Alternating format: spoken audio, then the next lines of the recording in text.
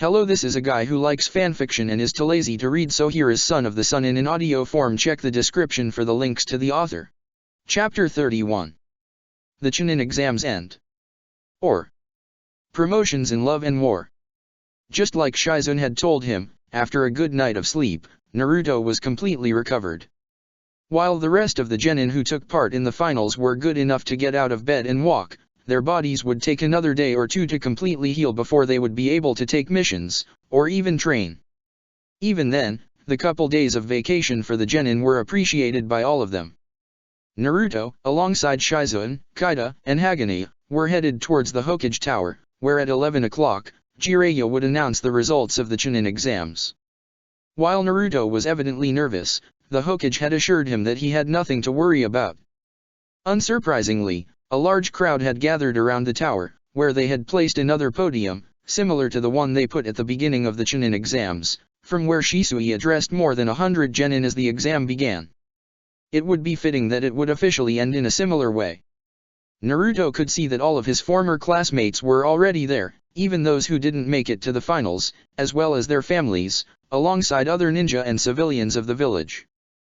Guess that very few people wanted to miss the announcement of the newest Chunin. Even people from other villages were there to witness the event. Upon seeing Hinata, he waved at her. The Hyuga heiress noticed him, smiled and waved back. Hinata was accompanied by her mother, her little sister, Niji, and other clansmen Naruto didn't recognize. He also saw Haku, with Hayate, and Yojao. Other people Naruto saw were Sasuke, Sakura, Karen, the Sand siblings and Fu. The crowd began to murmur as Jiraiya, followed by Tsunade, Hiruzen, Koharu, Homura and multiple Umbu, exited the tower and headed towards the podium. Two of the Umbu carried a stack of diplomas and Chunin flak jackets, still inside their transparent plastic wrapping. Jiraiya took a step forward and cleared his throat, earning the crowd's attention. Hello everybody, and welcome to the Chunin promotion ceremony, Jiraiya began. Yesterday, another edition of the Chunin exams, one I might say was one of the most memorable and spectacular of the last few years, came to an end. I got the examiner's report as soon as the finals ended, and my advisors and I spent yesterday afternoon discussing which ones of the finalists deserve a promotion. We agreed to promote 4 genin. 2 boys, and 2 girls. So without further ado, here are the new Chunin. As common courtesy dictates, ladies go first. The first promotion to Chunin goes to Tenten. The crowd broke into an applause. The Odango-haired girl couldn't repress a loud squeal as she dashed towards the podium, where one of the Umbu handed her a diploma, and another handed her a flak jacket. Tsunade walked towards her and put a hand on her shoulder. I told you I knew talent the moment I see it, Tsunade told her with a sincere smile. Good job, kid. Thank you, Tsunade-sama. Tenten replied, unable to repress her tears. She returned to the crowd as fast as she ran to the podium, where an excited Guy and Lee were waiting for her. Guy-sensei, I did it. Tenten squealed, lifting the diploma and flak jacket as if they were trophies. Of course you did. There's nothing you can't do if you work hard enough for it. Guy enthusiastically replied. Yeah, even if you lost your match, your flames of youth burned so bright they blinded everybody. Lee added. Tenten was so caught in the moment that she tackled and hugged Guy, with Lee joining them as well in a 3-way hug. Guy-sensei. Tenten. Lee. Tenten. Guy-sensei. Tenten. Lee. Tenten. The sun began to set even if it was 11 in the morning, and the Hokage monument was suddenly replaced by a beach with waves crashing against the shore. And for a split second, Niji swore he saw Tenten wearing a green jumpsuit, orange leg warmers, and her hair sporting a bowl haircut as opposed to her usual twin buns. And during that moment, the idea of becoming a missing nin became increasingly alluring for the Hyuga prodigy. After the Genjutsu of Youth finished and Tenten was released, Haku saw it as a fitting opportunity to congratulate her as well. Congratulations for your promotion, Tenten-chan. The Ice Ninja's greet was much less enthusiasm than that of her teammate and sensei, but not any less sincere. You really deserve dash. Haku only had a vague recollection of what happened next. Apparently, the promotion had worked Tenten up so much, not helped by Guy and Lee's antics, that the moment Haku was close to her, she grabbed his head and pulled him into a really long and intense kiss. A wave of ah-hee-hee-hee-hee-hee-hee and a-woof-woofs ensued. And while Jiraiya kept a cool facade on the outside, he was giddy on the inside. Yes. My long-term plan is working. In a few years, wedding bells, and then ice release babies. When the kiss broke, Haku was completely flustered, his face sporting a deep shade of red. His brain took a few moments to process the long and intense kiss. So, Haku began. Does this mean your answer is yes? The question seemed to snap the overly excited Tenten back to normal. Her eyes started to open widely as she started to process her recent actions. Her face flushed as well. Good Kami, I kissed you like that, in front of everybody. Tenten babbled. So does it mean? Haku began to ask. No, no. I do want us to become a couple. Tenten assured. It's that, well, doing things this bold is so unlike me. Hey, it's okay, you were caught in the moment. It happens to everybody, Haku reassuringly said. Tenten just smiled at Haku, blushing a bit. Jiraiya cleared his throat once again. Yeah, young love is always very nice and heartwarming, but let's go back to the business at hand, okay? The second and last kunoichi who will get a promotion is Hinata Hyuga. Once again, the crowd applauded, with Naruto's cheers being heard above them. Even if her reaction was more subdued than Tenten's, Hinata looked no less happy. On the other hand, Karen and Tamaki were visibly deflated. They had hopes that they could still get a promotion despite losing their respective matches, just like Tenten, but those hopes were dashed away. Logically, they weren't going to award either of them over somebody who did win a match. Congratulations, Hinata. That new jutsu of yours was really impressive. Very few people have the combination of creativity and talent to come up with something new, much less in the middle of a fight, Jiraiya told her as the Umbu handed her the diploma and the flak jacket. Thank you, Hokage-sama. I feel really honored, the Hyuga heiress politely said as she bowed her head before him. She then got down of the podium, and returned back to her family. Good work, Hinata. Today, you made your clan proud, Hikari told her, as she bent down and hugged her, something quite shocking for the Hyuga clan head to do in public. Thank you, mother. I'll make sure I will keep honoring both you and the clan, Hinata replied. Hey, Hinata-nichan. Will you teach me the heavenly thunderstorm? Hanabi asked, impatiently tugging her older sister's sleeve. Well, first you need to train in elemental ninjutsu, Hinata replied. And master the heavenly spin too. Hanabi didn't look deterred in the slightest. Okay then, that will be my #1 priority. Alright, now let's go with the boys, Jiraiya continued. This one won't surprise anybody, given his amazing performance during the finals. The first male genin promoted is Sasuke Uchiha. Surprisingly, the crowd applauded once again. It wasn't as intense as with Tenten and Hinata, but the lack of boos was something the three Uchiha appreciated. Sasuke's face barely changed as he walked up to the podium and got the diploma and the flak jacket. And after a laconic thank you to the Hokage, he returned to his elder brother and cousin. Good job, Sasuke. We knew you could do it. Shisui congratulated him as the one-eyed Uchiha heartily patted Sasuke on the back. And Konoha seems to be slowly warming up to us. See? I told you things would get better, Itaki added. Sasuke allowed himself to sincerely smile. And last, but not least, Jiraiya said in a dramatic way as he himself took the last diploma and flak jacket. A genin so powerful and skilled who managed to make it to the finals, and showed Konoha what are we made of. The last promotion to Chunin goes to Naruto Uzumaki. Once again, the crowd erupted into an applause and a wave of cheers as the blonde triumphantly walked towards the podium, and was about to get the diploma. Or at least, that's why I would have wanted to say, Jiraiya regretfully said as he took the diploma and flak jacket away from Naruto's reach, much to the blonde's confusion. What? Naruto asked, puzzled. The crowd began to murmur. You see, Naruto, there's something my advisors told me. Since you're my son, well, some people will think that you getting a promotion might be the result of nepotism, so I'm afraid I can't do that. Guess that you'll have to wait until I step down from being Hokage. The crowd started to murmur even louder. As for Naruto, he felt his world shattering in a million pieces. His face grimaced in horror, as rage started to fill him. What? That can't be dash. But the blonde's tantrum was interrupted by several flashing lights, accompanied by several clicking noises. When his eyesight returned, he noticed that the Umbu were holding cameras.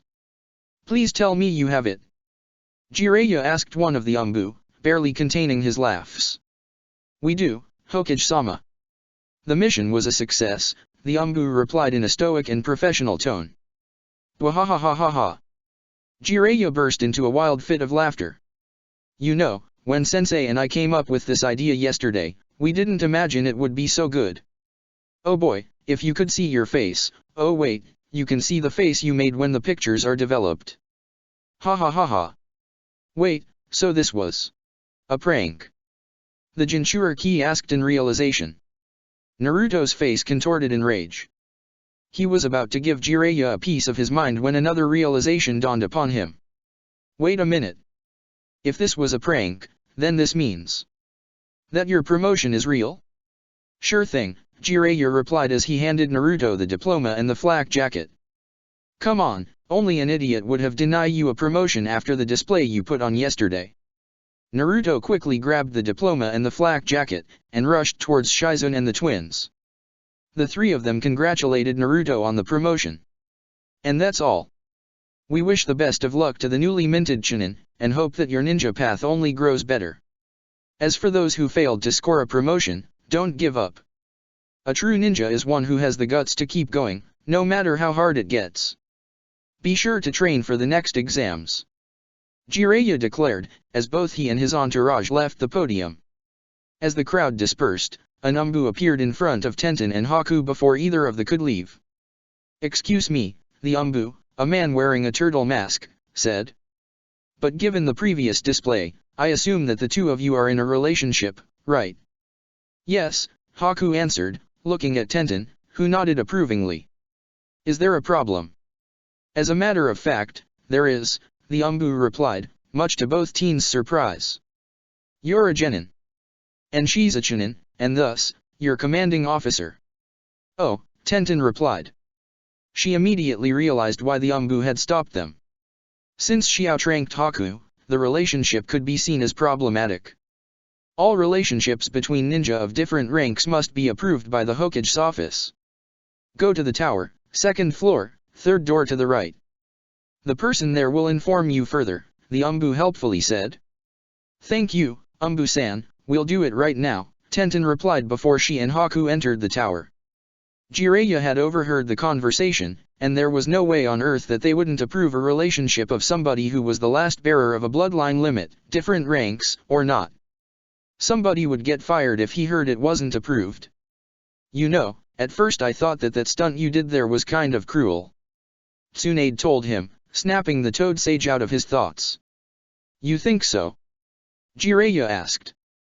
Yeah, but I said it first. Boy, that face he made was hilarious. I want an extra large version of that picture for the living room. Tsunade asked. And from the next day onwards, Naruto's incredibly confused and distraught visage would forever decorate the Senju residence. A few hours later, gates of Konoha. All the ninja from foreign villages were about to leave, and the Konoha ninja they befriended were there to bid them goodbye and a safe return home. It was obvious that many of them would want to stay a bit more, but the life of their duties as ninja wouldn't allow it. It was nice to see you again, Gaara, Naruto told his fellow Jinchuriki. And even better to fight you. And the next time we see each other, we will have a rematch. I will be looking forward to it, Gaara replied in his usual monotone. And hopefully, this time nobody will have a handicap over the other.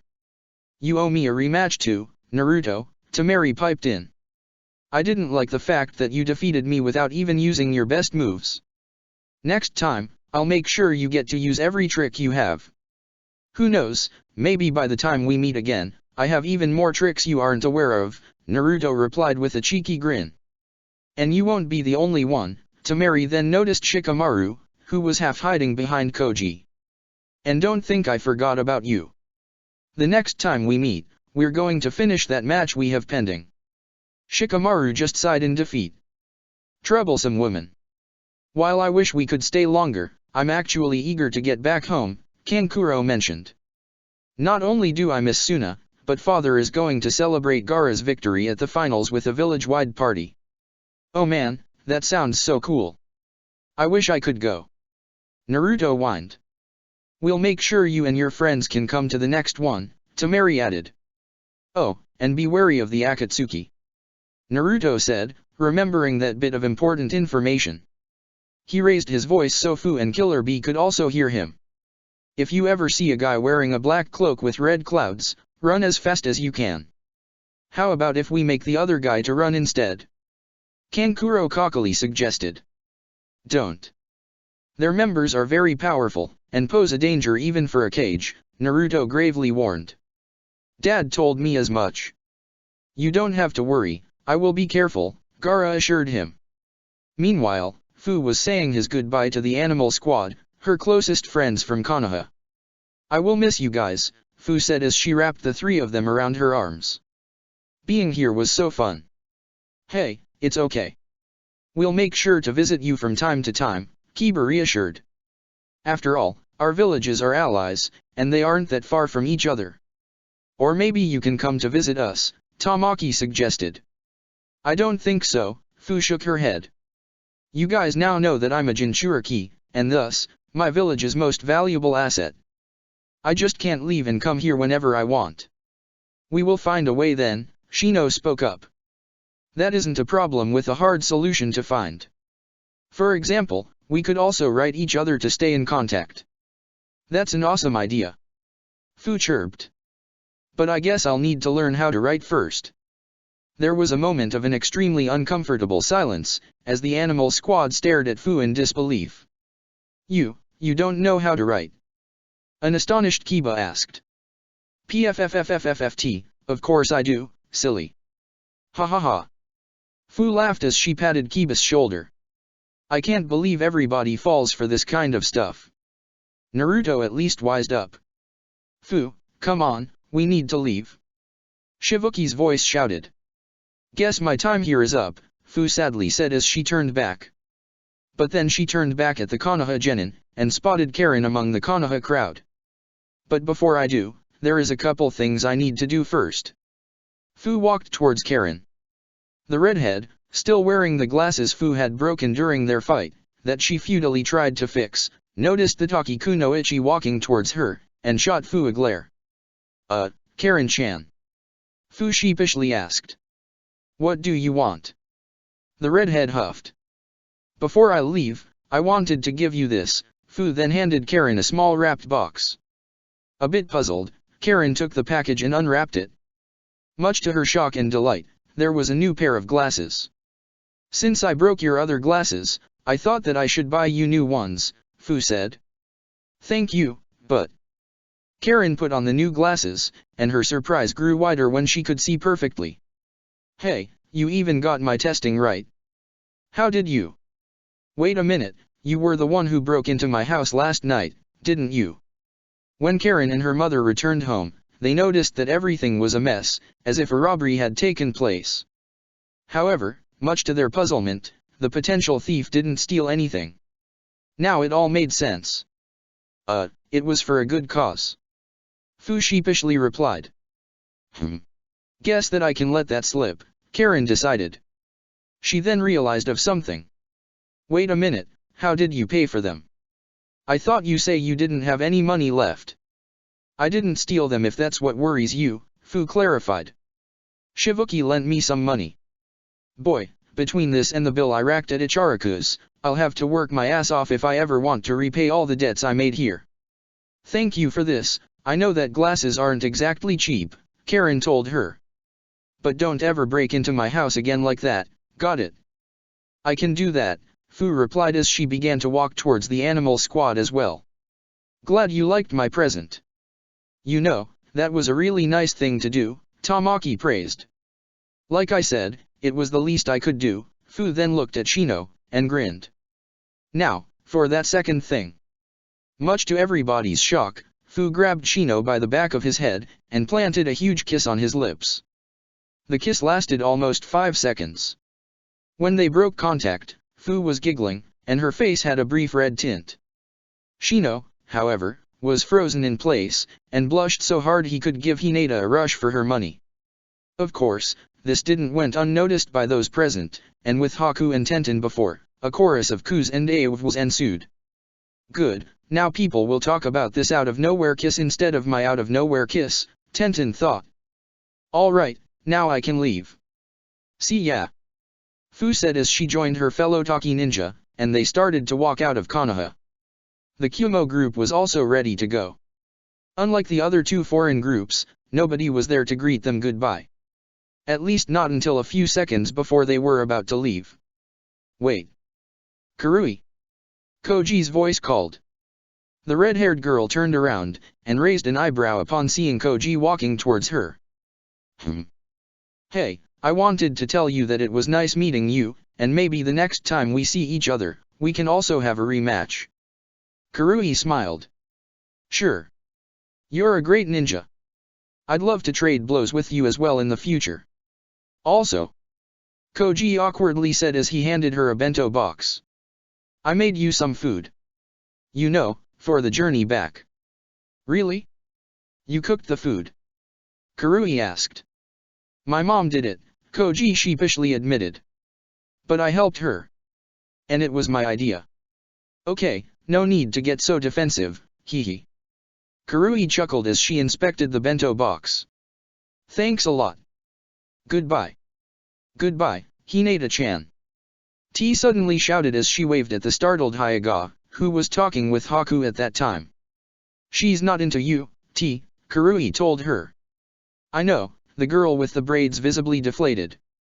All the hot ones are always taken. A vacation well spent, even if it's time to end. But to another exams we will go again, or else I won't stop until I turn my bro insane. Be wrapped.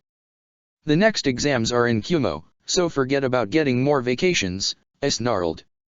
Come on everybody, we must make the most of the daytime. And thus, all the foreign ninjas left Konoha, ready to go back to their villages and resume their lives and duties there. But this doesn't mean that this is the last time their paths would cross. Later that night, at one of Konoha's best restaurant, there was a large feast in honor of all the Konoha genin who took part in the exams. They were starting to be known as the Konoha 15, as well as those who did manage to score a promotion, all paid by the Hokage, something the Akimichi would make sure he'll grow to regret. Besides them, their closest family members and Jonin sensei were present as well. There were so many, that they had to use several tables. Some genin sat alongside their teammates, others with their families. Karen decided to take a seat alongside the Hyuga to stay near Niji, and introduce him to her mother. After a long talk, Niji realized that he and Karen were pretty much a couple, though fortunately the prodigy was okay with that, but they warned him not to tell the redhead that he didn't originally had such intention when he treated her to eat some weeks ago. Even if the mood was overall happy, some wished their foreign friends could have attended the party. Especially Shino, who had no chance to talk to Fu after that kiss. He had spent the next 2 hours in a near comatose state, and when he returned to his senses, the Taki Kunoichi was long gone. Shizun, sharing a table with the 3 Uchiha, stood up and cleared her throat to draw everybody's attention. The buzz of the simultaneous conversations taking place slowly went down until it disappeared as everybody else grew silent. Now that everybody is here, I'd like to say something, the black-haired medic began. Suzuki, I want to congratulate you for becoming Chunin on your first try. Everybody applauded, and Suzuki allowed himself to smile, even if it was just a little. Sakura, Karen, keep working hard and don't give up, and I'm sure that you'll catch up with him in no time. We will. Sakura replied. In the meantime, since you're the one with the highest rank, you'll be the new leader of the medical squad for the time being, since I won't be your sensei in the near future. A deafening silence fell upon the restaurant as Shizun's words sunk in. A couple people began to murmur. What? Why? A disheartened Karen asked. Don't you want to be our sensei anymore? Sakura asked, just as distressed. Did we do something to upset you? Shizun chuckled. She found the girls' reactions adorable, and couldn't wait to see their faces when she finished her explanation. You see, it's not just that I won't be your sensei, but I'm not even going to be a ninja. I've been diagnosed with a medical condition that will keep me off duty for the next year. What kind of condition? Suzuki asked, mildly concerned. She looked perfectly healthy to him. A wonderful one. Shizun couldn't repress a huge smile before she dropped the news. I'm going to have a baby. The restaurant erupted into cacophony of female squeals and shouts, as everybody tried to congratulate Tsunade's protege at the same time. That's awesome. Karen squealed. Who is the father? It is Shisui. Sakura asked. Yep.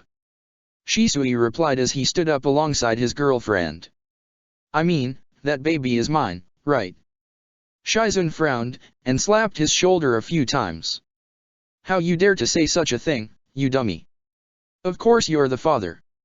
Also, we'd like to announce our wedding, which will be in 3 months' time. And everybody here is invited to attend. Shisui stated. The announcement was met with another wave of cheers and applause. Shizun and Shisui felt a bit guilty for stealing the newly minted Chunin's thunder, but given that so many people were gathered, they saw it as the perfect opportunity to make the announcement. Still, none of the youngsters seemed to mind. If anything, the party became even happier after that.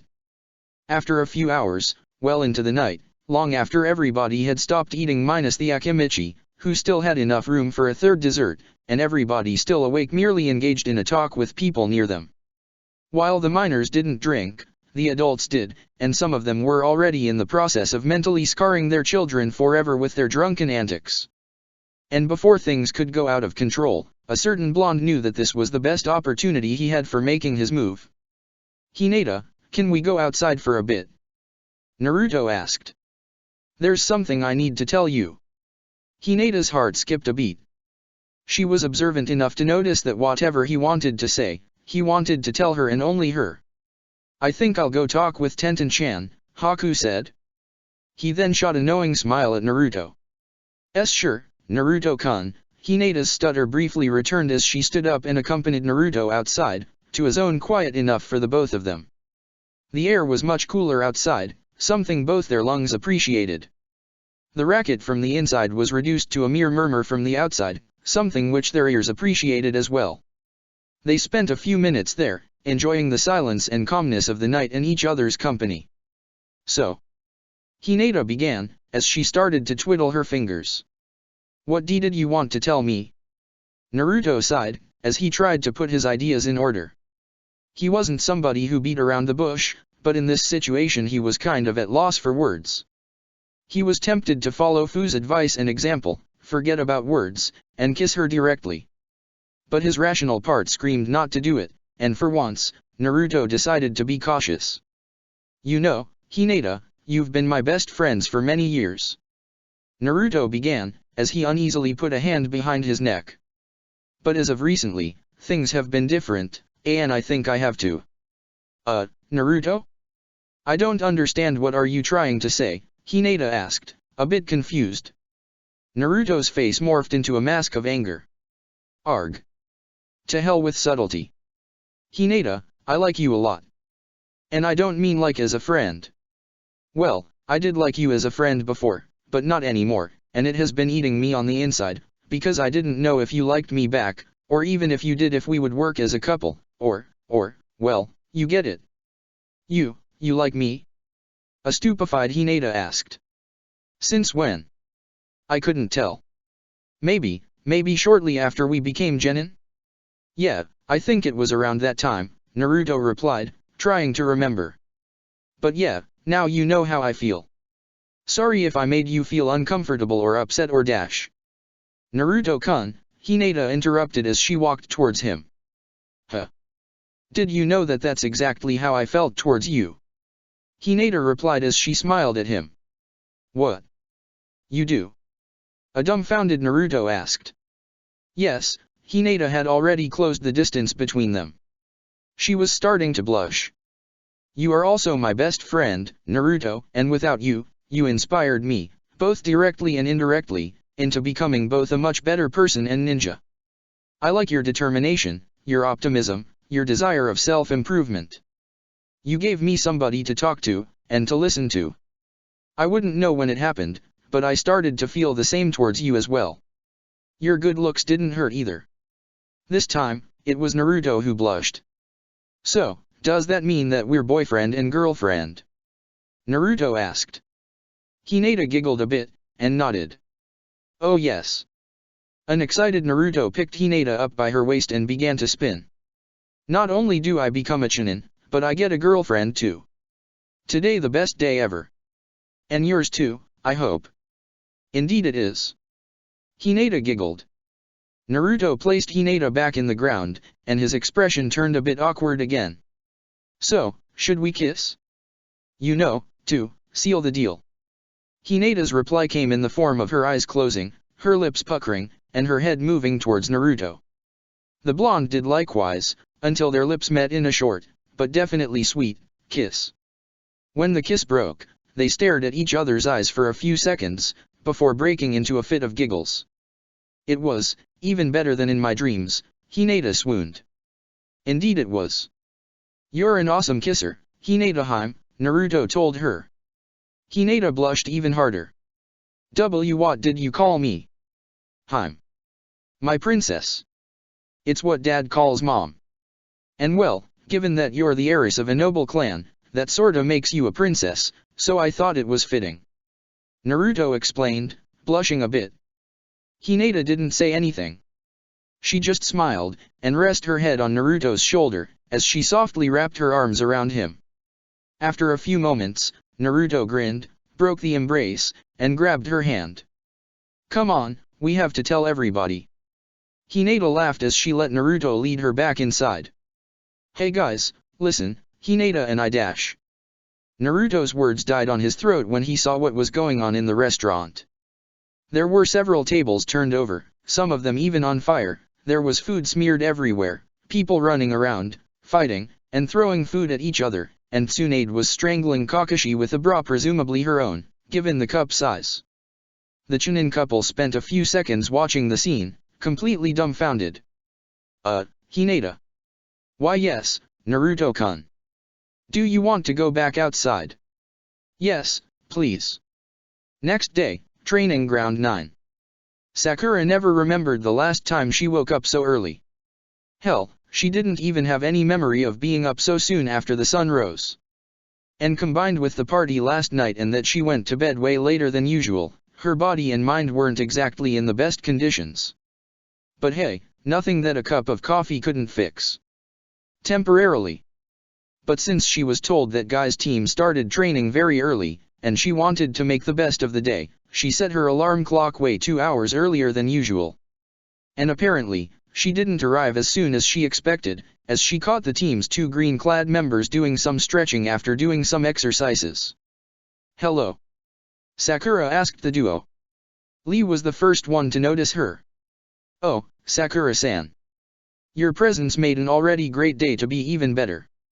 Lee enthusiastically greeted as he dashed towards her. Did you come here to train with us? Yes, Sakura couldn't believe that he answered just that.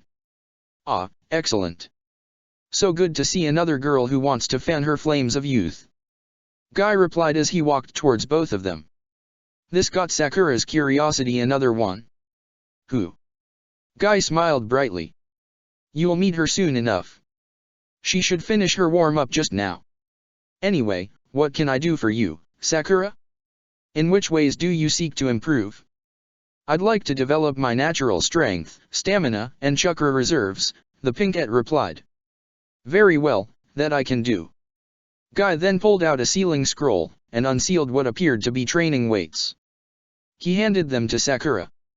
Here, put on this light weights on your ankles and wrists when you train.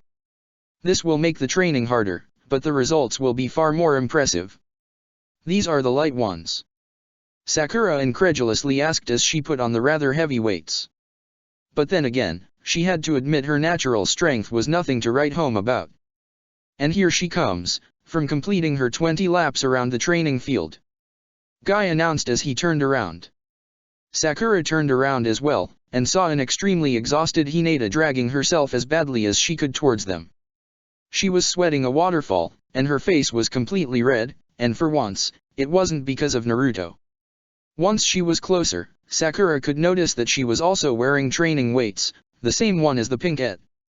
"We were waiting you, Hinata. How do you feel?" Guy happily asked. The brunette collapsed on her knees. I want to die." Guy ignored Hinata's answer. "Hinata, meet Sakura. Like you, she decided to join us in our daily training in order to become stronger. Though I believe you two already know each other. Anyway, for the time being, you should take it easy. Lee and I are going to run 10 laps around the village before climbing the Hokage monument with one hand tied behind our backs. Once you rest a little, both you and Sakura run, say, 50 laps around the training field." And thus, Guy and his pupil left. "So, what are you doing here?" Sakura asked. Being a Chunin already, she didn't thought that Hinata would be in need of additional training. "I came here, to build speed," Hinata replied between pants. "Niji Naizen told me that Guy's training is the best for developing strength, speed and chakra reserves. How about you?" "Same. My medical knowledge is pretty good, and I learned a lot about genjutsu under your sensei, but my taijutsu and chakra reserves could use some improvement as well," Sakura stated, already feeling tired of carrying the training weights. She rubbed her arms. "You know, this looks like a one-way trip to a slow and painful death." "It is," Hinata agreed. "But given how much Tenten improved in a single month, well, I think it's worth the effort," Sakura uneasily admitted. "Well, Niji Naizen and his teammates seem to be doing well, so maybe we will get used to it after some time," Hinata guessed, after recovering some of her breath. "By the way, I'm surprised to see you here. Given that you managed to become Chunin on your first try. I thought that you'd be good." Hinata shook her head. "Even if I did manage to become Chunin, I can't shake the feeling that luck played a big part on it. I was unable to master my family's techniques, and instead created sloppy replacements. That's why I am here, so I can be better." "You call that jutsu you used to beat Tamaki a sloppy replacement?" "Because it was nothing sort of impressive," Sakura praised. "Like I said, that jutsu was product of chance, not deliberate training. I do plan on refining it once I master the heavenly spin, though," Hinata clarified. She finally stood up. "By the way, where did you go last night? I saw you leave with Naruto, but then you didn't come back, which given what Kakashi-sensei did, it was probably a good thing," Sakura asked. Hinata blushed a bit, smiled, and started to twiddle her fingers. "Well, you see, Naruto-kun had something very important to tell me." Land of Sound, Orochimaru's main base. Orochimaru was sitting on a throne above a large pit, where 5 fighters had been fighting.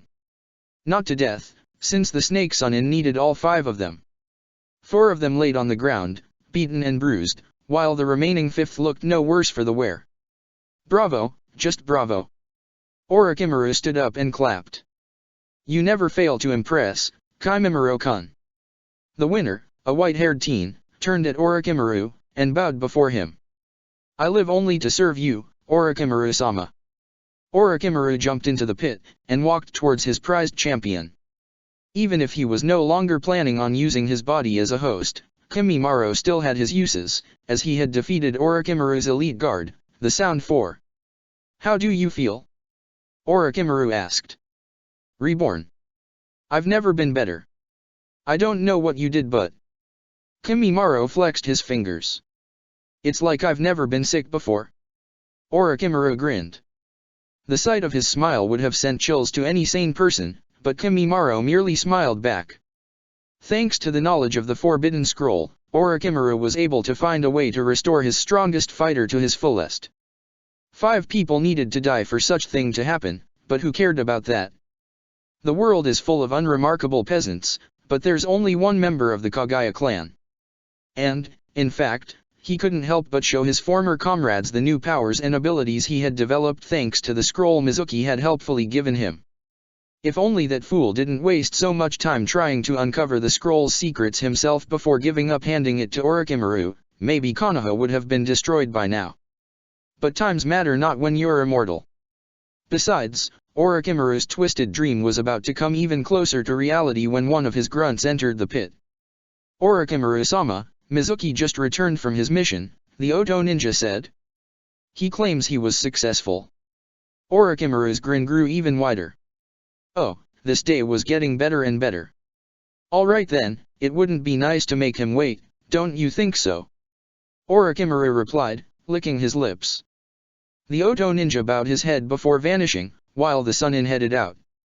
A few minutes later, Orochimaru arrived at the chamber. A restless Mizuki was waiting. Upon noticing his new boss' presence, the traitor stood to attention. He was carrying a large manila envelope under his arm. "So, Mizuki-san, I've been informed that your mission was a success," Orochimaru began, as he walked towards him. "Was it difficult?" "Absolutely not. Those fools were so preoccupied with the Chunin exams that they wouldn't have noticed me even if I didn't use a disguise." Mizuki handed Orochimaru the envelope.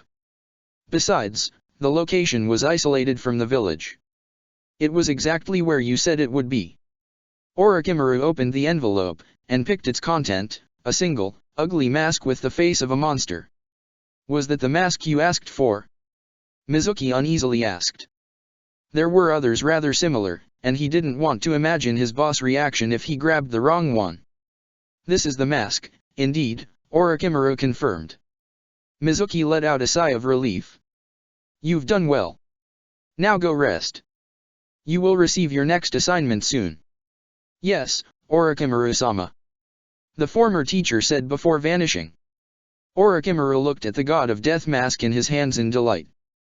Now the last part of his plan would be complete. Turns out that delaying the invasion wasn't such a bad idea after all. Chapter 32. The Coming Storm. Or Blast from the Past. Land of Sound, Orochimaru's lair. In a vast, cavernous underground chamber, two young men fought each other with everything they got. The chamber shook with each fist that connected, with every kick that landed, with every jutsu that was cast.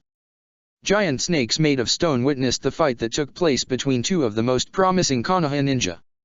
One fought with hatred and lies in his heart, the other with the pain of betrayal and steel-hard determination. Fire release, Great Fireball Jutsu.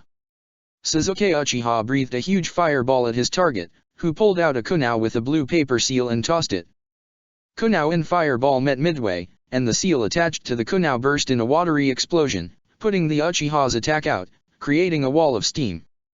Coming from the steam, Naruto dashed at Sasuke, his trusty chakra blade in hand, ready to cut his former friend open. Sasuke was quick to unsheath his own katana, and after infusing it with his own chakra, used it to block the attack. Before Naruto had any time to react, Sasuke delivered a painful kick to Naruto's gut, which pushed him a couple meters backwards. "Sasuke," Naruto spoke, looking at him with pleading eyes. "It doesn't have to be like this." Sasuke's eyes flared with anger. "Shut up. You have no idea what you're talking about." The Uchiha angrily protested. "I do. I admit that I used to be quite dense back then, but now I know the truth. Now I see everything the way it is, and I know the way to fix it. If you only let me." Naruto continued. "Let you? Let you?" Sasuke roared. "To let you help the man responsible for the death of my clan. That's why you need to help me, Sasuke. To make sure that such a tragedy won't happen again." Naruto protested. "I can't be Hokage and let something like that happen again." "You won't be Hokage if you follow your actual path. Only death awaits you," Sasuke grimly reminded him. "Perhaps. But a Hokage should be willing to die for the greater good." Naruto adopted a fighting stance. "But my death won't come today, Sasuke, nor it will come by your hand." "We'll see about that," Sasuke replied as he adopted a fighting stance as well. "We already fought once, I proved to be stronger than you. Even that jutsu with 2 elements wasn't enough to defeat me. You have no chance of winning against me," Naruto stated, hoping that maybe he could make Sasuke to stand down, but deep down he knew the Uchiha was as stubborn as himself. Things change. That jutsu was incomplete, and it's not the case anymore. And this isn't a mere fight for a promotion. There's too much at stake for me to hold back, even if it ends in your death, Sasuke replied. Naruto chuckled. So, you are willing to kill me? It is true what they say about you, Uchiha. You'd kill your friends without remorse. Do not dare to insult my clan. Sasuke roared as he charged against Naruto. Naruto smirked, as he prepared for Sasuke's onslaught. Even if the situation was dire, he was going to enjoy the fight. Konoha, 2 days earlier. Things were quiet in Konoha after the Chunin exams. The 4 newly minted Chunin slipped into their roles nicely.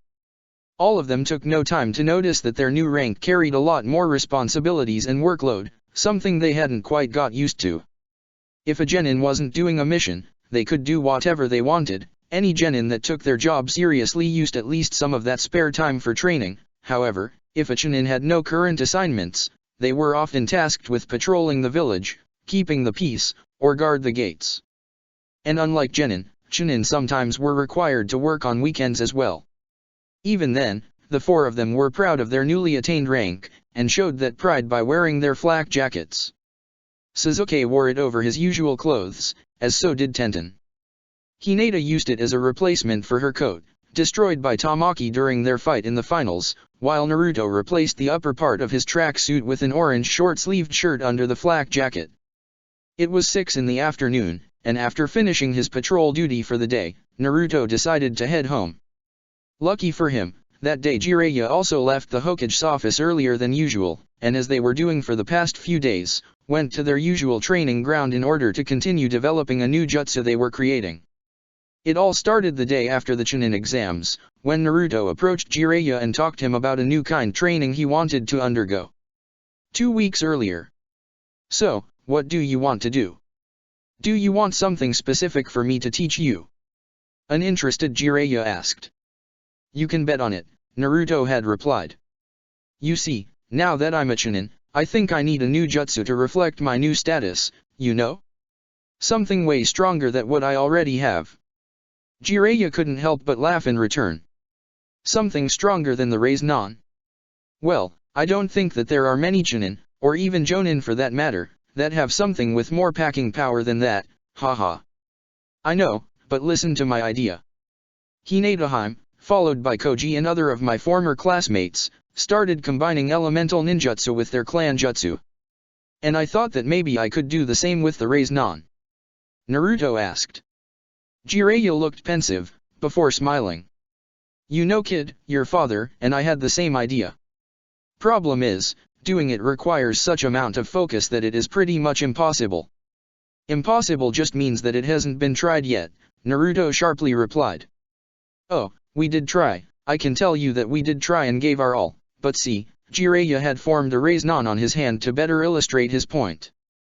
It takes quite a lot of focus to create a normal Rasengan. And if we try to infuse it with elemental chakra. Jiraiya did so, and the Rasengan expanded and began to turn a golden-orange color.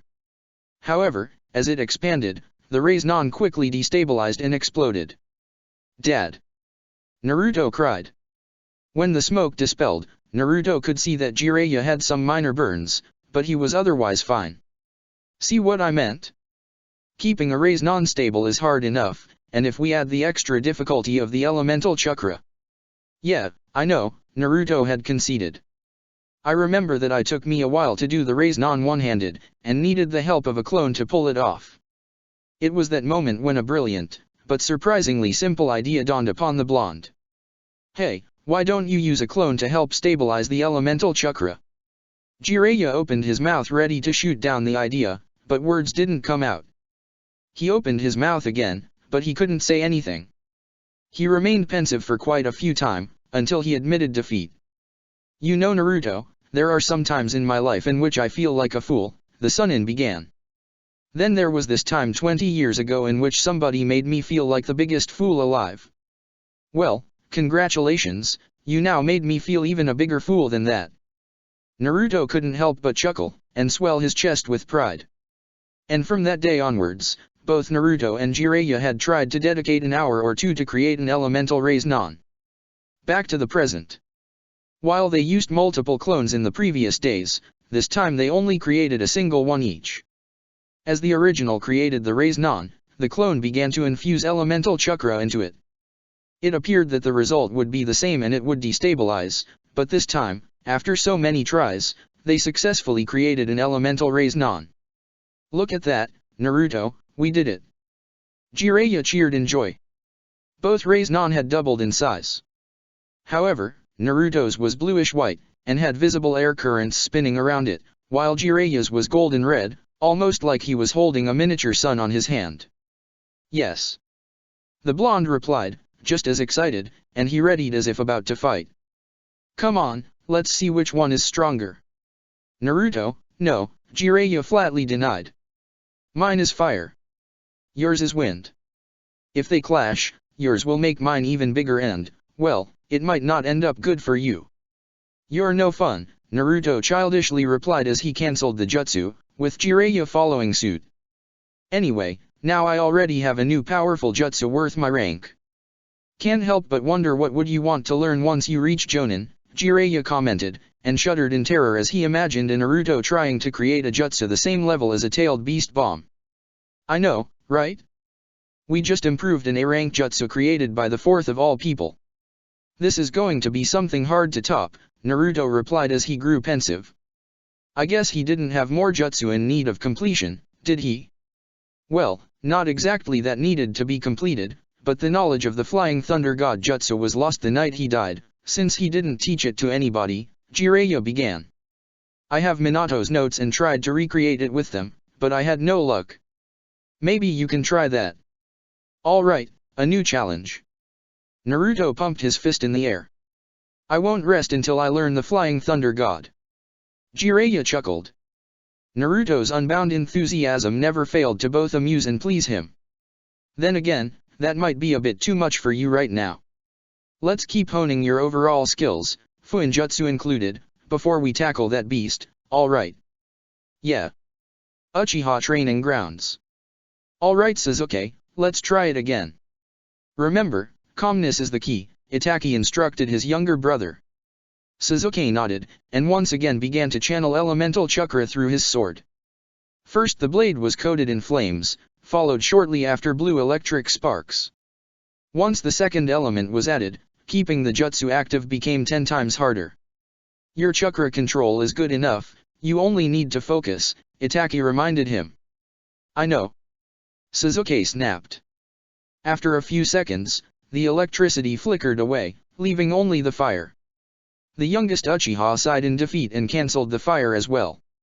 Don't feel too bad. The more times you try, the longer you are able to maintain it, Itachi reassured. Sasuke shook his head. It's still not good enough. Naruto has no problem maintaining the Raise Non. From what Hokage-sama told me, he needed to use clones first before he got the full grasp of it, Itachi reminded. Maybe that's the solution. Use a clone to add the second element. Sasuke rejected the idea as well. I don't want, nor need any crutch. I can do this on my own. While striving for independence is admirable, you shouldn't try to do everything on your own, Itachi advised him. Trust me, I know what I'm talking about. Sometimes it's good to let others help you. Even when said others are mere clones. I'll do it if I see that there's nothing else I can do on my own, Sasuke replied. Itachi sighed in defeat. How I wish Shisui was here. Between the two of us, dealing with you was way easier. But guess that now all the fun is entirely mine. Since they announced their impending marriage, alongside their future child, Shizune and Shisui spent most of their time looking for homes to move into. At first it appeared that they were going to live on their own away from the brothers, but Shisui convinced Shizune to live all of them together, since that was the way of the ninja clans. So it was decided that they would buy a plot of land to buy a completely new clan compound that would house every present and future Uchiha. But while the compound was built, the two of them and their child would rent a flat, away from Itachi and Sasuke. Shisui claimed that, since this baby symbolized the rebirth of the clan, he thought that maybe they could build a new place to live in order to symbolize their new beginnings. Naturally, the news of Shizune's pregnancy quickly spread once it became public, and left nobody indifferent. Some people wished the red-eyed demons would disappear forever, and that letting them recover meant giving them another chance to betray the village. Others were more optimistic, and hoped that more Uchiha babies followed, so Konoha could once again have several Sharingan wielders among its ranks. This made Sasuke realize that, if he wanted to restore the clan, both Itachi and him should marry and produce children. Sasuke always thought that girls were only a needless distraction, not helped by how most of his fangirls usually behaved towards him, and while never said it out loud, he found Naruto's romantic woes worth laughing. Not so much now that he and Hinata had officially become a couple. But then again, there's no girl I could have the kind of relationship Naruto and Hinata had for most of their lives, Sasuke thought.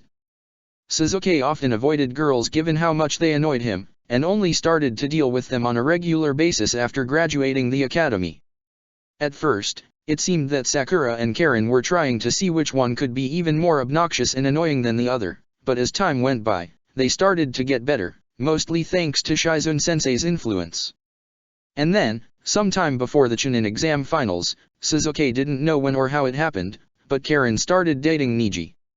Sasuke thought that the Hyuga prodigy would have a better taste in women, but hey, he seemed happy, or all the happy his perpetually sour face could reflect, and Sasuke got one less problem to deal with, leaving Sakura as thankfully the only girl vying for his affections. He had to admit that the pinkette was less of a burden than what he initially had imagined.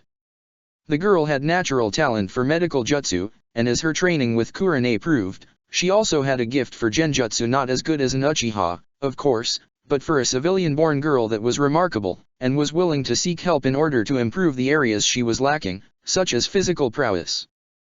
The Uchiha was surprised when he realized that he was entertaining the idea that maybe, just maybe, he could give Sakura a chance and see if it worked. Sasuke.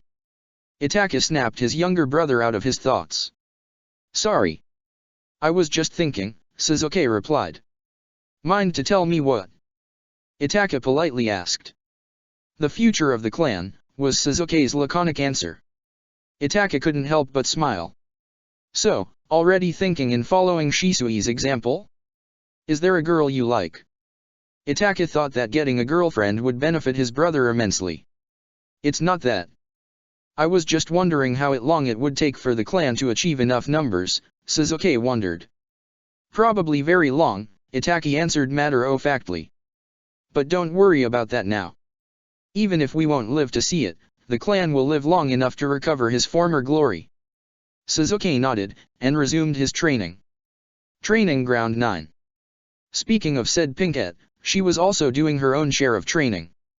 Even if she already had the idea of training under Guy before Shizune announced her pregnancy and temporary retirement, now it was her only option. Then again, she couldn't help but remember that it was Shizune herself who suggested and encouraged her to do so. Sakura also wondered what Karin would do now. She wasn't worried about Sasuke since he had his older brother to train him, and in fact, he got more training from Itachi than he did from Shizune, that the team was sensei-less. After her defeat at Fu's hand, the sensible thing would be to find another mentor to help her become stronger.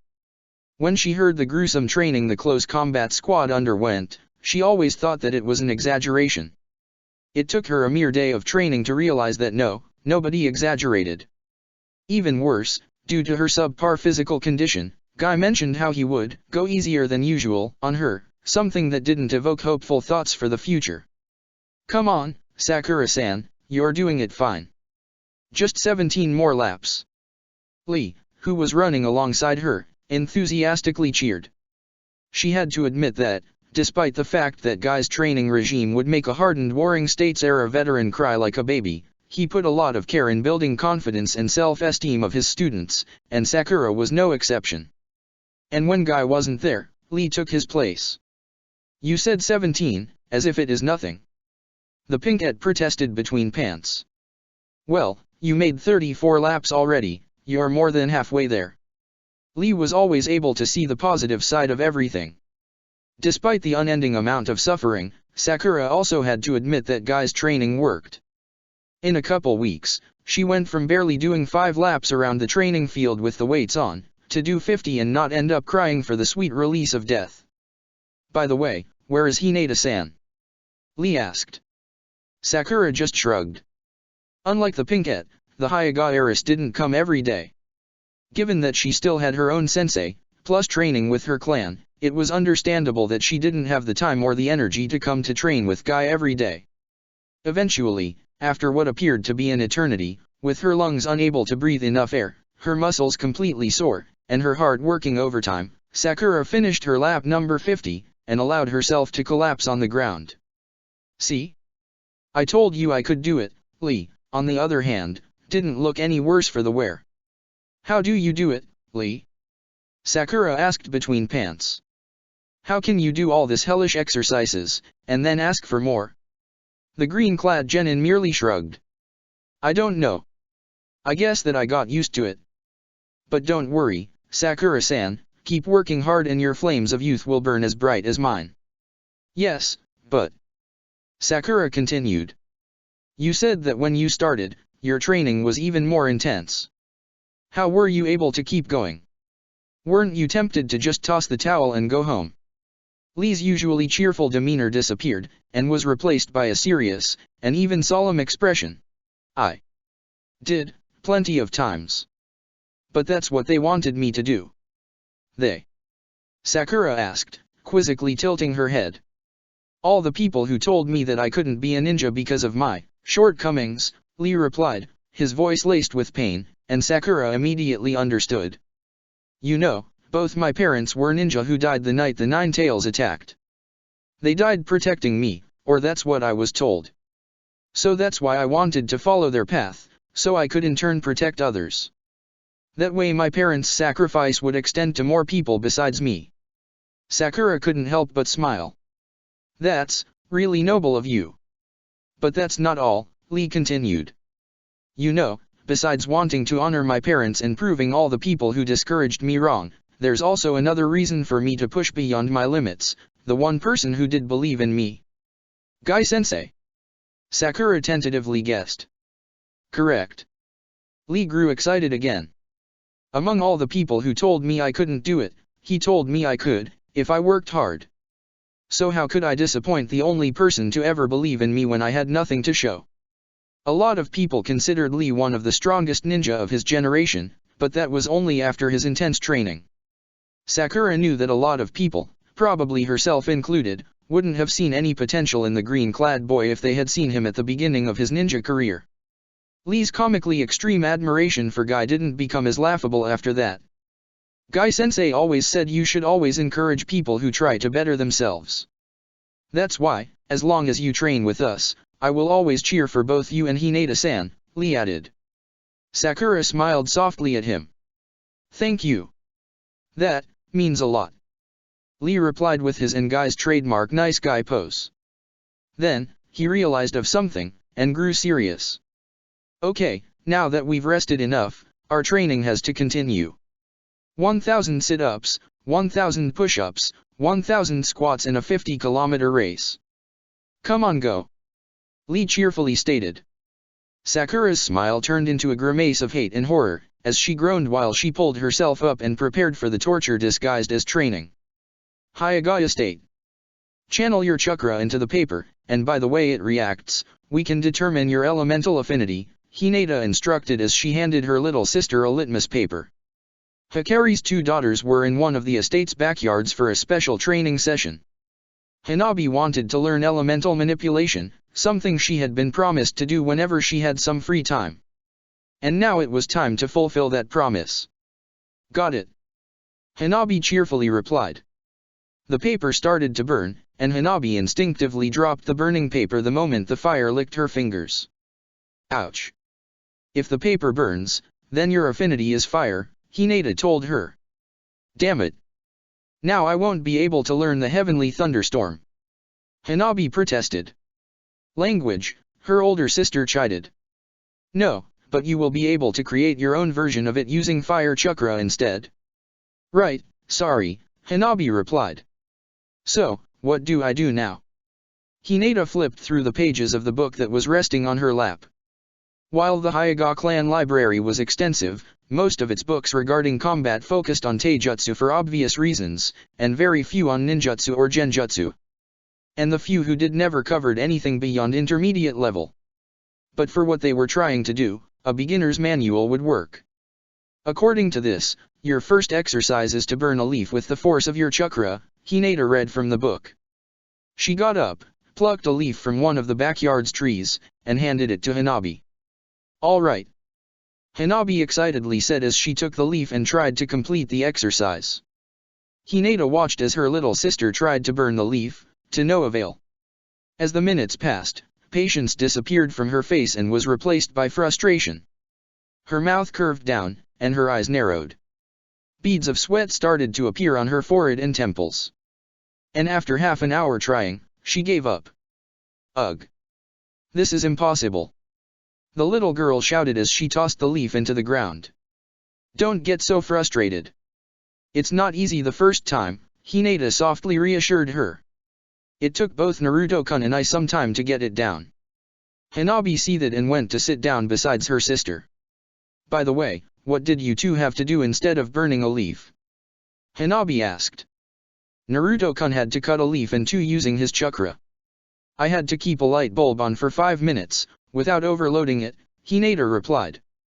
Ah, so that's why you kept a light bulb with you all the time that time those years ago, Hanabi said in realization. Well, then you did take a lot of time. 5 minutes was the first part. In the end, I had to kept it on for half an hour, Hinata clarified. And what did ninja from the times before light bulbs do to practice lightning chakra control? Hanabi asked. Hinata grew pensive. That's a good question. Unfortunately, I don't have the answer. Maybe the answer is inside a history book. Hanabi didn't reply. She just looked at her feet, as thoughts drifted through her head, until a new question popped in. Nei-chan, Hanabi suddenly said, turning at Hinata. What is being Sannin like? Well. Hinata began as she recollected her thoughts. It's a superior rank, and thus it entails superior responsibilities. On the plus side, Sannin don't have to do any D-rank missions anymore, but on the other hand, we have other duties besides taking missions, such as patrolling the village, guard the gates, and fill the duties of the military police. Turns out that the Uchiha insurrection had affected the village in more ways than one. There were some people who wished for the military police to return, so regular Sannin and Jonin wouldn't have to fulfill their duties, but others weren't so eager, due to the police being so closely related to the Uchiha clan, and the insurrection. No wonder I see so little of you nowadays. Hanabi said, a little crestfallen. Hinata smiled. She got up, walked towards her sister, and wrapped her arms around Hanabi's shoulders. You know that I will always find time to spend with you, Hanabi-chan. I know, Hanabi replied, resting her head on Hinata's chest. Even if that means spending less time with Naruto-kun. Hinata was a bit startled, but her smile didn't waver. She nodded. Even if it means spending less time with him. And, now that he's your boyfriend, is there any difference from when you were just friends? Hanabi asked. Hinata grew a bit pensive. Well, we haven't been dating for that long, so I couldn't tell. We do spend less time together, but that's because of our new ranks. But yes, we do things we didn't do before, such as walking holding hands, or kiss. Ew. Hanabi shuddered. Gross. Hinata giggled at her sister's reaction. When you grow older, you will change your mind, you'll see. Senja residence. Somebody knocked the door. Eager to see who it was, Kaida rushed to the door. Upon opening it, she saw a bespectacled redhead awkwardly standing there. Oh, hi, the white-haired girl greeted. Who are you? My name's Karen. Karen Uzumaki, the redhead said. Don't you remember me? I used to babysit you not that long ago. The white-haired girl jogged her memory, and after a few seconds, she realized that indeed, the redhead was telling the truth. Ah, yes, I do remember you. Kaida said, smiling eagerly. Did you came here to play with me again? Karen cringed at the memory of the girl playing with her and Sakura with her wood release, and suppressed a shiver. Maybe another time. Is Naruto home? Kaida took a deep breath, and turned her head indoors. Naruto Naizen. Somebody's asking for you. Wow. Karen said. You have a nice pair of lungs. Thanks, Kaida smiled at her, as if she considered the magnitude of her yells a proud achievement. Naruto didn't take long to appear. "Who's asking for me?" "Oh hey, Karen Nichan." Naruto smiled upon seeing his only known clansman. "Wait, she's your Nichan too?" a confused Kaida asked. "Yeah, we're from the same clan," Naruto told her. "Didn't you notice that I have the same last name as him?" Karen pointed out. "If she's your family, then how she isn't living with us?" Kaida asked. "Well, that's complicated. I'll explain you sometime later," Naruto told Kaida, while at the same time realizing that she made a good point. "Okay then," Kaida said before finally returning inside. Naruto closed the door behind him. He started to walk, and Karen trailed alongside him. "So, what do you want?" "You got lucky you caught me on my spare time. I never knew being Chunin could be so insane, hehe." Naruto chuckled. "Well, it's that, since Shizune-sensei is no longer available, I have nobody to train with," Karen explained. "I know Sakura is training with Niji-kun's team, and he suggested me to train with them as well, but something so physical isn't what I'm looking for. Plus I don't need to increase my chakra reserves. I'm looking forward improving my ninjutsu and medical jutsu. Well, I can help with the ninjutsu part, but I'm not that good with medical jutsu," Naruto admitted. "I know. I was hoping if you could ask Tsunade-sama to train me outside our regular medical lessons," Karen asked. "After all, she has Uzumaki blood, right? I'm sure that she can help a clansman in need. I can ask her. She's always willing to train people who want to learn and improve, but she's kind of busy," Naruto told her. "Thank you. You'd help me a lot," Karen replied. "By the way, how are things between you and Niji? I almost didn't believe it when Hinata told me you were dating him." "I mean, you used to drool over Sasuke a lot," Naruto reminded. "Yeah, I did," Karen admitted, blushing a little, as she rubbed her arm. "Sasuke is pretty cute, but hey, Niji-kun is also pretty cute too, and he's interested in me to boot, so in the end the choice was a no-brainer. Sakura can have Sasuke all for herself as far as I'm concerned." The fact that Karen no longer used the kun honorific with Sasuke didn't go unnoticed by the blonde. Then, the two of them started to walk, heading to nowhere in particular. "You know, I just noticed something," Naruto said. "And that would be?" Karen asked, mildly interested. "That we're cousins who are dating two people who happen to be cousins too," Naruto pointed out. Karen couldn't help but chuckle. "You're right. Wonder if there's something in our family that make us attracted to Hyagas." "There may be. Clans are weird like that," Naruto replied. "Anyway, besides training you, we can use this as an opportunity to spend time with each other. As far as I know, we might be the last Uzumaki on Earth, yet we barely speak to each other. I admit that I could have spent a little more time with you instead of futilely chasing Sasuke," Karen stated. "You know, there was a time in which my mom and I dreamed to find a permanent home, hopefully alongside other members of our clan. And now that we found it, maybe I should get to know that family a bit better. This reminds me," Naruto began, as he started to think. "I remember that one day you showed up at the academy alongside Haku and Tamaki, but I never asked you where have you been before you arrived at Konoha. I don't remember much of my childhood before arriving Konoha, but what little I remember." Karen tried to remind, and she grimaced. "It sucked." "That bad?" Karen nodded. "We never stayed in the same place for long. My mom said that if people knew who we are and what can we do, a lot of people would try to kidnap us and force to use our abilities for them. My mom always wanted to find more clansmen, and was always trying to look for any other surviving members across these lands." "Wait, surviving?" Naruto noticed. "Did something happen to our clan?" "I don't know the whole story," Karen began. "Mom was born in another village, a village where our clan originally lived, but the village was destroyed during the Second Ninja War. She somehow managed to escape. Eventually she grew up, fell in love with a man, and had me. Despite keeping her identity a secret from everybody bar my father, somehow somebody learned about her, and tried to kidnap both her and me. My father died protecting us." "I'm sorry," Naruto told her. You know, my biological parents also died protecting me. Heh, another thing we have in common, Karen chuckled sadly. Anyway, one day, when we were having breakfast at an inn at some small town, we heard some ninja talking about this Tsunade woman who had returned to Konoha. The name didn't say anything to me, but the way my mom reacted, it was as if her prayers were answered. After that, we decided to come here and, well, the rest is history. Fascinating, Naruto told her. Boy, I have so many questions. However, what draws my attention the most is this village your mom was from.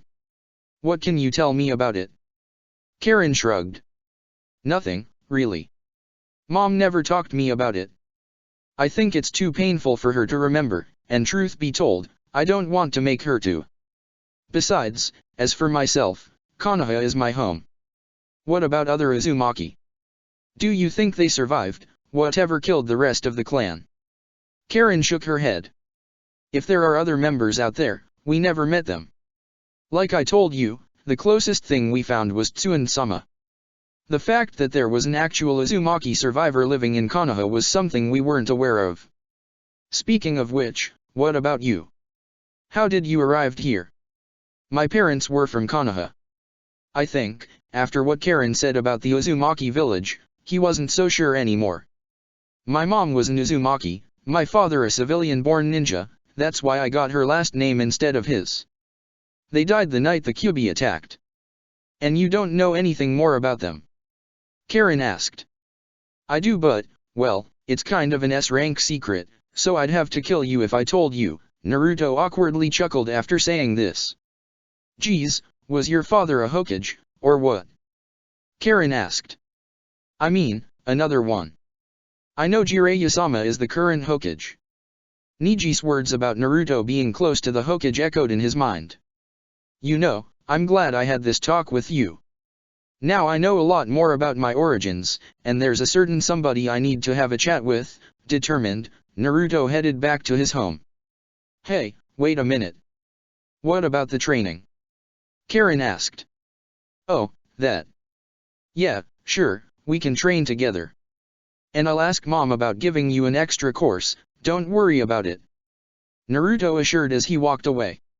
Senju residence. Sitting in the living room, Jiraiya and Tsunade were enjoying the rare opportunity of having the house all for themselves. Shizune was with Shisui looking for a new place to live. Naruto had left after somebody came looking for him, and Kaida and Hagane had left shortly after him to a friend's house. Even if they were tempted to have sex in a place other than their bed, they knew that the kids could be back any moment, so they settled for their usual pastime of sharing a bottle of sake together. Boy, I'm so glad that the Chunin exams are finally over, Jiraiya said in relief, as he gulped his cup of sake in one go. Next time they will be somebody else's problem. Don't remind me, Tsunade sourly replied, as he followed Jiraiya's example with her sake.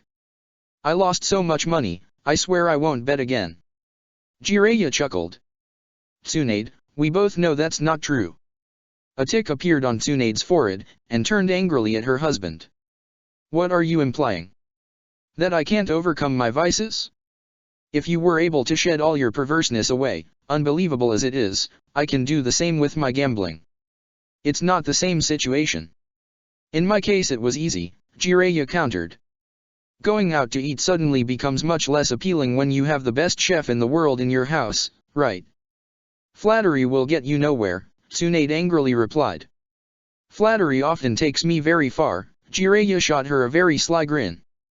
And seriously, you were a gambler since the very first moment I met you. Which is pretty insane, now that I think about. What kind of kid loves to bet so much? Well, grandfather liked to go to casinos and such, and since he couldn't take me with him, he taught me how to play cards, the roulette, and stuff like that whenever we spend time together. When you say grandfather, you don't mean Hashirama, don't you? Jiraiya asked. I do mean him, Tsunade raised an eyebrow. Why? Jiraiya was taken aback by the revelation. Well, it's kind of hard imagining the god of ninja as a gambling addict, Jiraiya then began to chuckle. And now that I did, way funnier than it sounds. Tsunade snorted and punched Jiraiya in the shoulder. Don't mock my grandfather, understood? He was a great man. Nobody doubts that. Jiraiya tried to suppress his snicker. But you have to admit it's kind of hard not to find funny that such a legend had those vices. Then again, I wonder if you'd pass gambling to our children. I tried, but they suck at it, Tsunade replied, shaking her head. They're such disappointments. Kinda like their mother, don't you think so? Jiraiya laughed. Tsunade's scowl deepened and punched Jiraiya in the shoulder again. Next time you make fun of me, the punch will be a chakra-enhanced one, Tsunade hissed. Come on, don't get mad. If they're anything like you, they'd be awful gamblers but kick-ass ninjas. Especially with those bloodline limits of theirs. You know, wonder if Kaida and Hagana will become Chunin on their first try, just like Naruto did, Jiraiya pondered. Before Tsunade had any time to answer, they heard the door opening, and somebody coming in. Soon Naruto's frame appeared in front of them. Hey kid, you're back. Who was that who wanted to speak with you? Was it Hinata? Jiraiya asked. No, it was Karen Nichin. She wanted some help with her training, Naruto looked at Tsunade. She also asked if you could give her a more intensive training as well, now that Shizune Nichin is no longer her sensei. I'll talk with her about it, Tsunade replied. Then she noticed something odd about Naruto. He looked as if something was bothering him. Something wrong, kid? Well, after that, Karen Nichin and I have been talking about our clan, Naruto said. A deafening silence fell upon the living room as the two Sannin processed Naruto's words. And what did she tell you? Jiraiya cautiously asked. Not much, was Naruto's answer. Her mom doesn't want to talk about it since it brings her painful memories, so Karen Nichin doesn't know much either. And I was wondering, if you guys know something. Jiraiya and Tsunade shared a glance, and they moved a bit to the side, and motioned Naruto to sit between them. Naruto did so. You never asked us about the Uzumaki clan, Naruto. What's with the sudden interest? Tsunade asked. Naruto shrugged. I don't know.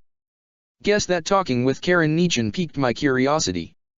And well, since you guys raised me since I was a baby, guess that I never had the need to know about my origins. But now, I do want to know. Okay then, Jiraiya nodded. He looked at Tsunade. Given that you have Uzumaki blood as well, I believe that you might be the best one to tell Naruto about his clan. Alright, Tsunade cleared her throat before beginning. As with most clans, nobody really knows where the Uzumaki clan truly came into existence. But we do know quite a few certain things about them. They hail from an island to the east named the Land of Whirlpools, named after the many whirlpools that surrounded the island and acted as a natural defense. Despite having their base there, it wasn't rare to see them in the main continent. This is because, as far as recorded history, the Uzumaki and Senju clans were close allies. While there are no proof, many believed both clans shared the same ancestor.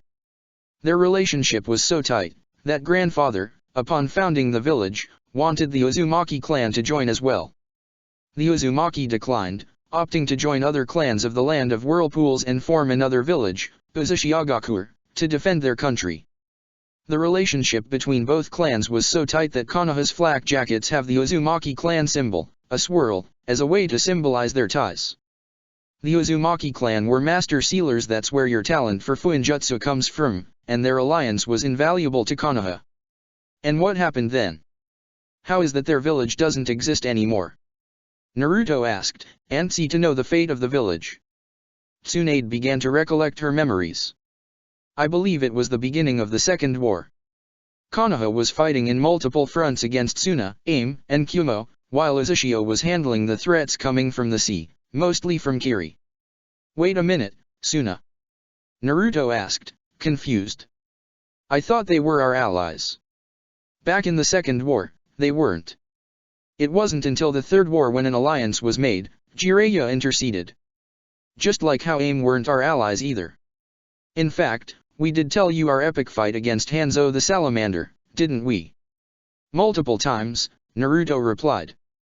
Tsunade cleared her throat once again before continuing. Anyway, I won't bother you with the details, but there was a plan to take advantage of the war in order to force one of the enemy villages to give up Cageship, and promote Uzushio as one of the 5 great villages in its place. As you know, only the major villages have the right to call their leaders a kage. It's seen as a symbol of power and prestige. If a minor village did such thing, it would be seen as an insult and the other villages would retaliate. Which explains why Orochimaru didn't appoint himself Otokage or something like that. Jiraiya intervened once again. The snake bastard might be an insane sociopath, but he isn't stupid. Of the minor villages, Uzushio was among the strongest, despite its low numbers, mostly thanks to the Uzumaki's sealing prowess, and thus had a nice shot of being recognized as a great village if one of the other 5 suffered enough losses. Then, something happened that would change the course of war. Due to some kind of dispute, Kyumo and Kiri terminated their alliance and declared war on each other. Kyumo was busy also fighting on multiple fronts against Konoha and Taki, so Kiri saw it as an opportunity, and launched an invasion on the unprotected coast of Lightning Country. And this is where the end of Uzushio began, Tsunade gravely said, much to Naruto's confusion. Kuninatako Uzumaki, leader of Uzushiagakuer, saw it as an opportunity to accelerate his village's ascension. He proclaimed himself Uzukage, and launched an invasion on the land of water, taking advantage Kiri and Kyumo's situation. Sarutobi-sensei tried by all means to convince him not to do such a stupid thing, but his pleas fell on deaf ears. Unfortunately, Kuninatako's audacity was seen as a grave insult to both the Raikage and the Mizukage. It made them to repair their alliance, and together managed to repel the invasion of the land of water. But it didn't end there, oh no. Seeing it as a golden chance to acquire Uzushio's secrets of Fuinjutsu, they launched a joint invasion on the land of whirlpools. Most of the village's forces had been decimated in the failed invasion attempt, so Kuninatako asked help to Konoha. However, Konoha already had its forces spread thin and couldn't spare a single ninja. And thus, Uzushio fell to the might of 2 of the great villages. Many Uzumaki clansmen died, though some of them managed to flee to the continent. Ironically, this proved to be Kyumo and Kiri's undoing, since while they were focused plundering Uzushio, they were pushed back in other fronts, which helped Konoha's achieve victory in the long run. However, it was too late for Uzushio. The Uzumaki clan had been decimated, and their village was razed to the ground. When the war ended, Sarutobi-sensei tried to locate and gather the survivors, but he didn't find any.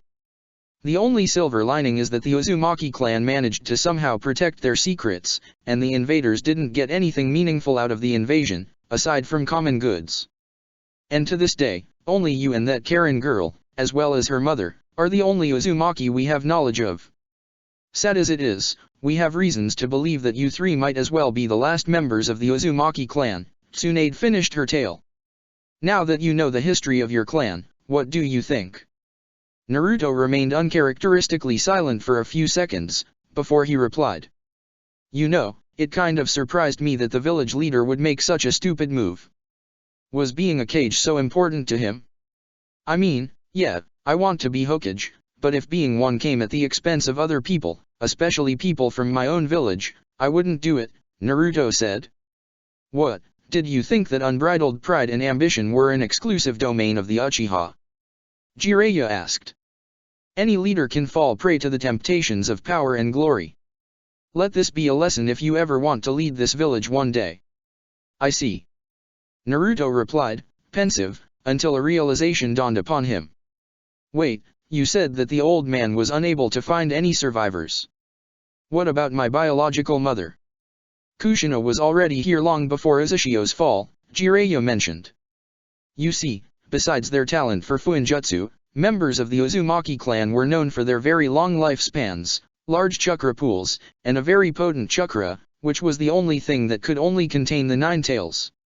The very first Jinchuriki of the Kyuubi, Mito Uzumaki, was my grandmother, and Hashirama's wife. When her life was close to its end, it was necessary to bring another Uzumaki to keep the Kyuubi contained. It took Naruto no time to make the connection. Wait a minute. Then that means that my biological mom was also a Jinchuriki. Correct, Tsunade said. We kept Kushina's status as a Jinchuriki a secret, so that's why most people think the Kyuubi appeared out of nowhere and attacked us for no reason. You see, the seal that held the 9 tails weakened during childbirth. And somehow, that Akatsuki member who spurned the Uchiha into rebelling, managed to learn when and where Kushina was about to give birth. He was successful in his endeavor, and released the Kyubi. Even if Kushina survived the extraction process, I presumed she was too weak to hold the monster a second time, so I guess that's the reason Minato chose to seal it within you instead. Jiraiya finished the explanation. Another moment of silence. Naruto looked down, his sight darkened. You know, I shouldn't feel anything, given that you're talking about people who died when I was a newborn. Naruto began. But knowing what happened to my clan, and what happened to my biological parents, it makes me feel a bit sad. Tsunade put a comforting hand on Naruto's shoulder. It's only natural. I would worry if you didn't feel anything. If you want to talk about it, we're always willing to listen, Jiraiya added, echoing Tsunade's gesture. No, it's okay, Naruto told them. I mean, it was a sad tale, but it would have more impact if I was on Karen Nichin's shoes, but to me, Konoha had always been my home. But I'm sure that there are more Uzumaki out there hiding. The old man didn't find them because, like Karen Nichin and her mom, were always on the move and never trusted anybody. Naruto then turned at Tsunade. Did you know that you were the reason they came to Konoha? Naruto asked. Yes. The mother, Mariko, asked for me when they arrived. I helped them to set them in, but I didn't have much contact with Mariko after that. Maybe I can drop by and ask her how everything's going, Tsunade mused. That would be nice, Naruto told her. Next day, undisclosed location. Black clouds covered the night sky, accentuating the existing darkness. A multitude of corpses wearing Kirigaku's Umbu mask and uniforms were scattered around. The corpses were still fresh, hinting a previous battle not long ago. Rain poured from the sky, turned the soil into mud, and inundating the air with a smell of wet grass. However, none of those corpses mattered. Only one did. The only one which belonged to a Konoha ninja. A brown-haired girl with purple marks on her cheeks, and a huge, bloody hole in her chest. Said girl was being cradled by a one-eyed boy the same age as her. This is hell. The boy cried. Darkness and rain. It was a fitting image for Obito Uchiha, equating the darkness of his heart and the tears pouring from his eyes. He clutched the girl's corpse near him. Rin. Rin. Obito Uchiha opened his eyes, and saw his hand extended upwards, trying to grab something that wasn't there. He was panting, and his body was drenched in sweat, despite the fact that he had been sleeping for the past hours. Grunting, he sat up, and wiped the sweat from his forehead. A white Zetsu emerged from the ground. Is everything okay, boss? I heard you scream, the white Zetsu worriedly asked. It's nothing, was Obito's answer. Another nightmare? The plant being guessed. Obito didn't reply, but the answer was obvious. There wasn't a single time in which he didn't relieve Rin's death. At this rate, he would turn insane, if he wasn't insane already. Even if he didn't have the Sharingan active that night, the image would still be burned into his brain. The Mangekyo Sharingan only made it worse. This is why I don't want to sleep, Obito hatefully said. The white Zetsu tilted his head. Yes, but your species needs sleep. Even if Madara-sama's enhancements removed your need to eat and drink, your brain and body need several hours of rest. While not lacking in imagination, your alternatives to sleeping are insufficient. And we need you rested for today's operation. Orochimaru and his army already left. I see. What time is it? Obito asked. The sun will rise in less than an hour, the creature informed him. Then we still have plenty of time until I have to play my part, Obito stated. Outskirts of Konoha, shortly after sunrise. Perched on a tree branch, the snake Sannin stared at his target, the village of Konoha, with lustful eyes. Soon, the proud village wouldn't be more than a smoking ruin. He had been waiting for this moment for such a long time. Orochimaru's second in command, Kabuto gracefully landed beside him. The army is in position, Orochimaru-sama. We can start when you give the order, the silver-haired medic informed. Good, Orochimaru replied. What about the Sound 5? They're in position too. They will infiltrate the village exactly 15 minutes after the invasion commences, just as you ordered, Kabuto told him. Orochimaru licked his lips in anticipation. In that case, Then there's no point in waiting any further. I had delayed this long enough already, the snake Sannin said as both he and Kabuto jumped from the tree and landed on the grassy ground. He made several hand seals before slamming his hand into the ground. Summoning Jutsu, Impure World Resurrection. 2 wooden coffins emerged from the ground below. Their lids falling on their own, letting their occupants walk free. Said occupants were 2 men who were way older than they looked. One had long straight black hair, tan skin, and was wearing a red armor. The other, almost his complete opposite, very pale skin, short spiky white hair, and wearing a blue armor. Hashirama, Tobirama, Orochimaru addressed the resurrected Hokage. You've been brought here for a very special event, helping me destroy Konoha. Given that you played an instrumental part in its creation, I believe that it's appropriate you play an equally large role in its destruction. So this is the reason for you to resurrect us, Snake, Hashirama snarled. Konoha is a strong village. Even with us as your puppets, you won't destroy it as easily as you think, Tobirama warned. Konoha has already suffered its own share of misfortunes. I'm here to merely give it the final blow. And truth be told, even in your weakened state, I don't expect anybody being able to fight any of you as equals, especially given that you are now impossible to kill and have unlimited chakra, Orochimaru told them in delight. Hashirama shot Orochimaru a bone-chilling glare, but the Sannin remained impervious. Mark my words, one way or another, I will make you pay for this. Somehow, I find that just as doubtful, Orochimaru chuckled. Now go. Pry Konoha's gates open, and secure a passage for my troops to enter the village. Then kill every Konoha citizen that crosses your path, both ninja and civilian, men and women, adults and children. Spare no one. On second thought, try to spare some if they have a bloodline limit. Unable to resist, the Senja brothers moved towards their target. Damn it. There has to be something we can do. Hashirama cursed as he futilely tried to regain control of his body. Brother, it was you who created this accursed jutsu. Didn't you put any kind of failsafe in case something like this happened? No. I was unable to complete this jutsu within my lifetime, Tobirama replied. If he was regretful, he didn't look the part. Our only hopes is that their current ninjas are strong enough to deal with us, the second grimly said. The gates of Konoha, still closed, appeared before them, and they stopped. The guards barely had any time to react before Hashirama made several hand seals. Would release, Nativity of a World of Trees. Chapter 33. The Invading Sound. Or. The Toad versus the Snake. Would release, Nativity of a World of Trees. Huge green vines emerged from the ground, and forcefully opened the village's gates open, almost tearing them from its hinges. A couple seconds later, a tide of grey and black-clad ninjas rushed into the village, screaming battle cries, cheers, and in some cases, profanities. And the 2 resurrected Kage could do nothing but watch powerlessly as the invaders flooded the village. At the very least, we'll see how strong the village's ninja got after our demise, Hashirama stated, earning a glare from his younger brother in return. What? Excuse me for trying to see the bright side of our predicament. Before a fraternal argument could take place, the force controlling their bodies made them to join the invaders in the destruction of Konoha, and went in different directions. On its own, though large, and even having bypassing the walls, Orochimaru's army wouldn't have a chance of dealing much damage to Konoha.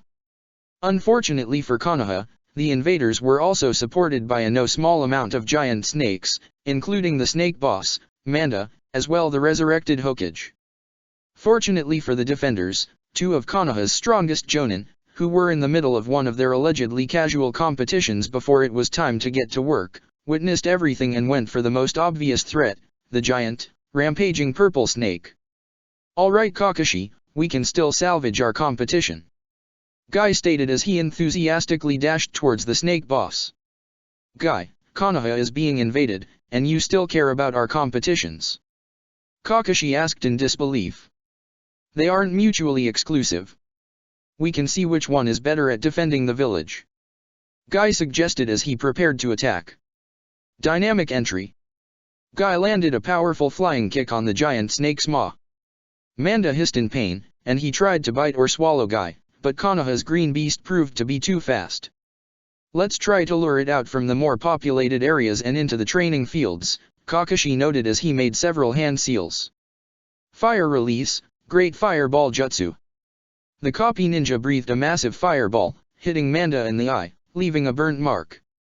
The giant snake hissed again in pain. Forgetting about Guy, the snake boss lunged at Kakashi, who nimbly dodged. Yes. Come get us, you unyouthful armless lizard. Guy taunted the snake. However, despite their success in drawing its attention, Manda refused to follow them whenever they got far from the populated zone.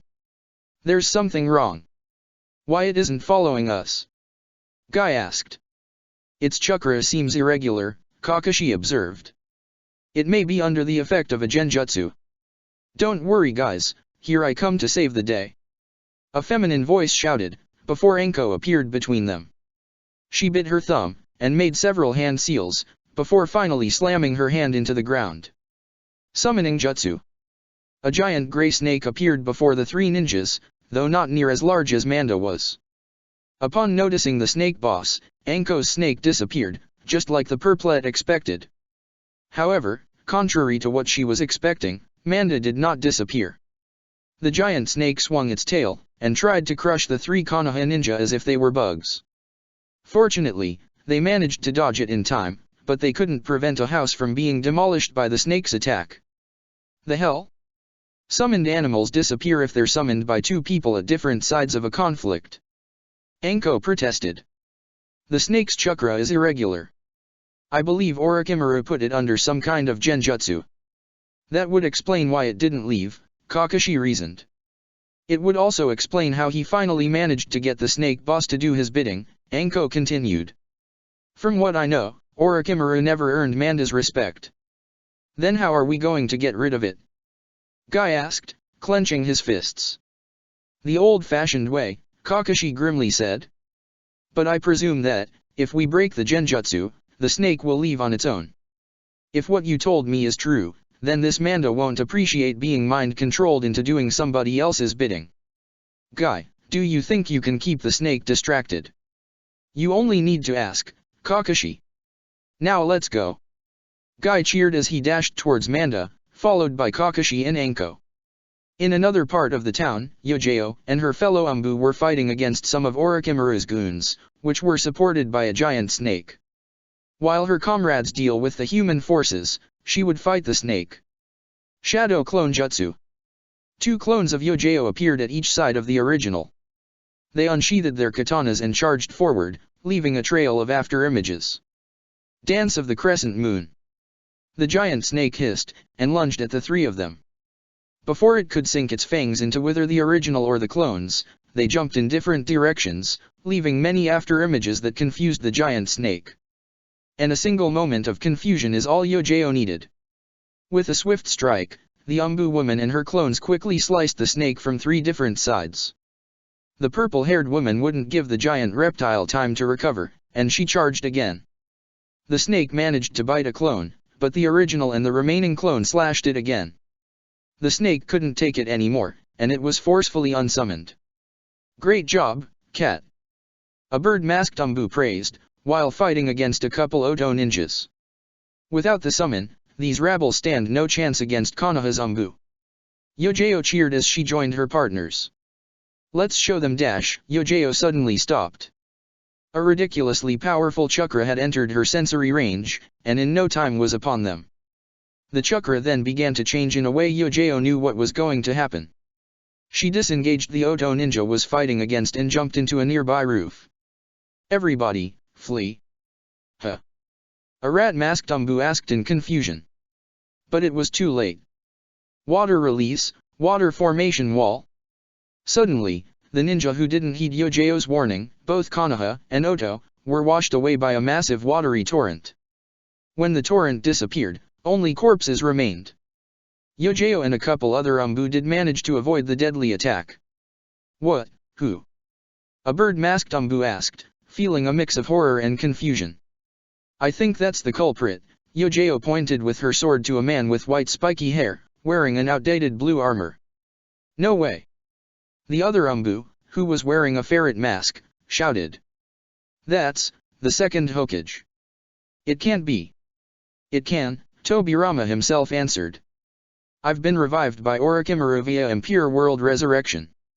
I'm nothing but his puppet, and he's using me to destroy the village. Now, you've seen my power. If you value your lives, you should flee. While the three Umbu were in no small way afraid of having to face a Hokage, they didn't budge. With all due respect, Hokage-sama, that's not going to happen. We swore to protect Konoha from any threat, no matter how big, Yojao declared as she adopted a fighting stance. Her partners did the same. Tobirama smiled.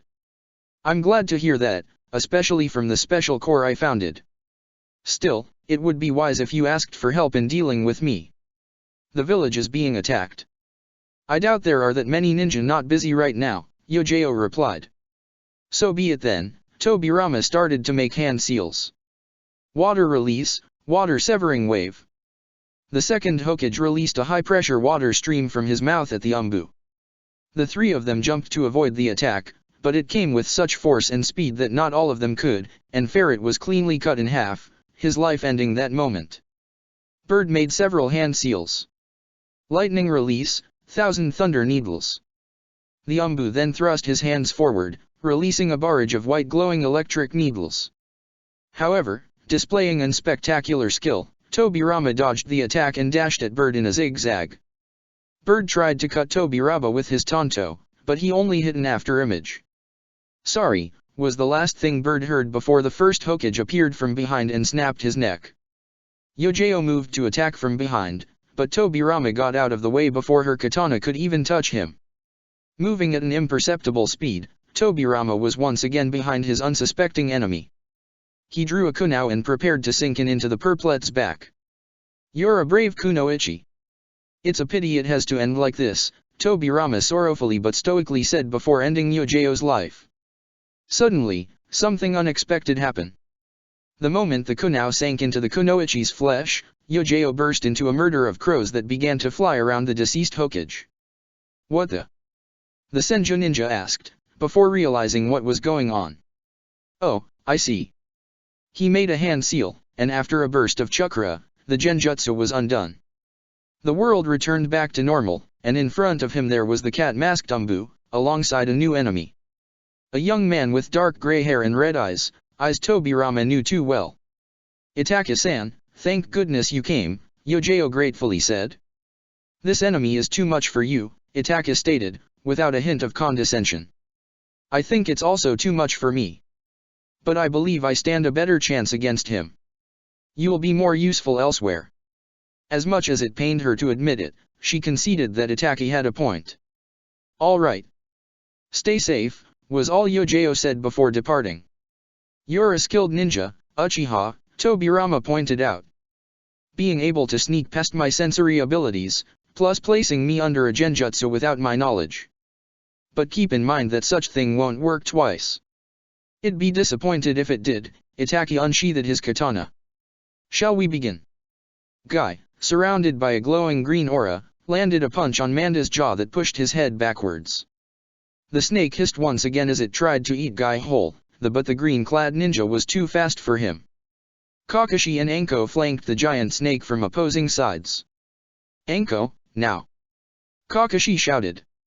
Anko nodded, and both of them started making hand seals. Fire release, Dragon Fire Bullet.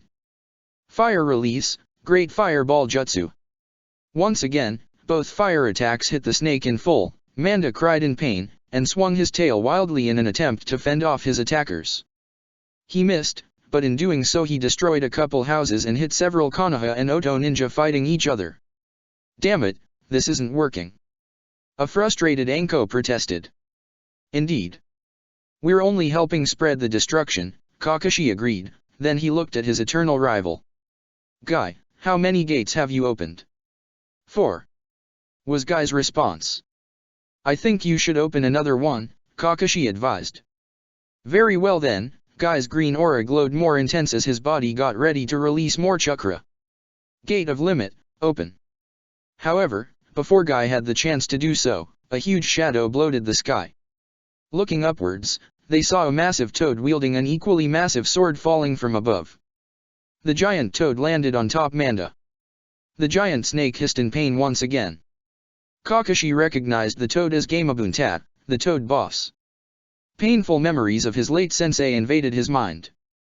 Don't worry, I'll make sure this scumbag doesn't cause any more problems. Gamabunta stated, as he kept Manda trapped under his weight. Thanks a lot, Gamabunta-san, Kakashi greeted. Is not Jiraiya-sama with you? The toad shook his head. He went to face Orochimaru. He summoned me so I'd deal with Manda. Anko's eyes opened wide in shock. His hand reached the base of her neck for some reason. Wait, that traitor is here. Yes, he was witnessed north of here and wait. Where are you going? Gamabunta asked as he saw Anko running. Jiraiya said he doesn't want anybody to interfere. I don't care what he says. Orochimaru is here, and I'm not going to miss the opportunity to make him pay for all what he did. An angry Anko replied, not looking back. Should we go after her? Guy asked. Better we take care of the giant snake here, don't you think so? Kakashi pointed out, noticing how Gamabunta was struggling to contain Manda. Now that it isn't moving so much, it should be much easier. Let's aim for the eyes once again. Kakashi suggested as his hand started to crackle with electricity. Alright then. Guy agreed as he dashed at Manda, or more specifically, his head. Konoha Hurricane. Lightning Release, Lightning Beast Running Jutsu. Kakashi cast a hound made of lightning, still connected to his hand via an electric stream, which despite its name, flew towards Manda's left eye as Guy delivered a powerful kick to the right eye. He giant snake once again hissed in pain. What's going on here? The snake boss growled, as he awoke from a bad dream, and soon he grew angry as realization of what was happening dawned upon him. Orochimaru, you bastard! How you dare enslave me like that? Next time he dares to summon me, I'll make sure his last moments are as agonizing as possible. And Manda disappeared, leaving a poof of smoke in its place. Kakashi and Guy sighed in relief. Well, that takes care of one problem. Kakashi looked at Gamabunta. Thanks for your help, Gamabunta-san. I don't like being summoned without having a couple drinks first, but this time Jiraiya was right when he said it was an emergency, Gamabunta admitted. Well, I better get going. With Manda gone, I'm afraid that I'd only cause more collateral damage if I tried to help, the toad boss stated before disappearing as well. What do we do now, Kakashi? Should we follow Anko and make sure she doesn't get in trouble? Guy asked. I can't believe I'm going to say this, but her flames of youth burn too bright for her own good. Before Kakashi could answer, a small forest appeared out of nowhere to the east, engulfing multiple houses in the process. While it didn't look like Tenzo's jutsu, both of them could tell it was wood release. I believe we should check that first. Anko will have to take care of herself, Kakashi suggested. Guy nodded in agreement, and both men headed to the newly formed forest. A group of about 9 Oto ninja arrived to a park. The park was mostly populated by young mothers with very small kids, and a lone old man. Upon seeing the attackers, everybody screamed in terror, picked up their kids and tried to run away, but unfortunately the invaders weren't going to have any of that. Capture all of them. The group leader ordered as his subordinates jumped into action. Orochimaru-sama wants more test subjects to experiment on, and whoever brings more people will get an extra reward. Make sure we are that group. If I were you, I wouldn't do such a thing, the old man calmly said. The Oto ninja looked at the audacious man in disbelief for a few seconds, before breaking into laughter. Oh boy, look at this old guy, thinking he can order us around. One of the Oto ninja said. Should we take him with us? Another one asked. No. Orochimaru-sama doesn't want people above the age of 40, and this guy looks to be twice as that, the leader told them. Kill him instead. 2 ninjas pulled out a couple kunai each and walked dangerously towards the old man. I wouldn't advise doing that either, the elderly man advised. And why not, Gramps? One of the Oto ninja said as he came closer. Don't say I didn't warn you, the old man then started making hand seals at an almost imperceptible speed. Fire release, Great Dragon Fire. The Oto ninja were engulfed by a massive wave of fire, and they ceased to exist. After the old man saved the civilians from the remaining Oto ninja, he looked at the village, and sighed. It's true what they say that there's no such thing as retirement for us ninja, Sarutobi sadly sighed, before leaving the park. Orochimaru calmly walked the streets of Konoha, admiring the destruction brought by his forces, the fights that were happening left and right, the screams of people dying regardless of whom they belonged, either friend or foe, and overall, the feeling that Konoha was close to its end. From time to time, a Konoha ninja several at once if they ever had some brain cells left would identify Orochimaru and tried to attack him. Tried being the key word, since the Sannin easily swatted them aside as if they were flies, and truth be told, the threat they posed to him was pretty much the same. This used to be more fun, Orochimaru mused to himself as his snakes strangled an unfortunate Konoha ninja. Guess that the Sharingan does have a downside after all. Wanna see if I'm that easy as those chumps? A voice behind him said, before the snake Sannin was hit with a wave of unusually powerful killing intent. Not worried in the slightest, Orochimaru turned around and saw a masked man carrying an impossibly big sword. Zabuza Mamakai, Orochimaru recognized the rogue swordsman immediately. I find it hard to believe the reports that said that you were now working for Konoha. What a shame, to see such a magnificent ninja like yourself being reduced to Jiraiya's lapdog. I'm nobody's lapdog. Zabuza yelled, increasing his killing intent. Even if my predicament isn't the best, it's still miles ahead of your fate. I'm sure Jiraiya will accelerate my probation if I give you your head on a silver platter. Orochimaru chuckled, amused. You think so? The snake Sannin then countered Zabuza's killing intent with a wave of his own, which overpowered the swordsman's, and even made him to flinch. Are you really aware of what you're going against? Still, Zabuza managed to make an admirable job in withstanding the almost inhuman wave of killing intent. He smirked, and slammed his sword into the ground. You don't become one of the 7 swordsmen by running away from challenges. So be it then, Orochimaru grinned before thrusting one hand forward. Hidden shadow snake hands. Multiple snakes appeared from his sleeve and lunged at Zabuza. The swordsman quickly swung his sword, beheading all of them in one swipe, and charged against Orochimaru as fast as he could, thrusting his sword forward. Orochimaru nimbly stepped aside, let the sword pass, and locked his arms around Zabuza's neck and shoulder. That was very amateurish on your part, Orochimaru told him. Think so? Zabuza smirked under his mask. Suddenly, other 2 Zabuzas appeared and charged Orochimaru from different directions. The Sannin tossed the Zabuza he was holding against one of the attackers, while he faced the other. He made several hand seals. Wind release, great breakthrough. Thrusting his arms forward, the snake Sannin cast a gale force burst of wing that turned Zabuza, who revealed itself to be a clone, into a puddle of water.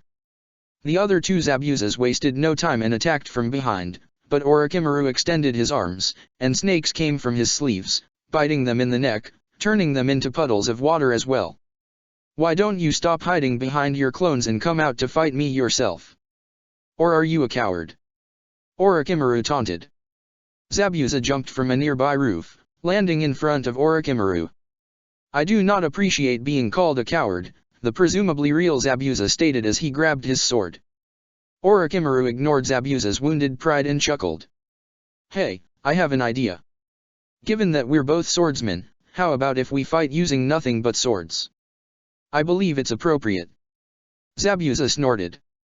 You, a swordsman? My bingo book doesn't say anything about that. Your bingo book needs an update then. Now behold, Orochimaru opened his mouth wide, and a snake emerged. The snake also opened its jaws, and a sword came from its throat. Orochimaru grabbed the blade, while the snake returned inside the Sannin's body. He twirled his sword, a double-blade straight one with a golden handle, and shot the Kiri ninja a chilling smile. So this is my sword. What do you think? Zabuza's eyes were wide open. He couldn't believe what he was seeing. Which would make his fight against Orochimaru even harder. Is that the sword of Kusanagi? Correct. I would have been disappointed if you of all people didn't recognize it, Orochimaru replied with slight amusement, as he made a couple of air swings. Shall we begin? Before Zabuza had a chance to answer, Orochimaru was already charging, his sword hungry for flesh and blood. Zabuza managed to snap out of his stupor in time, and parried the initial hit.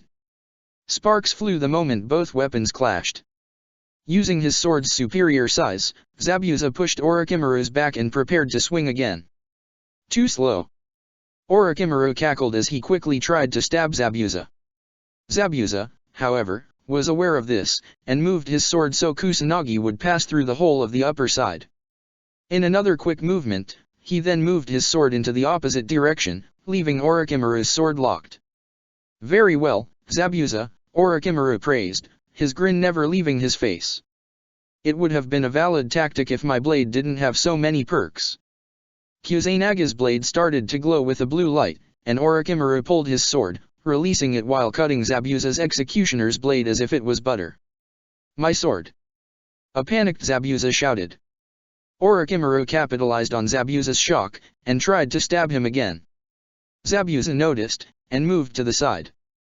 Unfortunately, he was too slow, and the sword ended up slashing his shoulder. Now die! Orochimaru shouted before lunging at Zabuza once again. The Kiri swordsman made a hand seal, and suddenly a very thick mist covered the area. The swordsman managed to get away, since Kusanagi only pierced thin air. The Sannin activated his Sharingan in order to see through the mist, but much to his shock and anger, his stolen bloodline limit wouldn't be of any help. The mist dispelled itself a few seconds later, but Zabuza was nowhere to be seen. And you said you hated being called a coward? Come back here and face me. Orochimaru yelled to no one in particular. Come now, don't be angry just because a man follows his self-preservation instincts, a voice behind him said. Besides, I'm sure I can provide a much better challenge. Orochimaru turned around, and his anger instantly melted, replaced by pure sadistic joy. Jiraiya, Orochimaru was grinning widely. I was hoping that you would come out and play with me a little. By the way, I heard that you somehow married Tsunadeheim. However, I didn't get any invitation to the ceremony. You really hurt my feelings, Jiraiya. Feelings? You have those. The white-haired Sannin snarled. Anyway, when I'm done with you, your feelings won't be the only thing I hurt. Ah, I see that time didn't reduce your bravado in one bit. But unfortunately for your ego, you're about to get a reality check. Especially once I show you the surprise I have prepared, specifically for you. You're going to love it, Orochimaru sadistically grinned. Unless said surprise is your own head in a spike, don't bother, Jiraiya started to make hand seals. Fire release, flame bullet. Jiraiya breathed a huge fireball at Orochimaru, who didn't bother to dodge, letting the fire consume him. However, when the fire died down, all what was left was a melting mud clone. And before the Toad Sage had any time to react, two snakes emerged from below, and wrapped themselves around the Sannin, pinning his arms against his body. Once again, you prove it takes very little effort to fool you, Jiraiya, Orochimaru chuckled as he appeared from behind. He made a hand sign, and both snakes sank their teeth into Jiraiya's neck, which then turned into another mud clone. What? And once again, your arrogance proves to be your undoing, Jiraiya stated from the roof of a nearby building. He then adopted a theatrical pose. Do you really think I'll let you or anybody fool Jiraiya, Great Toad Sage in 5th Hokage, in front of the people of the village I rule and protect? Ha! Your head will explode upon witnessing the sheer awesomeness I possess. Oh, I'm so going to enjoy shutting up that big mouth of yours forever. Enough playtime. Sharingan. Orochimaru's stolen bloodline limit flared to life, before thrusting both arms upwards. Many hidden shadow snake hands. A truly ridiculous amount of snakes emerged from under Orochimaru's sleeves, and lunged at Jiraiya, hissing incessantly and showing their sharp fangs. Jiraiya smirked, and made the same hand seals as before. Fire release, flame bullet. Jiraiya once again let out a fire projectile at the incoming snakes. However, they moved to the sides the last second, successfully avoiding the fiery attack, and leaving Jiraiya vulnerable to attack from the sides. However, Jiraiya did something that neither the snakes nor their evil master were expecting. The white-haired man jumped backwards, and used the fire that was coming from his mouth to propel himself far from the snakes, which failed their attack. You can't escape from neither me nor my eyes, Jiraiya. Orochimaru's voice said from behind. These eyes can see everything. Turning around while in midair, Jiraiya saw the surreal image of Orochimaru riding a massive amorphous mass formed by hundreds of snakes. Upon seeing their prey, many of the reptiles lunged at him. Unfortunately for them, Jiraiya wasn't Hokage because of his in his opinion unbelievably handsome face. He made more hand seals. Needle Jizo. Jiraiya's hair grew in both length and volume, and became sharp and spiky, while it wrapped itself around the toad sage. The snakes were unable to stop in time, and their jaws bit nothing but sharp and hard needles. And unfortunately for them, Jiraiya wasn't done yet. Did you see that? And I'm not done yet. Needle hell. This time, Jiraiya shot his hardened needle-like hair in every direction, piercing Orochimaru's snakes, as well as the snake Sannin himself. However, the pale-skinned man was undeterred. Many of his snakes opened their mouths, releasing more snakes, which at the same time vomited even more snakes. Do you always need to make fighting you so damn disgusting? Jiraiya protested, as he grimaced. To answer that question, Orochimaru opened his mouth, and his really long tongue wrapped around Jiraiya's neck. Orochimaru's own neck then started to stretch as if it was made of rubber, as the black-haired Sannin, or better said, his head lunged at Jiraiya, his mouth wide open, revealing his sharp teeth. Oh hell no! The toad Sannin decked Orochimaru right in the nose before he could sink his teeth into Jiraiya's neck. Fortunately, it also made Orochimaru remove his tongue from Jiraiya. If you reject my kisses, then I hope you prefer my fangs, Orochimaru stated as he pulled the sword of Kusanagi out of his throat once again. Orochimaru charged at Jiraiya once again, who did his best to avoid the snake Sannin's swipes. Jiraiya would have never pegged his ex-teammate as somebody skilled with a sword, but Orochimaru's display was nothing short of impressive. Jiraiya jumped backwards, and made his godson's favorite hand seal.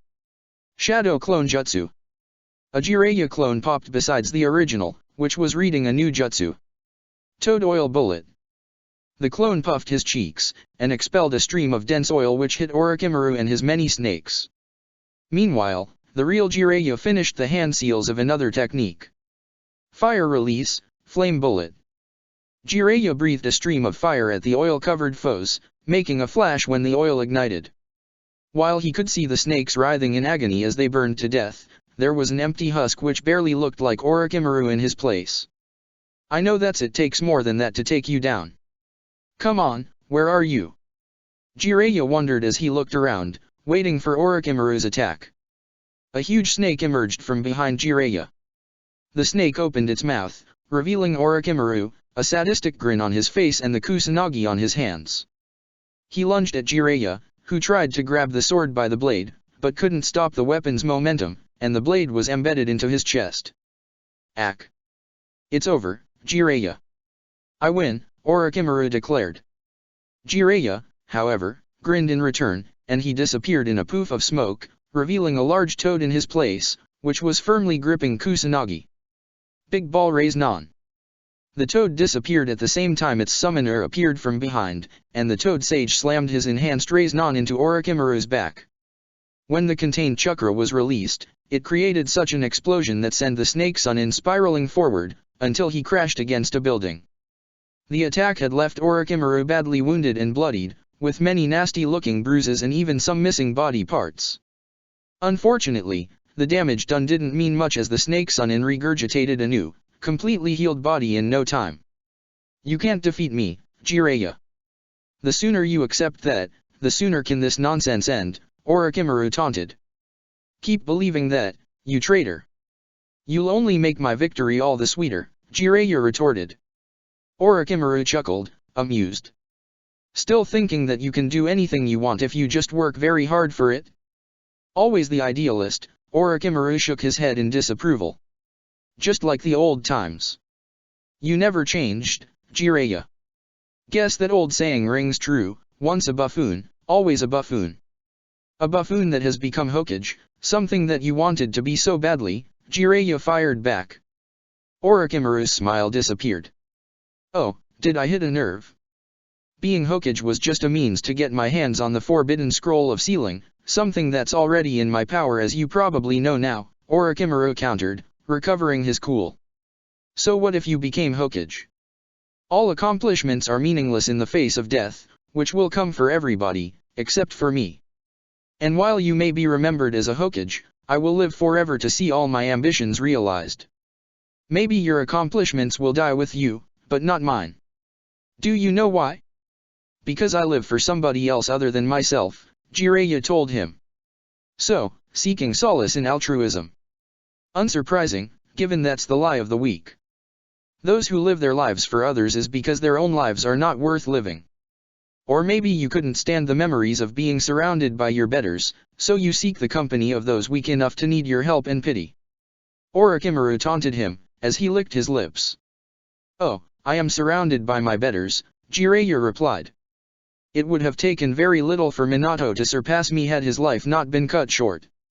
And his son will probably take even less time than him to do so, to say nothing of his little siblings. Yet look at you, Orochimaru. No apprentices to call your own, just minions and test subjects. You had apprentices once, but you ended up betraying them. Afraid that they would surpass the oh-so-mighty genius. And today, one of those apprentices will claim her revenge. An angry, female voice shouted. Both Sannin watched Anko landing beside Jiraiya. Her face had a murderous expression, as her hands gripped Tukunao tightly. Anko-chan. Kukyuku, this is surely a surprise, Orochimaru chuckled. Let's see if you keep laughing when I flay you alive. The snake mistress threatened. Still want a round 3? Didn't you learn anything from our fight a few months ago? Even without the Sharingan, you won't stand a chance against me, Orochimaru told her. Anko, you need to leave right now. He's right, he's too powerful for you. Jiraiya agreed, urging the kunoichi to leave. Orochimaru chuckled. For once, you said something sensible, Jiraiya. No. He needs to die by my hand. I know that he's too much for me alone, but together we can defeat him. Nobody knows him better than me. He taught me almost everything I know. Anko protested. I taught you everything you know, Anko. Not everything I know, Orochimaru pointed out. Anko, please. I can't fight and keep you alive at the same time. You'd only get in the way. Jiraiya pleaded, but to no avail. Anko, leave now, this is an order from your Hokage. Sorry, Hokage-sama. You can court-martial me later, but there's nothing you can tell me to make me walk out of this fight, Anko firmly declared. Jiraiya sighed. He knew there was no way to win this argument. He decided to cut losses. All right, you can stay. But you'll act as my support. Stay behind me, provide me some cover, and attack only when Orochimaru shows an opening. Understood. Anko nodded, and took a couple steps back. Crystal clear, Hokage-sama. Orochimaru chuckled upon seeing Jiraiya and Anko ready to attack in tandem. Kukyuku, so, who wants to die first? Konoha Hospital. It didn't take long before dozens of ninjas started carrying their injured companions to the hospital in order to be healed, bringing the news of Orochimaru's attack. Tsunade immediately ordered all the hospital to be guarded. No doubt it would be one of the first places the invading forces would try to occupy or destroy. Somebody help us. A young Konoha-chunin cried as he and his wounded partner dragged themselves into the hospital. Bring the wounded to one of the free beds. A medic nin will treat him when possible. Tsunade shouted while she healed another ninja. We've run out of antibiotics here. Shizun called. Damn it, somebody go fetch more. The slug Sannin roared.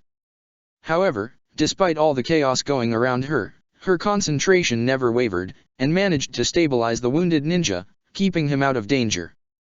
Once she was done, she moved on to another one who, for some reason, had a tree branch impaling his sides. What the hell? How did you get hurt with a tree branch? It's no normal branch, Tsunade-sama, it was wood release, the wounded ninja's partner replied. Tsunade sighed in frustration.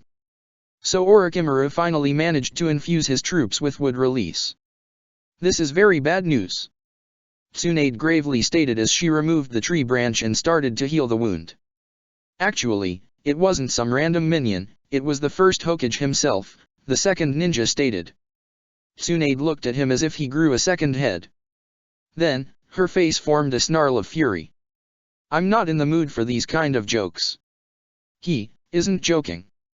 The ninja Tsunade was healing managed to say, coughing some blood in the process. Don't speak. Tsunade ordered. We are not lying, Tsunade-sama, it was him, your grandfather. Hashirama Senju. Orochimaru somehow brought him back to life and made him his puppet. The first ninja continued. Tsunade-sama, we're getting reports about the first and second Hokage in the battleground. Shizun called. Some people think that they're impersonators, but they have abilities that should be impossible to emulate. Tsunade remained silent as she worked on closing the wound of her current patient. While she did so, she pondered what to do next. Ideas and possibilities raced through her mind, some of them being considered, others being tossed aside. The moment she managed to stabilize her current patient, she took a decision. Shizun, you're now in charge of taking care of the wounded. I need to go, Tsunade solemnly stated. What? Tsunade-sama, you can't be serious. The black-haired woman screamed. I am. If my grandfather and granduncle are out there, I need to see it with my own eyes, Tsunade replied. But, what about the wounded? This is where you can help the most. We need you here. Shizun pleaded. You'll do fine without me, Shizun. Besides, there's an old saying that says that the best way to heal a wound is to make sure it never happens to begin with. Konoha has very few ninja who can deal with the likes of the first and the second. I'll make sure they won't wound nor kill more of our comrades, Tsunade explained.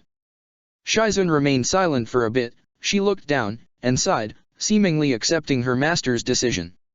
Fine, but be careful, okay? I want you to live so you can see my kid. Tsunade smiled. Don't worry, Shizun. Many people tried to kill me, and none of them succeeded. This time won't be different. Tsunade stepped out of the hospital, and looked around. It didn't take her to see the massive forest that wasn't there an hour ago. That's where she should go. She had to shut down her inner medic who asked her to tend the many wounded across Konoha, but she had a new duty to fulfill. A family reunion with her long-deceased grandfather. Fire release, Great Fireball Jutsu. Water release, Great Water Wall. Itaka breathed a massive fireball at Tobirama. At the same time the second Hokage created a massive circular wall of water around himself that safely put out Itaka's fire attack. The fact that he made out without using an existing source of water made the act even more impressive.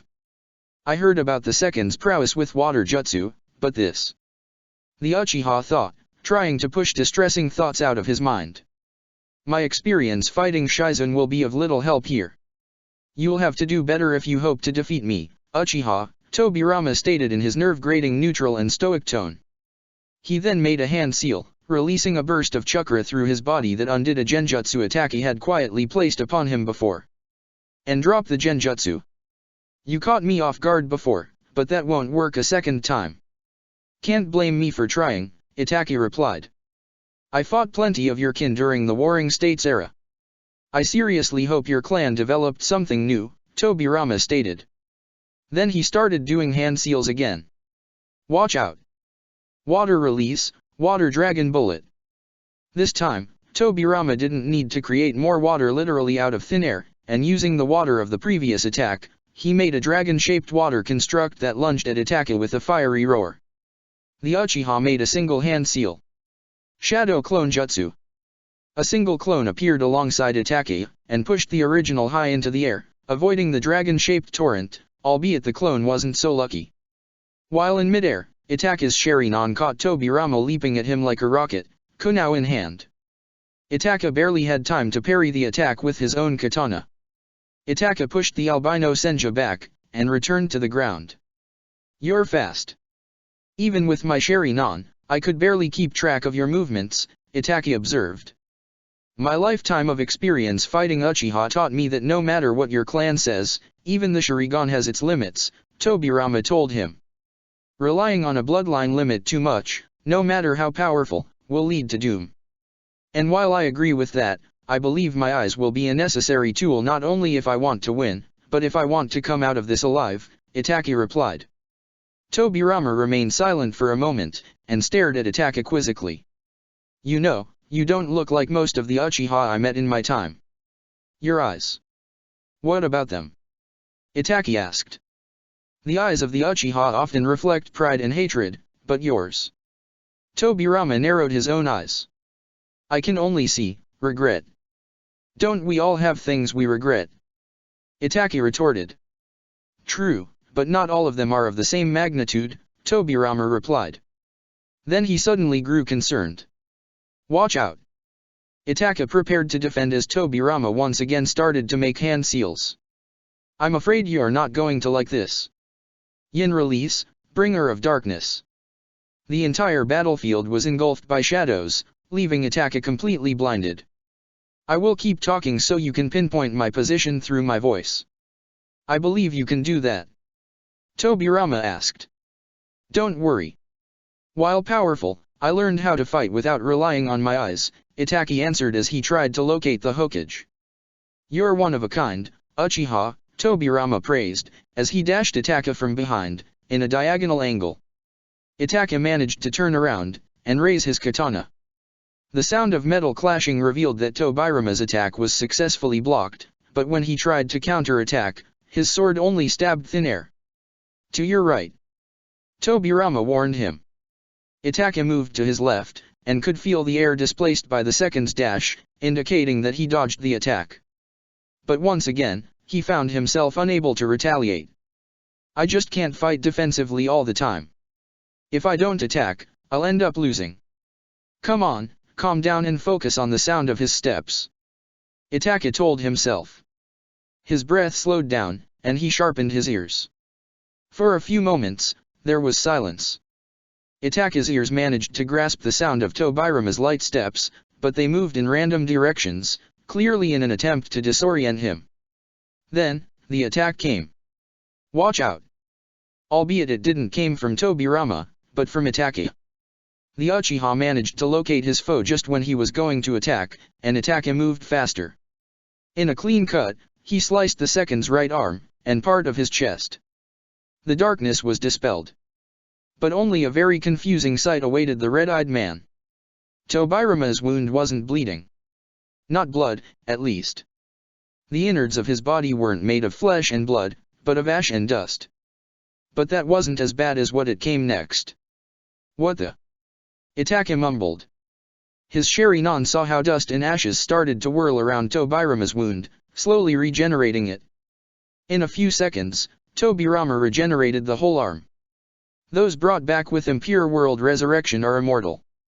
Even if you destroy my body completely, it will be rebuilt, the second Hokage explained. Itaka's stoic facade didn't break. Then how I am supposed to defeat you? You need to tear my soul out of this body. Or seal my body so it can't endanger more people. Or find the summoner and make him undo the jutsu, Tobirama explained. How if I kill him instead? Itaka suggested, as he started to pant. I wouldn't recommend to do that. Killing the summoner wouldn't send those brought back to the place they belong, and they would keep trying to fulfill their master's last will until they succeed, Tobirama continued explaining, but stopped when he noticed something odd about Itaka. Are you out of breath already? I swear you aren't older than 20. If your physical condition is so poor, then you won't last long against me. Itaka wanted to ask him what was he talking about, but he realized that his opponent was right. His breathing had become much heavier, as if his lungs were burning. He's right. It shouldn't feel this tired so soon. What's wrong with me? I need to end this fast. The Uchiha thought, now more distressed. Sealing your body, you said? I have something I believe it may work.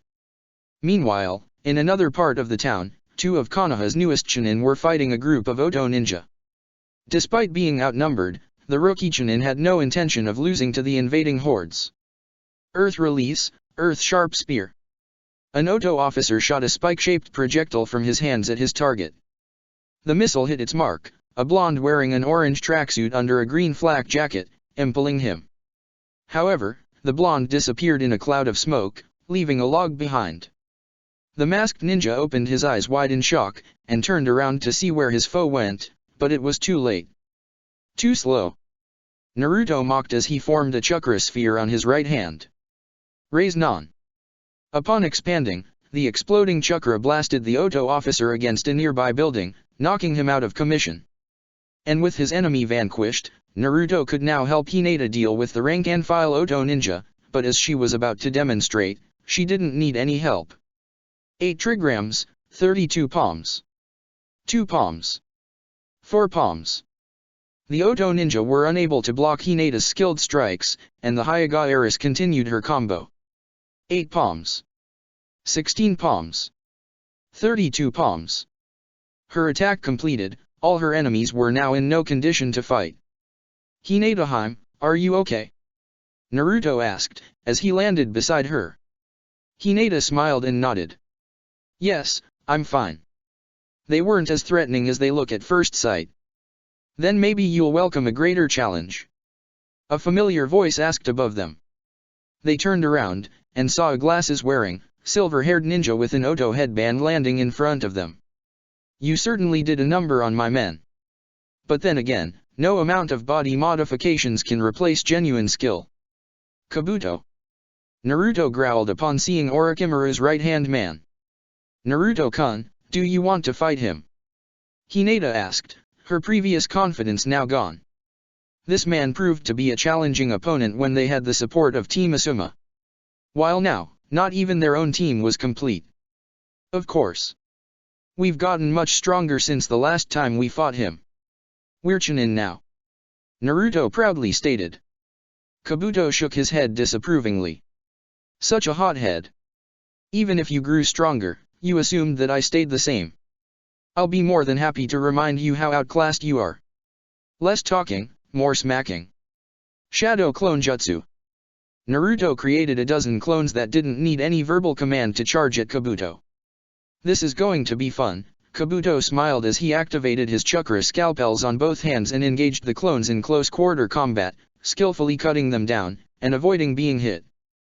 Unfortunately for Kabuto, the clones were just a distraction. Unfortunately for his enemies, he was well aware of that. Hinata dashed at the seemingly distracted Kabuto as stealthy as she could, as she made several hand seals, and leaped at him. Lightning release, thunder palm.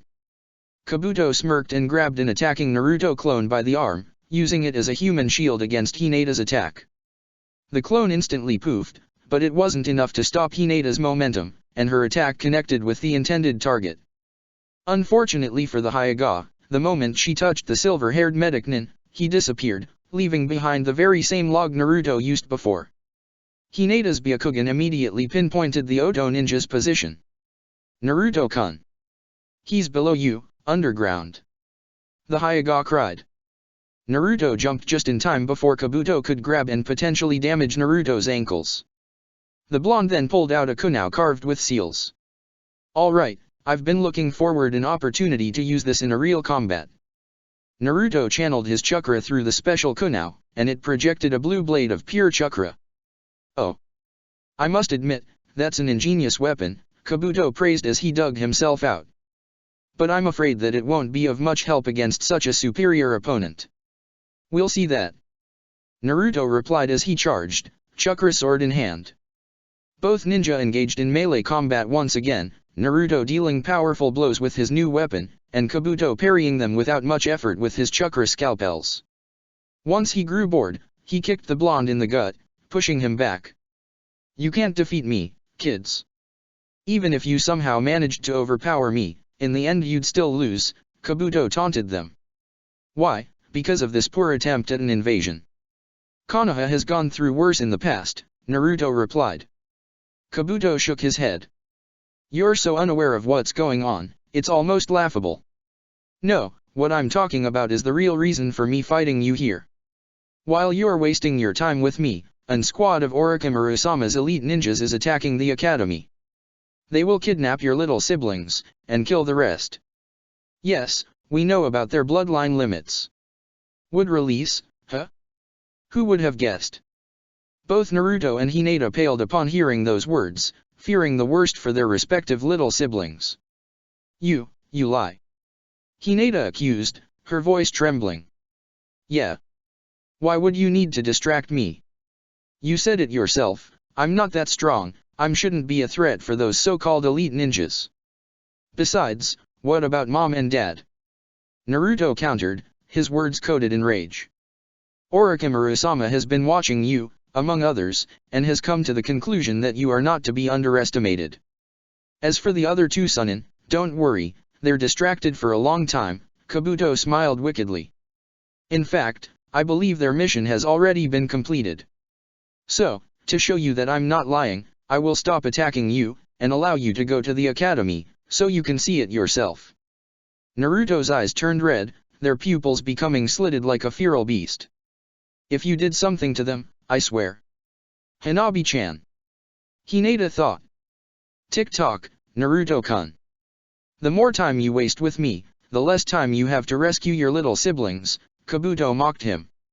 The Jinchuriki decided that Kabuto was right and dashed towards the academy, followed by Hinata.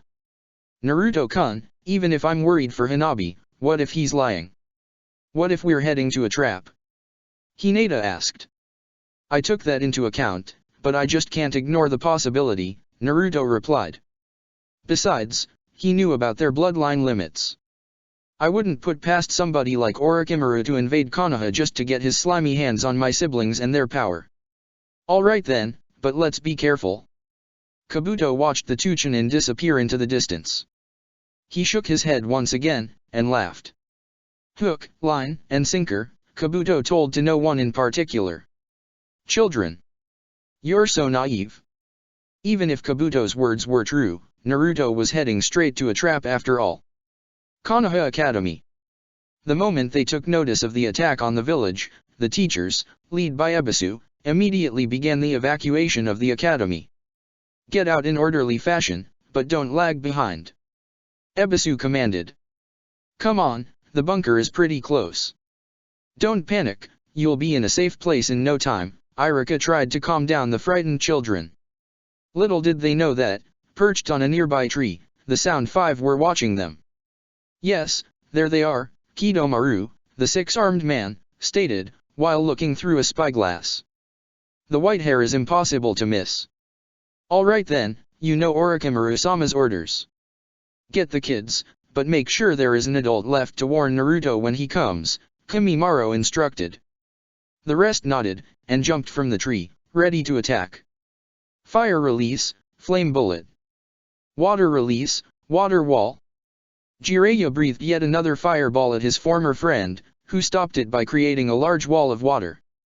The clash of elements produced a cloud of steam. Between the cloud blocking Orochimaru's Sharingan and the fact that he just defended from an attack, it was Anko's moment to strike. Fire release, fire dragon bullet. A dragon-shaped fire projectile fired at Orochimaru just after we was done casting the water wall. The Sannin merely smirked, and sunk underground. Did I get him? Anko impatiently asked. When the steam dispelled, there was nothing left. I doubt it, Jiraiya warily replied as he looked around. Stay alert. I can still feel his killing intent. Feel this, Jiraiya. Orochimaru shouted as he emerged underground just behind the Toad Sage, as he was about to sink his sword of Kusanagi into Jiraiya's back. Jiraiya turned around, but it was too late. There was no way he could move in time to avoid the Snake Sannin's mostly fatal attack. Fortunately, he didn't need to. What? Orochimaru saw shocked how his sword had been parried by a black, metallic staff, being held by the person he hated the most in the whole world. Even then, Orochimaru couldn't help but smile. Sarutobi-sensei, you came. Did you come here to die alongside your student? Hiruzen Sarutobi, wearing his battle gear and wielding the adamantine staff, pushed Orochimaru away from Jiraiya, and adopted a fighting stance. No, my former student. I came here to undo the mistake I made a decade ago by letting you go, Hiruzen defiantly replied. Orochimaru's Sharingan scanned his enemies, as his brain began to formulate possible strategies. But against these odds, he would be forced to use his ace in the hole. Look at this. My former sensei, former teammate and former apprentice, fighting together against a common foe, Orochimaru noted. Too bad not even with your combined forces stand a chance against me. You overestimate your Sharingan, Orochimaru. It won't be of much help against the three of us, Jiraiya retorted. True. Even with these eyes, the odds are against me. Thankfully, the Sharingan is far from being the only resource I possess to turn the tables in my favor, Orochimaru replied, and started making hand seals. Summoning Jutsu, Impure World Resurrection. No. Hiruzen's eyes widened in shock and dashed in order to stop Orochimaru from completing the jutsu, but it was too late. The yellow-eyed man slammed his hand into the ground, summoning two wooden coffins. One of the coffin had the kanji of fire above the kanji of fourth. The second one had a swirl, the emblem of the long non-existent Uzushiagakur. The coffins opened, and their occupants stepped out of them, revealing their identities. A blond man wearing a white and red robe over the standard Konoha Jonin uniform, and a woman with long red hair, wearing a green dress over a short-sleeved white shirt. Look at this, Jiraiya. Do you remember them? Orochimaru cruelly taunted, as the coffin's occupants stepped out of them. Minato, Kushina. Jiraiya whispered in shock. Why the long face, Jiraiya?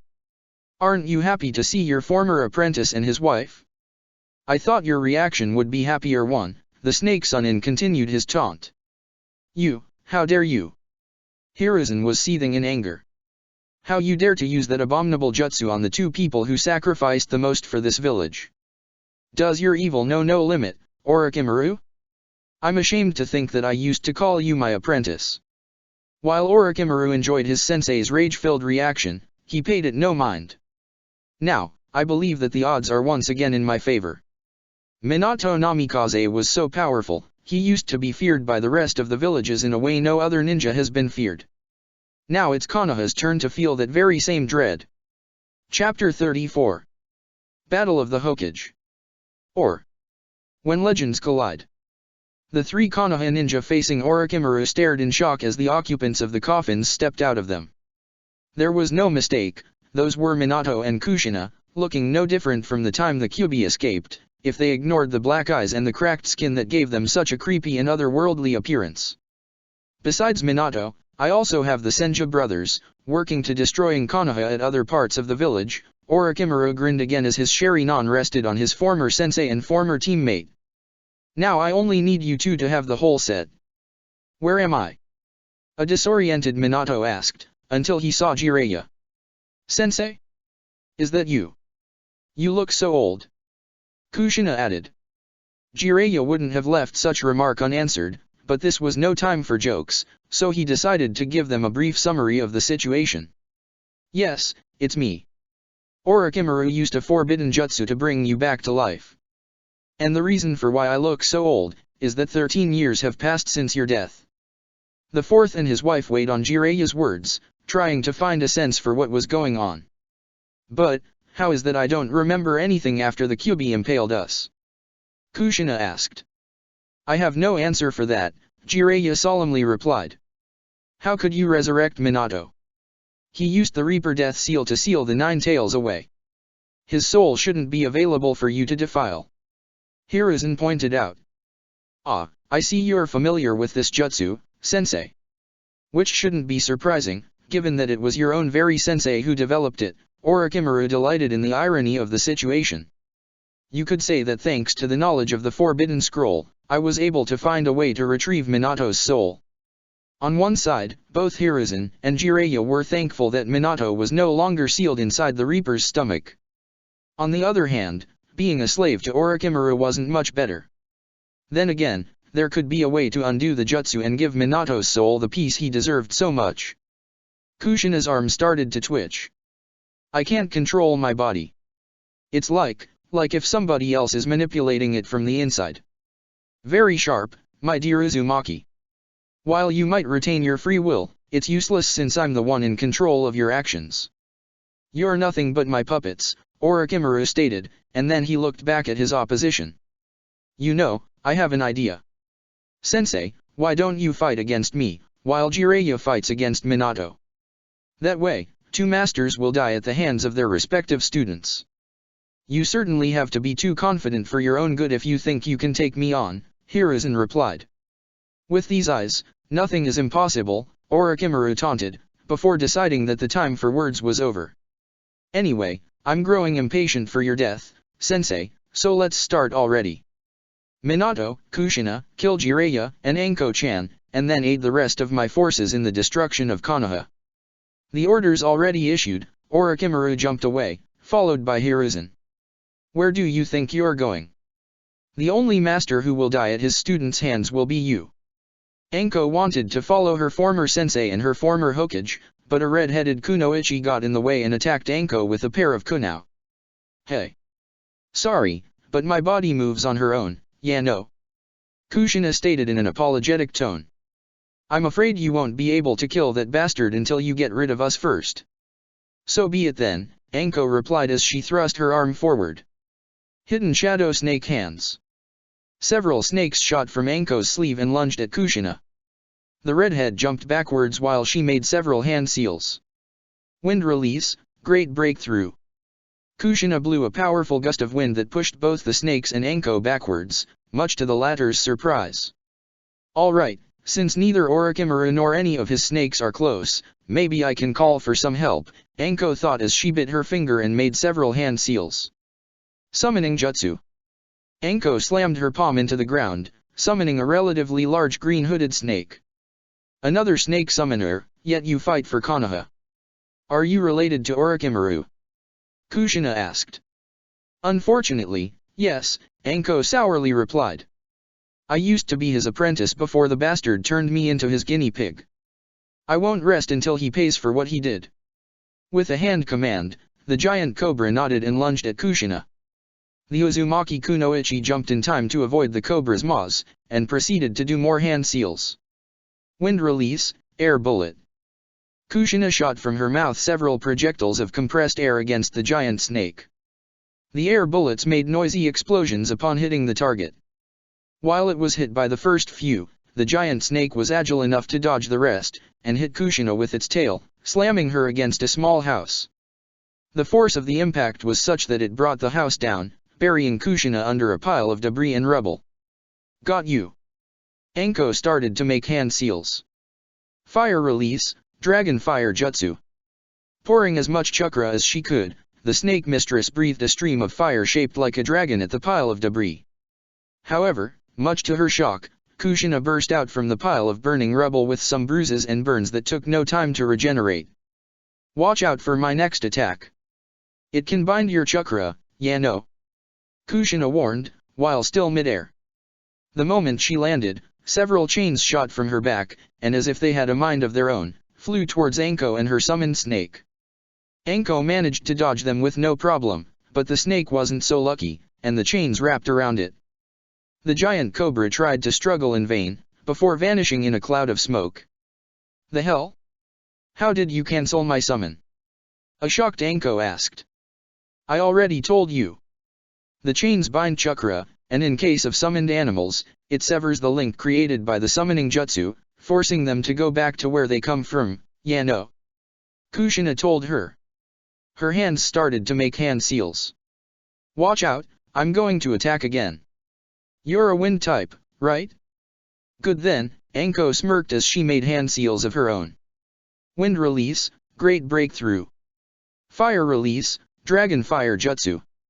Another fire stream and gust of wind were formed, and clashed against each other.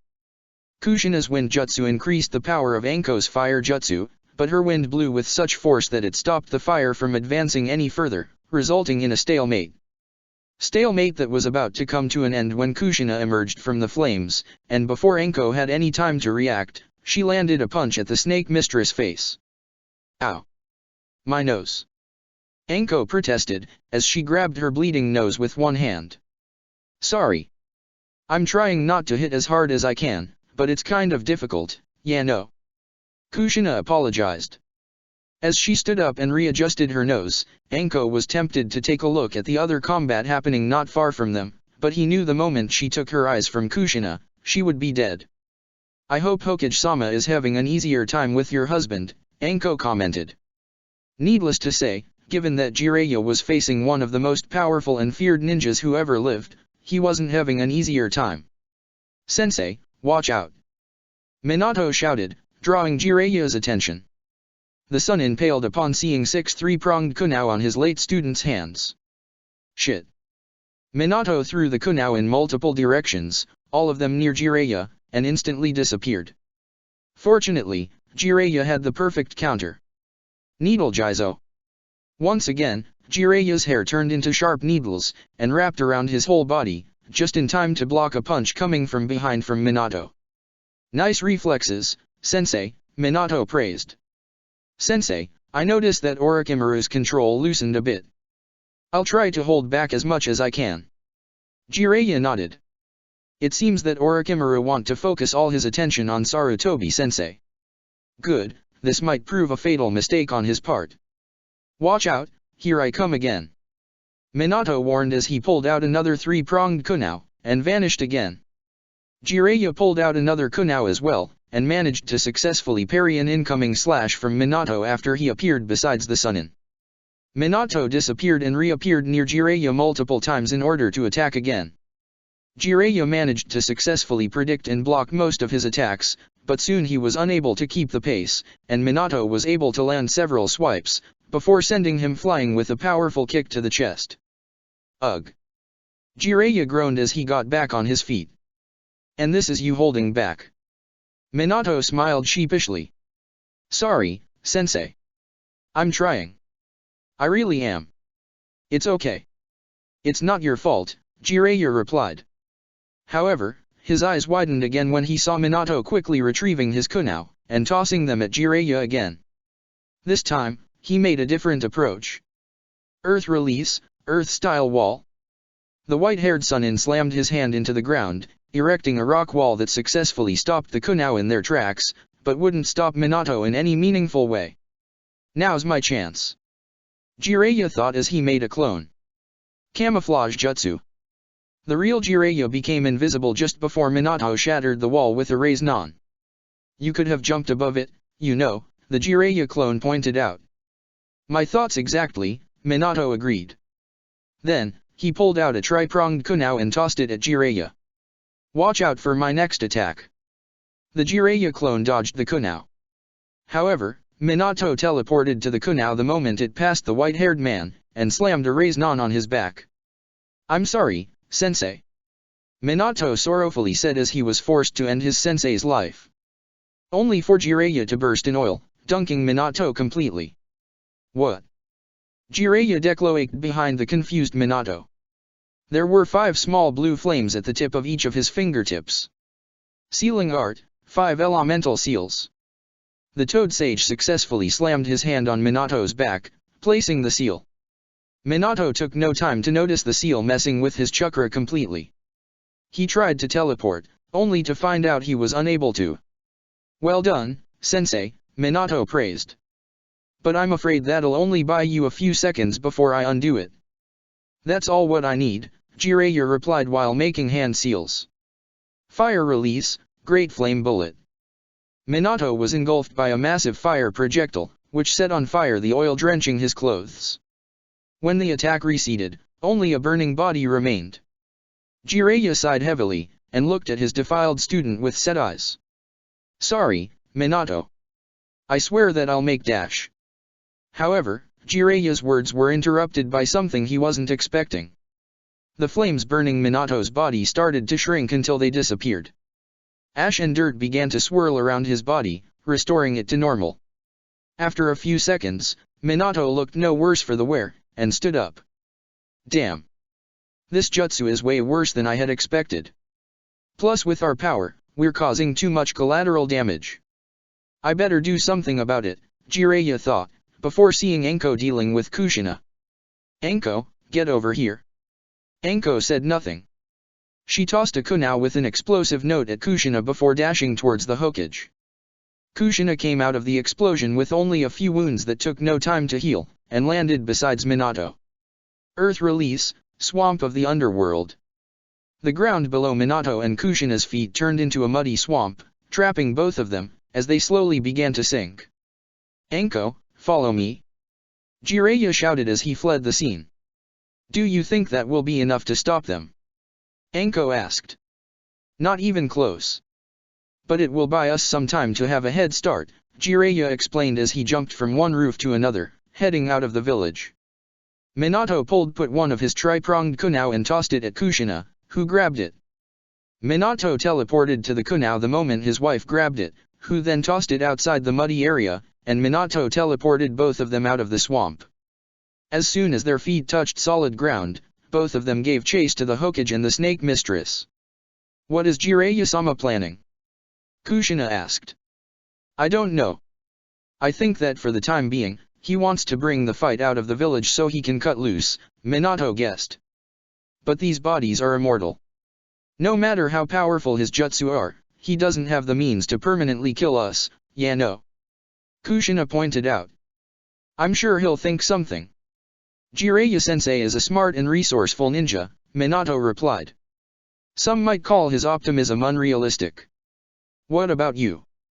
Can't you think in anything to undo this jutsu?" Kushina asked.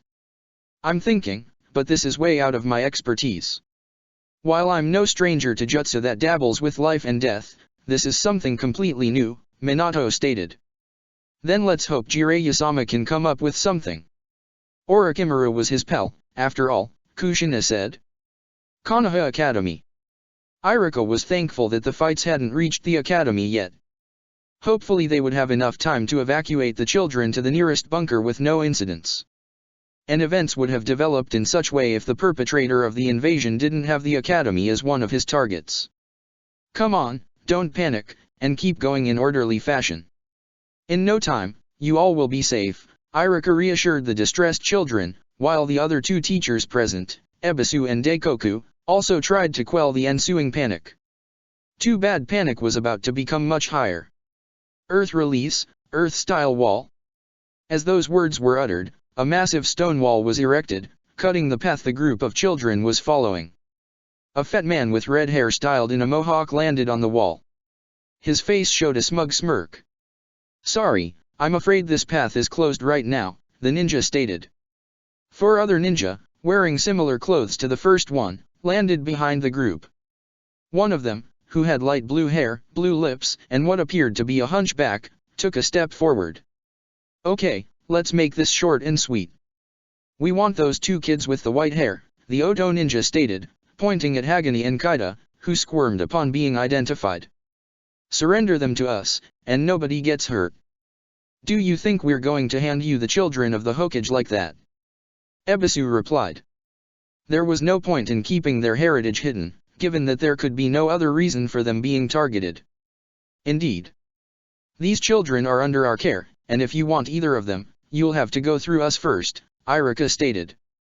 Despite his bold words, his brain was struggling to come up with his way to repel the attackers. They had blocked all possible escape routes, and having to fight with so many children around would make the task immensely more difficult. All of the Oto ninja minus the tall one who lacked a shirt smiled wickedly. "I was hoping you would say that. It makes our job much more fun," the blue-haired teen stated as he charged forwards. "All right, let the game begin," a tan teen with 6 arms stated as he pulled what appeared to be a bow made of some hardened golden sticky substance from his mouth. "You pieces of shit have no idea what you're going up against," the lone girl, a redhead, stated. "Come on Taewya, there are kids here," the fat teen protested. "Shut your fucking mouth, fat ass," Taewya angrily replied. "This isn't good." Iruka panicked as his hands went through hand seals. Worldly. Protective barrier. Multiple circles of seals expanded from Iruka's feet, forming an invisible barrier his enemies crashed against. "Iruka-sensei, we can help you," Hagane shouted as he walked towards him. "Don't move. Stay where you are. This is too dangerous for you," Iruka chided him. "But dash. No buts. I can't fight and protect you at the same time," Iruka stated.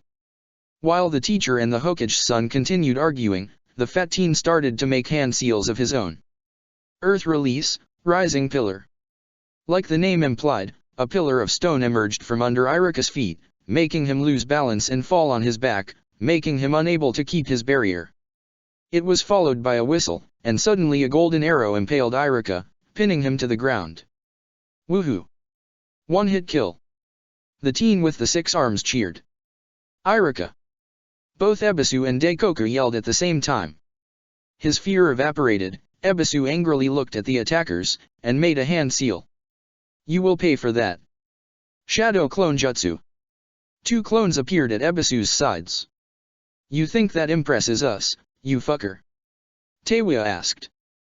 The 2 clones charged at the foul-mouthed redhead, pulling a kunao each. On her part, Taewya pulled a flute, and surprisingly, used it to successfully parry the blows. With a couple of well-placed punches, the clones were no more. However, Taewya had left herself wide open while fighting the clones, something the shades-wearing teacher was about to capitalize. He made several hand seals. Fire release, dragon fire bullet. Ebisu breathed a massive stream of fire that caught Taewya completely off guard. The redhead cursed a profanity as the flames engulfed her. All right, one less enemy to care about. Ebisu thought as he directed his sight towards the remaining enemies before he was brutally kicked in the face, hurling him backwards. Don't count me out so soon, you piece of shit. Taewya yelled. How? A disoriented Ebisu mumbled, and he realized that there was a white thread stuck on Taewya's back, grabbed at the other end by the 6-armed teen. He pulled her out? How can they be so fast? Ebisu thought in shock. Sweet dreams, you fucker. Was the last thing Ebisu heard before Taewya kicked his head again. Did you guys finish already? The tall, shirtless teen asked. Oh, that's rich, coming from somebody who didn't lift a finger to help us. The guy with the blue hair stated as he tossed the corpse of Daikoku to the ground. You didn't look like you needed my help. However, I must remind you that I'm the leader of this operation, and you should address me as such. Your tone won't be tolerated anymore, Seikon, the white-haired man stated. Whatever you say, Kaimimuro-sama, Seikon said the suffix in a mocking tone. So, shall we grab the brats, or what? Taewya asked as she headed towards the children. Suddenly, there was a white blur, an impact sound, and Taewya was knocked backwards with an impressive force. Everybody had their mouths agape when they realized what just happened. The hell? The 6-armed teen asked in shock. My eye. That fucking midget gave me a black eye. Taewya yelled as she held her hurt eye with one hand. If you touch me or my sister, you're going to regret it. Hagana defiantly claimed. His body started to glow with a white aura. You can't be serious, kid, you can't hope to defeat us. Be a good brat and come with us peacefully, Seikon told him as he walked towards him. Hagana lunged at Seikon, ready to punch him like he did to Taewya. However, Seikon saw it coming and caught the boy's fist in his hand before twisting it, and wrapped his other arm around the boy's neck, immobilizing him. Shit. This guy is much stronger than he looks. And what's with the weird-ass aura, the blue-haired teen thought. Let me go, you freak. Hagana protested as he squirmed. Don't worry brother, I'll save you. Kaida replied as she made several hand seals at a rather slow speed, but she wasn't interrupted. Wood release, wood binding jutsu. Multiple wooden branches emerged from below the Oto ninja, wrapping around them. The hell? And that girl can use wood release? Kidomaru asked. No wonder Orochimaru-sama is so interested in these brats. While the others tried to futilely break from the tree branches, Kimimaro remained calm, and grew multiple bone spikes around his body, shattering the wood branches into splinters. Then, fast as lightning, he moved behind Kaida and knocked her out cold with a precise strike to the neck. He repeated the process with Hagana. Pathetic.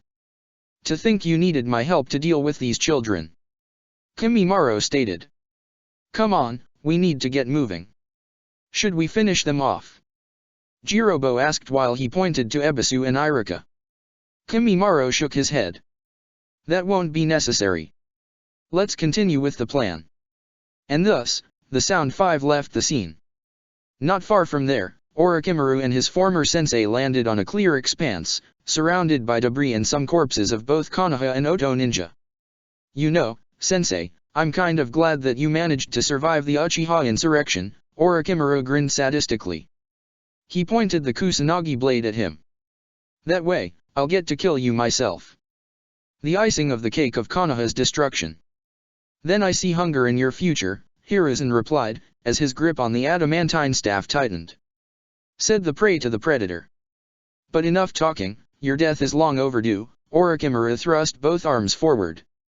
Multiple hidden shadow snake hands. Multiple snakes emerged from Orochimaru's sleeves and lunged at Hiruzen like they did with Jiraiya not long ago. Hiruzen merely smirked, and with a deceptively high accuracy and speed, the former Hokage smacked all of the snakes with multiple quick strikes the moment they were any close to him. After he was done, he tossed the staff at Orochimaru. Orochimaru's Sharingan spun, and the snake Sannin easily dodged the thrown weapon. However, the moment it passed him, the staff turned back into Inma, the Monkey King, who tried to crush Orochimaru with a double fist slam, which the pale-skinned man dodged as well, albeit with a bit more effort.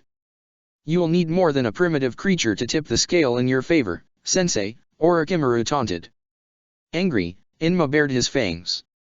I'll show you how primitive I can be, you traitor. The white ape dashed at Orochimaru, and launched a flurry of punches and kicks. The Sannin had little trouble dodging or blocking them, albeit he was forced to admit that the creature had a fair share of physical strength. Tired of dodging, Orochimaru went on the offensive and tried to impale Inma, who gracefully dodged every blow. You apes are starting to get on my nerves, Orochimaru darkly stated as he delivered another stabbing swing. Look how much I care, the monkey replied as he used one of his feet to grab the Sannin's wrist and pulled him closer, wrapping his arms around his neck, leaving him immobilized. Hiruzen, now. Calling Sarutobi was unnecessary as the former Hokage was already rushing towards the temporary helpless Orochimaru, ready to sink a kunai into his flesh. However, much to his surprise, 4 white snakes emerged from his back, tearing his clothes, as they tried to bite Hiruzen, forcing the old man to pull back. Their initial target out of reach, the snakes attacked Inma, who was forced to release the snake Sannin, and jumped behind Hiruzen. The Sannin then discarded his ruined clothes, leaving him shirtless. Hiruzen could see that the snakes were seamlessly attached to Orochimaru's back, as if they were additional limbs. He turned around and grinned at his former master. Admiring my body modifications, Sensei? Orochimaru asked him. They're truly a work of art. You can thank the Forbidden Scroll for that. Then again, my current co-workers have very diverse opinions on what constitutes true art. Admire isn't the word I use, my former apprentice, Hiruzen replied in disgust. I don't know what would bring somebody to mutilate his own body for the sake of power like you just did. Mutilate? Oh, now you're being rude, Sensei, Orochimaru shook his head in fake disappointment. Are you angry to see that there are more ways to become a ninja other than what you preached? Despite the raw talent you possess, you were always prone to take shortcuts, Hiruzen chastised him. Aren't shortcuts meant to be taken? If there are 2 or more possible paths to the intended destination, why is wrong to choose the shorter one? Orochimaru asked. Our lives are finite, and wasting time that you could use doing something else is simply stupid. Even somebody like me, who has transcended death, can still see the futility of taking the longest road just for the sake of a moral high ground. Not that you cared about morals in any way, Orochimaru. Otherwise, so many innocent people wouldn't have lost their lives in your med experiments, Hiruzen retorted.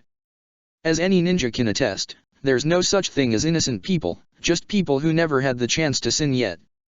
Regardless of what you might want to say, you're no better than me, Sensei. After all, how many people have you killed in your long ninja career? Orochimaru replied. I did kill, yes. War is never easy, nor glorious. But the difference between you and me is that I killed enemy ninja who could fight and knew what they were going against when they started their careers, not children or civilians who were unable to defend themselves. Hiruzen spat back. Lacking power doesn't make people more worthy of having their lives spared. Pretty much the opposite. Anyway, enough chit-chat, we already delayed your death enough. Orochimaru then started making hand seals. 5 Elemental Release, Massive Elemental Barrage. Orochimaru blew a large gust of wind from his mouth, while each of his snakes fired a stream of fire, lightning, water, and rocks from their mouths. The 5 attacks combined into a single blast that encompassed the 5 elements. Hiruzen's eyes opened wide in shock, but was able to react in time. Earth Release, Multiple Earth Dome Jutsu. Several layers of domes formed around Hiruzen and Inma just before the multi-elemental blast could hit its intended target. The force of 5 elements was enough to plow through all the barriers Hiruzen had erected, but in the end, it missed the target. However, Orochimaru didn't look deterred in the slightest. "You can't escape from my eyes, sensei," Orochimaru mentioned as 2 of his snakes detached from the main body and dug underground. Seconds later, Hiruzen, holding Inma back in staff form, was forced to return back into the surface. The snakes also returned, and merged again with Orochimaru. "How the hell did he spot us?" Sarutobi mused. "Hiruzen, the snake to the left. It has different eyes than the others," Inma pointed out. Sarutobi realized that his summon was right. While all the snakes had yellow eyes with slitted pupils, like Orochimaru when his Sharingan wasn't active, one of the snakes had pure white eyes. And most distressing, there were multiple tiny veins around them, which would have been almost impossible to see unless you were looking for them. Not only the Sharingan, but also the Byakugan. Sarutobi asked in shock. "The human skull only has space for 2 eyes. But then again, I've always been known for my inventiveness," Orochimaru mocked, as he shrugged. "Don't weep, sensei. The previous owner of these Byakugan doesn't need them anymore. Now sensei, the wise thing to do would be to accept defeat, and at least you'd keep your dignity intact. You can't defeat me. You have no idea what I have become. On the contrary, I'm very aware of what you've become. I did a long time ago." Sarutobi then adopted a fighting stance. "So you think you can pose a threat against somebody who wields 2 of the 3 greatest Jujutsu?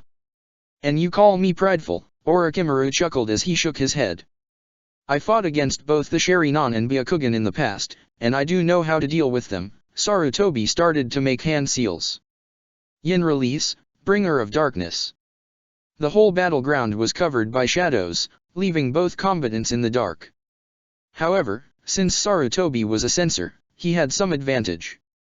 "Very ingenious, sensei, but I'm afraid this will be insufficient," Orochimaru taunted, expecting an answer that never came. Of course he's not answering. He doesn't want to reveal his position.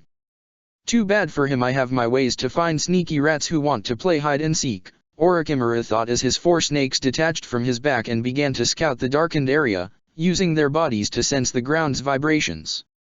After a few seconds, they located their prey. "You're mine, sensei!" Orochimaru shouted as he dashed at where he thought Sarutobi was, and sunk the Kusanagi blade on his gut, followed by a pained grunt. The darkness receded, and as the light returned, Orochimaru saw in delight his sword embedded into his sensei's innards, and Hiruzen looking with his eyes open in disbelief. However, Orochimaru realized that there was something wrong. There was no blood leaking from the wound. In fact, upon further inspection, he noticed that the inside of his body wasn't filled with flesh and blood, but paper. In horror, the Sannin realized that they were explosive tags. He wanted to pull the sword out, but Sarutobi, or better said, a clone made of explosive tags, quickly grabbed Orochimaru before smirking and detonating. To say that what followed was a massive explosion that sent a tremor several kilometers around would have been an equally massive understatement. A lesser man would have died instantly. Even Orochimaru's heavily modified body was barely able to come out alive. And Hiruzen would have been able to terminate his treacherous ex-apprentice there and then if it wasn't for his conveniently insidious body replacement technique, which once again generated a completely new and healthy body, even if it came at a heavy chakra cost. Sarutobi emerged from underground, amused that he had caught Orochimaru off guard with such a trick, even if it failed to kill him. "So that's the power of the wielder of 2 of the 3 greatest Jujutsu?" the former Hokage asked in a mocking tone. "If that's the case, then I'm disappointed." Orochimaru got up and bared his teeth in a menacing snarl. "You will pay for that," he hissed, his voice dripping even more hate than usual. Sarutobi adopted a fighting stance. "Here is your chance, Orochimaru. Come and get me if you can." Meanwhile, in a part of Konoha that used to be a residential area, but that was now covered in a deep forest, 2 of Konoha's best Jonin were about to face one of Orochimaru's aces in the hole, the resurrected first Hokage, perched on a tree branch. "So it's true. Orochimaru did somehow brought the Hokage back to life," Kakashi said in amazement, upon seeing the first himself from below. "To fight one of the strongest ninja who ever lived, if the situation wasn't so dire, I would be giddy." Guy exclaimed. You are giddy, Kakashi pointed out. So, two new ninja want to face me? Hashirama asked as he jumped from one branch to another in order to meet his new opponents. Not to sound arrogant, but I'd recommend you to flee. I don't want to be responsible for any more dead Konoha ninja.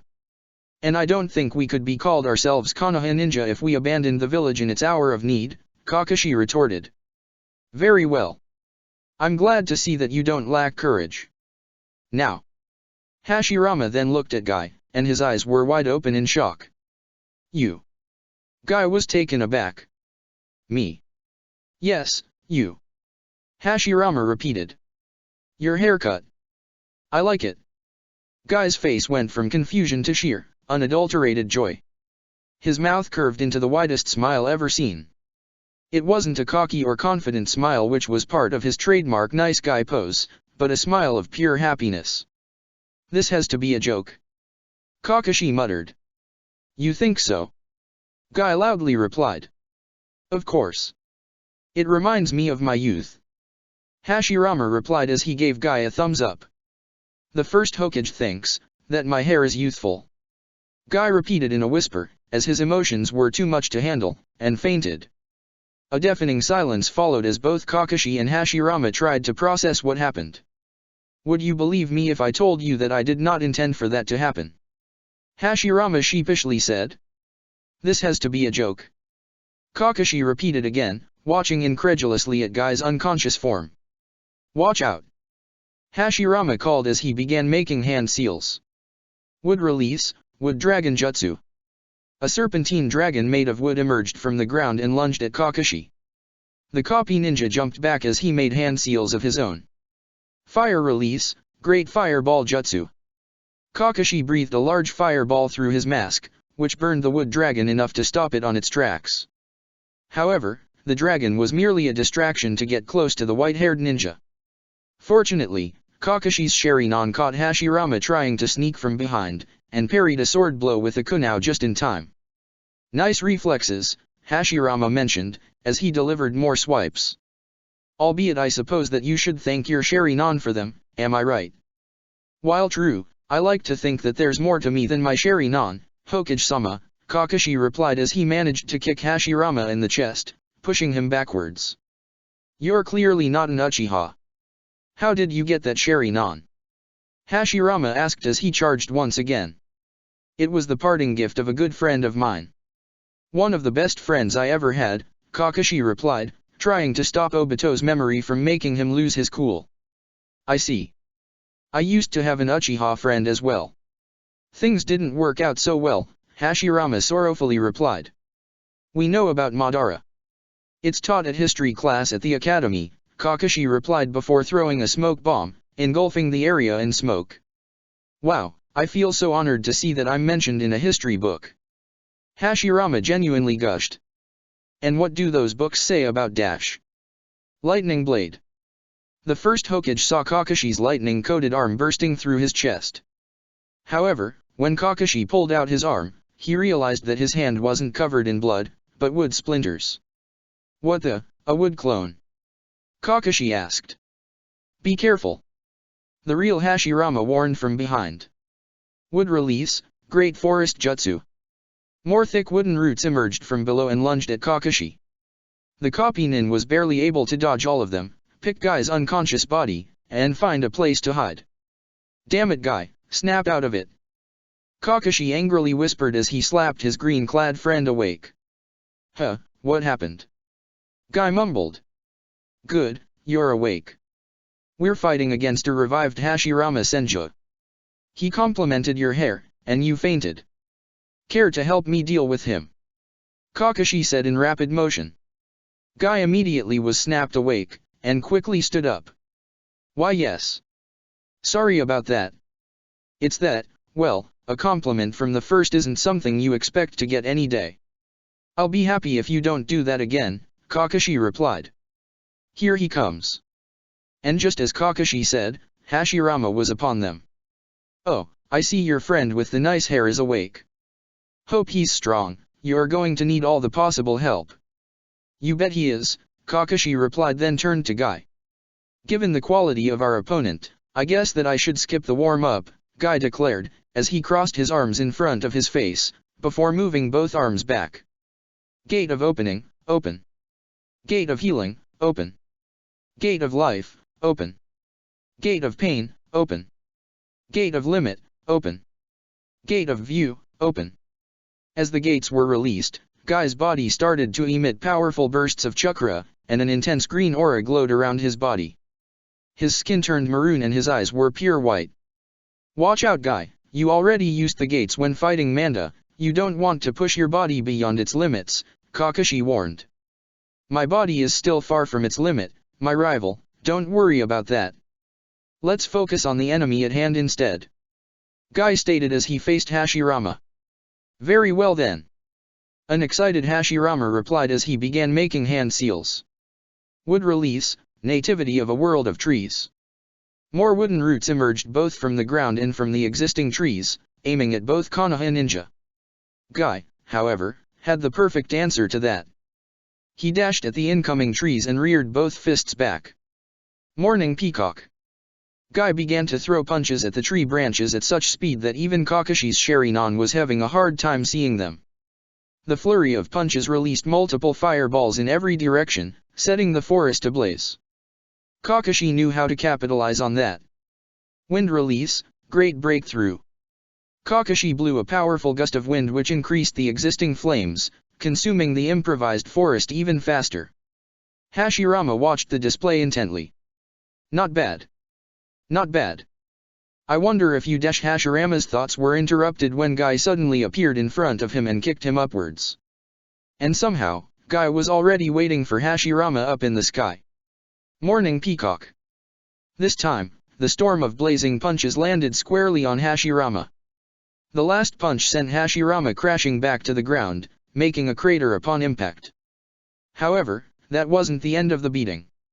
The sound of 1,000 birds chirping filled the air as Kakashi dashed towards the downed Hashirama, his hand crackling with electricity. Please let this be the real one and not a clone, Kakashi thought, still a bit bitter for wasting one of his 4 lightning blades on a mere clone. Upon seeing Hashirama, he cancelled his jutsu in time. The wounds caused by Guy's attacks showed some of the first Hokage synods, and they weren't made of flesh and blood, but dirt and ashes, much to Kakashi's puzzlement. What kind of clone are you? The copy ninja asked, tilting his head. As hard as it is to believe, I'm not a clone, Hashirama replied as he stood up. Ash and dirt began to swirl around his wounds, quickly healing them until he was good as new. This jutsu will restore my body to full health, no matter the power of the attacks you use to harm me. And you're telling us now? Kakashi asked in disbelief. Sorry, I kind of forgot. Hashirama sheepishly apologized. Definitely not how I imagined the god of ninja, Kakashi thought as he sweat dropped. Kakashi, what are we going to do? Should I open more gates? Guy asked, panting a bit. The backlash of the gates was starting to become evident. No. You heard him, the power of our jutsu is irrelevant. Let's try to fight him smart and save our chakra until we find a way to permanently kill him, Kakashi suggested. The best course of action would be to find Orochimaru and force him to undo the jutsu, Hashirama suggested. But I'm afraid that I won't let you go like that. In that case, then maybe I can be of assistance, a female voice said as somebody else landed besides Kakashi and Guy. Tsunade-sama. Guy said in surprise. Tsunade. The first repeated in shock. Tsuna, is that you? Tsunade looked at the resurrected form of her beloved grandfather with sad eyes. Yes. It's me, grandfather. Pity that we won't be able to enjoy this re-encounter as much as we could. You grew a lot, Tsuna. Hashirama's eyes then rested on her breasts. In some ways, much more than I would have preferred. Tsunade frowned, but decided to ignore that comment. Unless Orochimaru explicitly ordered you to kill these two in particular, I'm the biggest threat now. So you'll have to fight me, Tsunade stated as she took a step forward, then looked at Kakashi and Guy. You two, go help somewhere else. Find Orochimaru if you can. Yes, Tsunade-sama. Both men said at the same time before leaping away. You were barely a genin when I died, Hashirama mentioned, his voice full of excitement. I want to know how strong you've gotten over the years, Tsuna. Tsunade smirked. I'm sure you won't be disappointed. First the Ninetales attack, then my clan's uprising, and now this. Shisui shouted in frustration as he dispatched an Oto ninja. Do all villages go through this crap on a regular basis, or is it just us? Look at that, Shisui the teleporter. Orochimaru-sama will be very happy if I bring him your remaining eye, an Oto ninja stated. Judging by his uniform, he appeared to be an officer. Look at that, a random, nameless Oto ninja that's destined to die by my blade just like the 14 others who tried to pull the same stunt on me, Shisui sarcastically replied. Can we make this quick? I promised my girlfriend we'd go looking for cribs this afternoon. You want it quick? Then so be it, the Oto ninja stated. He then started to grow in size, as well as becoming more muscular. As his clothes ripped apart, Shisui could see that his skin was becoming a brownish gray. An additional pair of arms grew under the first ones. Now you're going to feel the power of Orochimaru's cursed seal. You feel the power of my Tonto. Shisui retorted, suddenly appeared from behind as he slashed the mutated ninja's back, but it didn't produce any wound. In fact, it felt like trying to slash very hard leather. The hell? The four-armed ninja capitalized on Shisui's surprise by giving him a backhanded smack with such force that sent the oldest Uchiha flying several meters, until he crashed against a wall. Ugh! Shisui groaned as he painfully got up, but had no time to wallow in pain as the mutated ninja leaped at him, his upper arms raised ready to deliver a double axe handle. Shit! Making a hand seal, Shisui's body flickered away a couple seconds before the four-armed Oto ninja smashed the spot, making a loud noise and raising a cloud of dust. When the dust dispelled, the Oto ninja was there, giving Shisui a sharp-toothed evil grin. What's up, Uchiha? Can't keep up with me? The mutated ninja taunted. Shisui crossed his arms confidently. Actually, I already won. The four-armed man snarled. You certainly are confident, one-eyed scum. Let's see what do you say after hey, what the hell. Much to the cursed seal ninja's shock, a pit of tar formed at his feet, and he quickly started to sink. He tried to get out, but the more he moved, the faster he sank. No, no. Don't let me die. Please, I beg you, save me. The Oto ninja pleaded as he sank completely before everything turned into darkness. Little did he know that Shisui had placed him in a genjutsu, and everything that happened did so in his mind. However, the shock was enough to knock him unconscious, and his cursed seal receded. Your skin might be impenetrable, but your mind, not so much, Shisui declared, even if his enemy could never hear him. At that moment, a small crow came down from the sky, and the oldest Uchiha extended an arm so the bird could land on it. Shisui-san, my clones are watching over all of Konoha, and I've identified several spots where you could help the most, the crow informed. Shisui nodded. Thank you, Kurakaze-sama. Tell me which one is the closest. Actually, I believe that there's something else you should do first. Itaka-san is fighting against an enemy that might be too much for him, the crow boss clone told him. Shisui was taken aback. What? What kind of enemy is too much for Itaka? Orochimaru himself. This may be hard to believe, but it seems to be Tobirama Senjo, Kurakaze replied. Shisui's confusion grew by the minute. The second Hokage? That can't be right. But it is, the bird insisted. And he's not the only one. His brother, Hashirama, is fighting against Konoha as well. Both Hokage are displaying the unique skills they're well known for, albeit at a smaller scale, so I believe they have been brought back to life somehow. Damn, this complicates things even further. Anyway, take me to Itaka, I can't let him die, Shisui told him. Kurakaze nodded, and took off again, with Shisui following him from below. Jiraiya and Anko, already out of Konoha, were leaping from one tree branch to another while fleeing from their immortal pursuers. Jiraiya's hands were clapped together, and according to him he was preparing a jutsu that would at the very least, balance the fight a bit more in their favor. Hokage-sama, the last of our decoy shadow clones have been destroyed, Anko informed the Sannin. Minato-sama won't take much longer to catch up with us. I know, but try not to panic, we have to keep going, Jiraiya replied. How much longer until that jutsu of yours is complete? Anko asked again. Not much longer. Stop asking questions and focus. Let's keep going for a little longer, and I'll be able to do it, Jiraiya replied. They continued moving forwards, with Anko looking backwards from time to time, each time growing more and more antsy. He was now regretting not listening to Jiraiya when he told her to leave. Not only was she away from the fight with Orochimaru, but now she was trapped in a fight against one of Konoha's most powerful ninja who on top of that was immortal as well. Anko's eyes grew in horror as she caught sight of a yellow blur moving through the trees, following a red blur not too late afterwards. Hokage-sama, is that jutsu ready? They're already here. Anko called in panic. Just a little longer.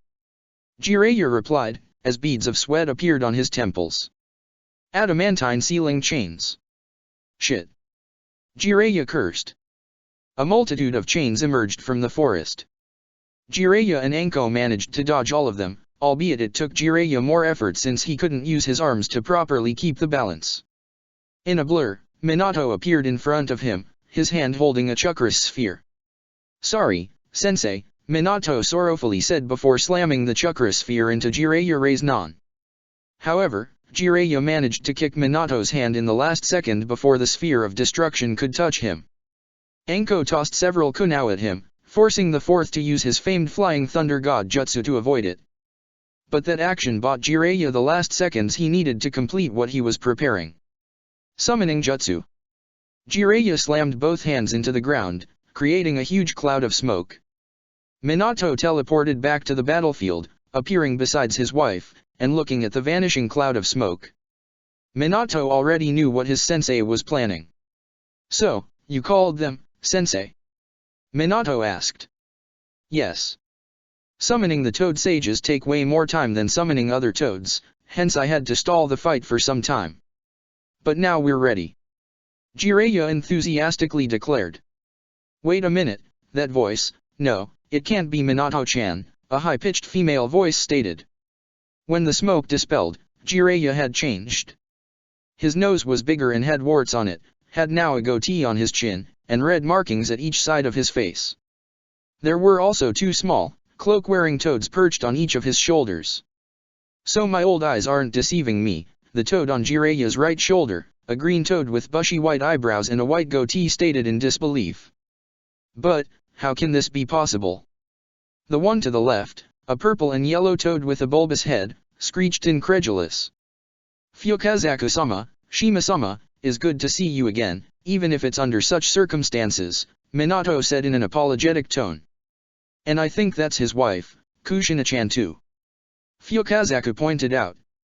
But I thought that both of them died the night the Nine Tails attacked.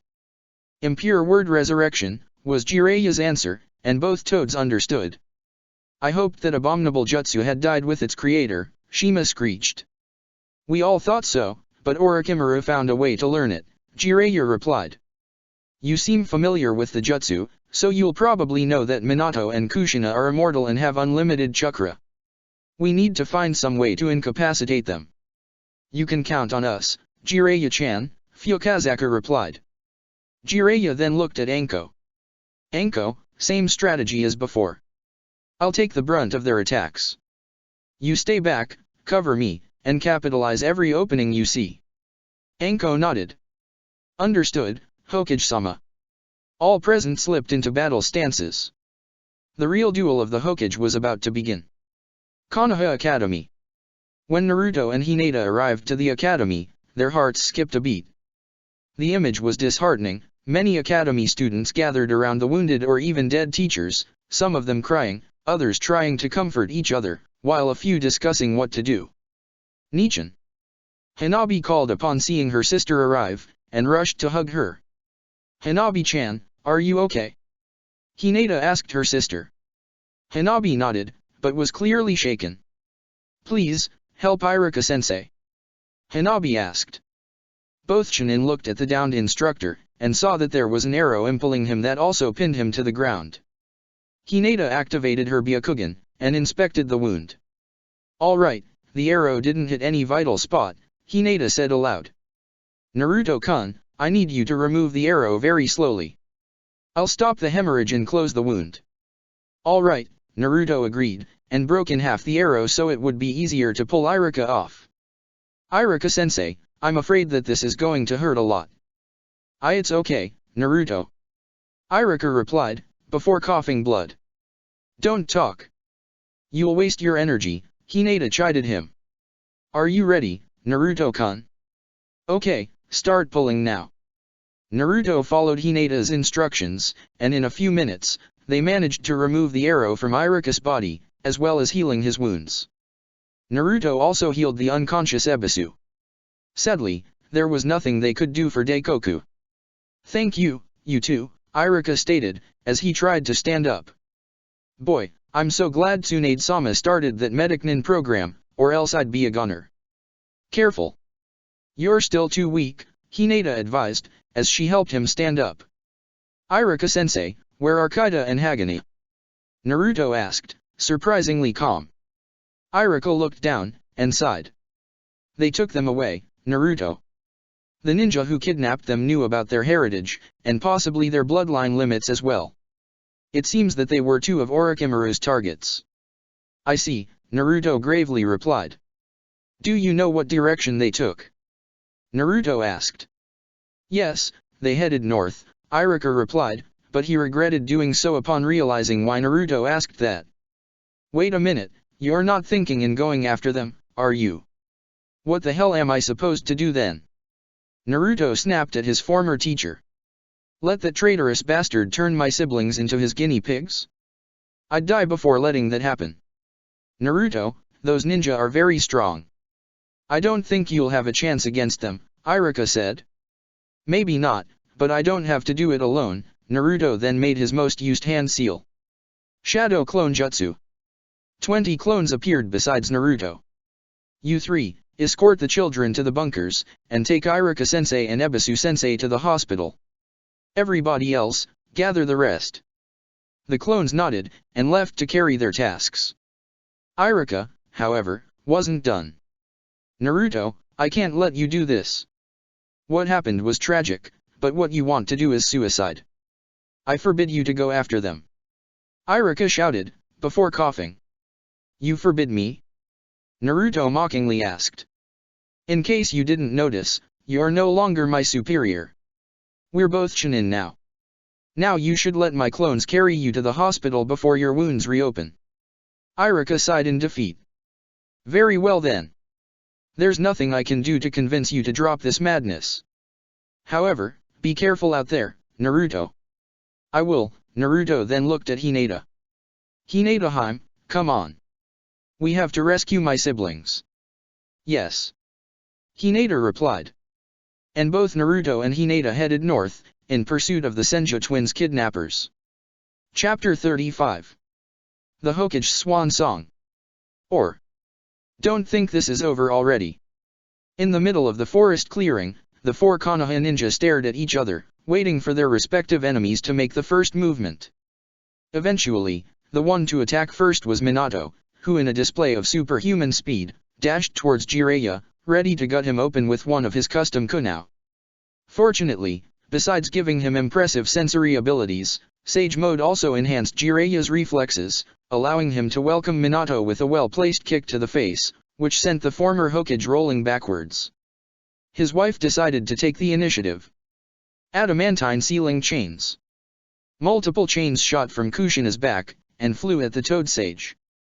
Jiraiya smirked, jumped at the chains, and started grabbing all of them. When the last chain was within his grasp, he pulled with his enhanced strength, sending Kushina flying. Anko, now! Jiraiya called. Anko nodded, and leaped as well to meet Kushina midair. She then cast her arms forward. Multiple hidden shadow snake hands. Many snakes emerged from both her sleeves, and wrapped tightly around Kushina's body, pinning her arms against her body, as well as immobilizing her legs. The Uzumaki woman fell to the ground with a thud, and struggled to break free from the snake's bind, but it was too great. Good, it seems that you found a way to restrain me, Kushina praised Anko. But I'm afraid such trick won't work on my husband, Yano. We'll think something, it was Jiraiya who answered. No ninja is invincible, and Minato is not an exception.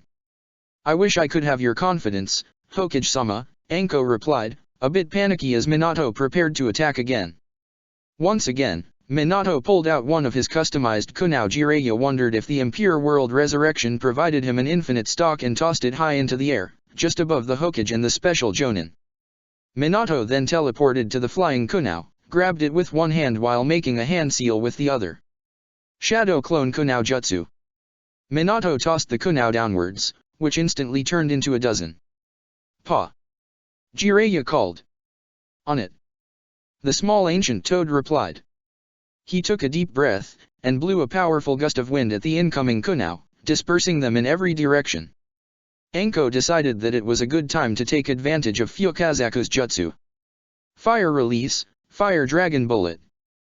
Anko breathed a stream of fire into Fukazaku's wind attack, which turned it into a fiery wave of fire.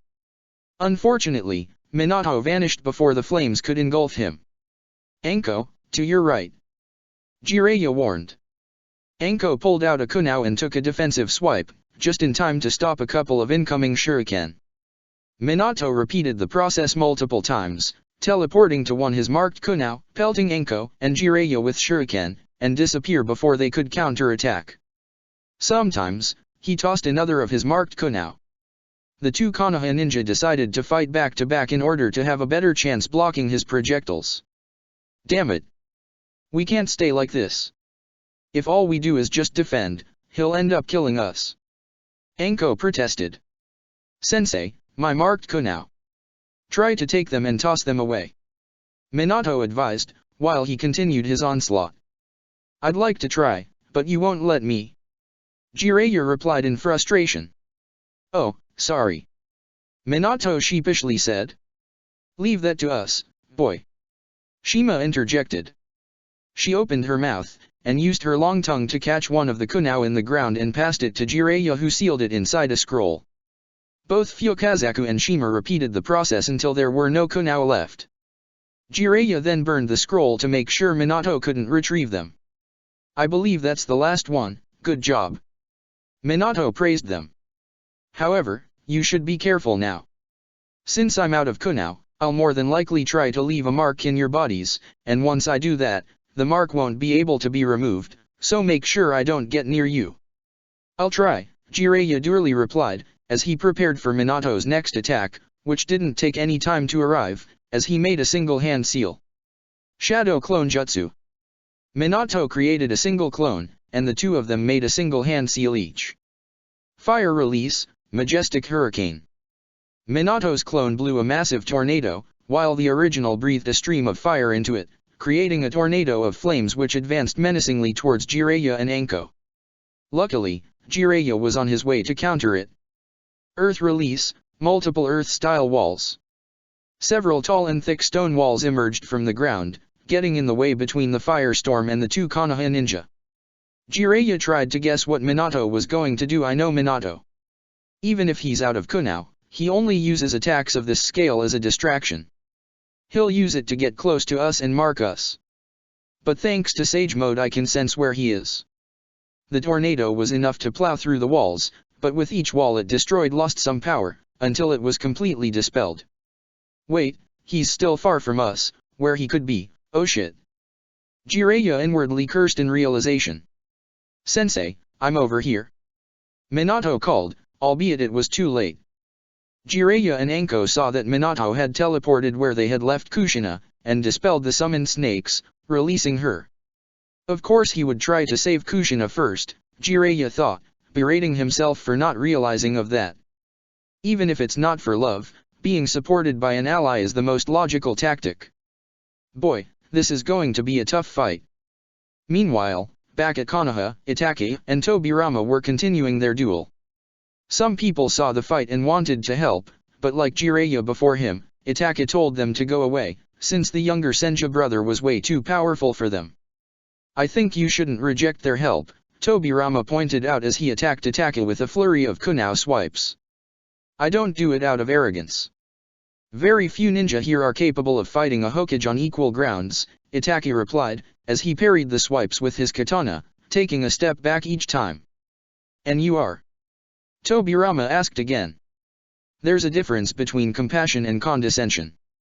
Besides, your breathing is getting worse, and your movements are becoming slower and sloppier as a result. You won't last long against me. We'll see about that, Itaka defiantly replied, as he managed to expertly swipe the kunai from Tobirama's hand and kicked him backwards.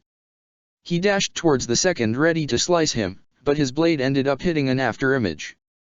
Told you not to get overconfident, Tobirama's voice said from behind, as the reanimated Hokage sank a kunai in Itaka's back. But much to the Senju's shock, it shattered when it hit an invisible barrier. What? A red ghostly ribcage appeared around Itaka, followed by a giant skeletal arm made of pure chakra which tried to grab Tobirama. However, the Hokage reacted in time and dodged the ghostly fingers.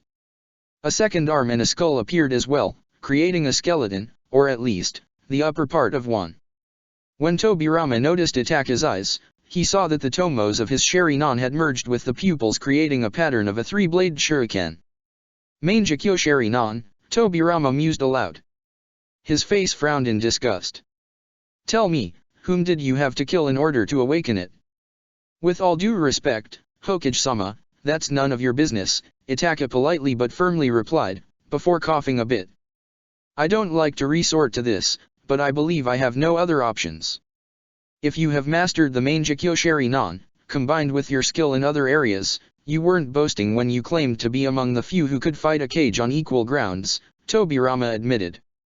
But make no mistake, yours is far from the first Susanoo I face, and with this body I possess it will be of little help. Let's see who's right then, Itaka declared, as flesh started to cover the skeletal chakra construct, giving it a more humanoid appearance.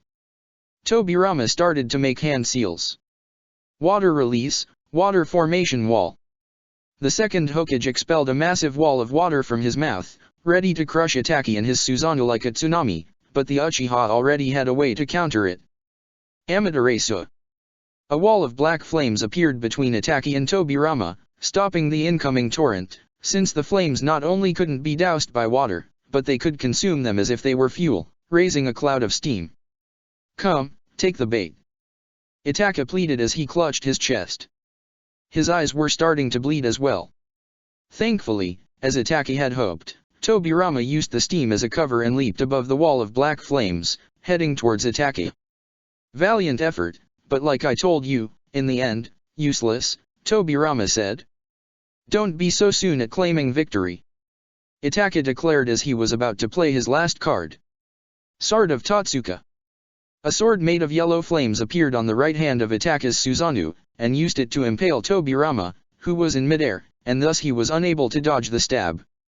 Nice hit, but this body can withstand any form of harm, including complete disintegration, Tobirama repeated. Then, he grew confused when the Susanoo grew a second right arm, whose hand was holding a jar. Soon the second was starting to get pulled into the jar.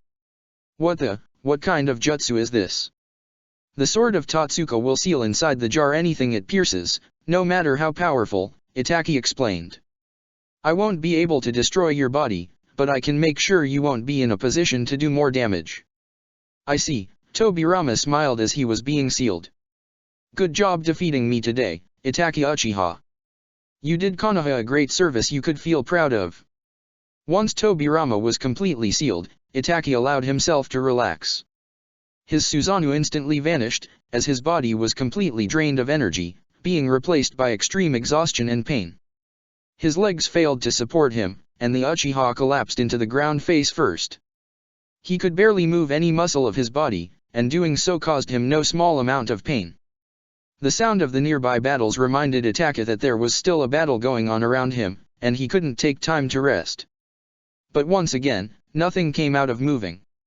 Even if his body deigned to move, his eyes were also hurting like hell, and breathing was nearly impossible. He remained still for several minutes, waiting until somebody found him. Hopefully that somebody would be a Konoha ninja. Itaka. Itaka tried to turn around to see who called his name. He feared it would be an enemy, but if that was the case he wouldn't have been addressed by his name. Besides, the voice sounded familiar. The fallen Uchiha felt a pair of hands turning him around, and saw his cousin Shisui staring at him with worried eyes. Oh, damn. Look at you. What happened here? A concerned Shisui asked. With blood pouring from both his mouth and eyes, Itaka didn't look good at all. Kurakaze-sama told me you were fighting a revived second Hokage. Where is he? I defeated him. Itaka managed to reply. What? How? Shisui asked, before shaking his head. You know what? Forget about it, you can tell me later. Shisui helped Itaka stand up, and had one of Itaka's arms surround his shoulders. Let's take you to the hospital so Shizun-chan can patch you up. Shisui made a single hand seal, and the two Uchiha disappeared from there. Orochimaru was grinning widely as he traded blows with his former sensei. The idea that Sarutobi's staff was a living being that felt pain whenever it parried a blow from Kusanagi brought joy to the pale long-haired man. However, he suddenly felt something that erased the smile from his lips, and was replaced by shock and incredulity. What? I can no longer feel Tobirama. Orochimaru thought, mildly distressed. How? There's no way they could have found a way to permanently kill a reanimated body. Of course, this change of attitude didn't go unnoticed by Sarutobi. What's wrong, Orochimaru? Something's not going as you planned. The formed Hokage sardonically asked. No need to panic. Tobirama was the weakest of the reanimated Hokage. As long as Hashirama and Minato are still standing, the invasion can succeed, Orochimaru thought, mostly to calm himself down. Just in case, the Snake Sannin decided to check how the others were doing. Hashirama was fighting Tsunade. Oh, that was too good. Orochimaru wished he could spend more than a second watching his former teammate fighting her beloved grandfather, and as expected, Minato and Kushina were still fighting Jiraiya and Anko. However, he realized that, if somebody was able to nullify the Impure World Resurrection once, they could do it again. Better finish this as soon as possible. Everything's going just as planned, Orochimaru lied, then he went back to grinning. Now, to keep going with the plan, let's send you to your grave, okay? Your place in the memorial stone is long overdue. Meanwhile, just like how Orochimaru had witnessed, Tsunade was fighting alone against her grandfather. Hashirama summoned several wooden vines that lunged at the slug Sannin, but they were shattered by a devastating punch. Come on grandfather, I know you can do better than this. Tsunade taunted as she dashed towards the first and tried to kick him. I know. However, Orochimaru limited our power, so it's easier for him to keep us under his control, Hashirama explained as she dodged his granddaughter's kick. Her face didn't reflect it, but Tsunade was grateful for such thing. She was aware of the power of her grandfather, and at full power, he could easily destroy Konoha, or any ninja village, no matter how big or how many ninja they had in their ranks. So that's why you haven't entered Sage Mode yet, Tsunade guessed. I usually save Sage Mode for the strongest opponents, but I believe that Orochimaru would have wanted me to go all out against Konoha, Hashirama replied. So don't worry, what you see is what you're going to get. Good then, Tsunade bit her thumb and started making hand seals. Then I should try to use everything I have. Summoning Jutsu. Tsunade slammed her hand into the ground, creating a huge cloud of smoke. When the smoke dispelled, Katsuya the slug boss was under Tsunade. She took no time to notice their common enemy. Tsunade-sama, is that Hashirama-sama? Katsuya asked. I'm afraid he is, old friend, Tsunade replied. But how? Hashirama-sama died during the first ninja war. Katsuya replied, shocked. It's too long to explain. Let's say that Orochimaru used his dark arts to bring my grandfather back to life as a puppet of his evil will, and is using him to help his forces destroy Konoha. We have to find a way to send him back where he belongs, Tsunade instructed. You can count on me, Tsunade-sama, Katsuya stated as she charged towards Hashirama. Acid spray. The giant slug released a wave of yellow corrosive liquid at the reanimated Hokage. Hashirama jumped out of the way, but the acid managed to instantly dissolve all the wood he had summoned prior. Of course, that wasn't nowhere near enough to deter the undead Senju. Wood release, wood dragon jutsu. A serpentine dragon made of wood emerged from underground, and quickly wrapped itself around the giant slug. Katsuya struggled a bit, before dividing into multiple smaller clones, which all scattered in multiple directions, with one of the smaller ones attached herself to Tsunade's shoulder. "I'll heal you from any wound you might get," the small clone replied. "Do you want me to help you, or do you prefer if I help the rest of the Konoha ninja? As much as it pains me to leave my fellow comrades to their own, grandfather is way more dangerous than whatever rabble Orochimaru had gathered, no matter their numbers, so I need you here so we can ensure he doesn't do any more harm to Konoha." "As you wish, Tsunade-sama," Katsuyu agreed. Hashirama made a hand seal. Wood release, wood clone jutsu. Several brown stumps started to grow around Hashirama, and as they grew bigger, they started to take an humanoid form until they became perfect replicas of the first Hokage, who dashed towards Tsunade. The Sannin, on her part, started to gather chakra into her right fist, which started to glow with a flaming blue aura, before dashing to meet the wooden clones. She threw her fist against the clone she was the closest. Heavenly Fist of Destruction. The clone tried to catch Tsunade's punch, but came with such force that it immediately shattered into splinters. The other clones smartly tried to move aside, but Tsunade's attack creating a huge shockwave that also destroyed the ones which were closer, and hurled aside those which were the furthest. Unopposed, Tsunade charged towards her grandfather, who waited for her in a fighting pose. "You've become a very powerful kunoichi, Tsuna. I'm really proud of you," Hashirama warmly praised her as he dodged Tsunade's destructive blows. "Thanks. I tried my best to live up to both you and granduncle. Though my ninja path wasn't as great or glorious as I had imagined," Tsunade sorrowfully replied, not ceasing to deliver blows. "Every legend has its dark side, Tsuna. The important thing is never let said darkness to consume us." "I know what happens when somebody lets such thing happen," Hashirama stated in a grave tone. "You lost somebody precious to you, didn't you?" "Yes," Tsunade replied. "My former fiancé, Dan, and Noeka-chan, I lost both of them during the Second Ninja War." "Noeka-chan is dead?" Hashirama asked in shock. The fact that there was a Second Ninja War and unbeknown to him, even a third was just an afterthought. I'm very sorry to hear that. I wish I could have been there to comfort you." The remaining Hashirama clones tried to ambush Tsunade, but they were body slammed by the reformed Katsuyu. "It's okay, grandfather. There was a time in which I thought that there was no more in life for me, and I gave up to despair." Tsunade's sight darkened for a second, before lightening up again, and gave a hint of a sincere smile. "But I was able to move on. I learned to love again, and let others love me." "Does that mean that you're married?" Hashirama tentatively asked, while making hand seals. Wood release, Great Forest Jutsu. Hashirama's left arm turned into multiple thick tree branches which tried to wrap themselves around Tsunade. Tsunade repelled the attack with a roundhouse kick, shattering the tree branches. "Yes," Tsunade replied.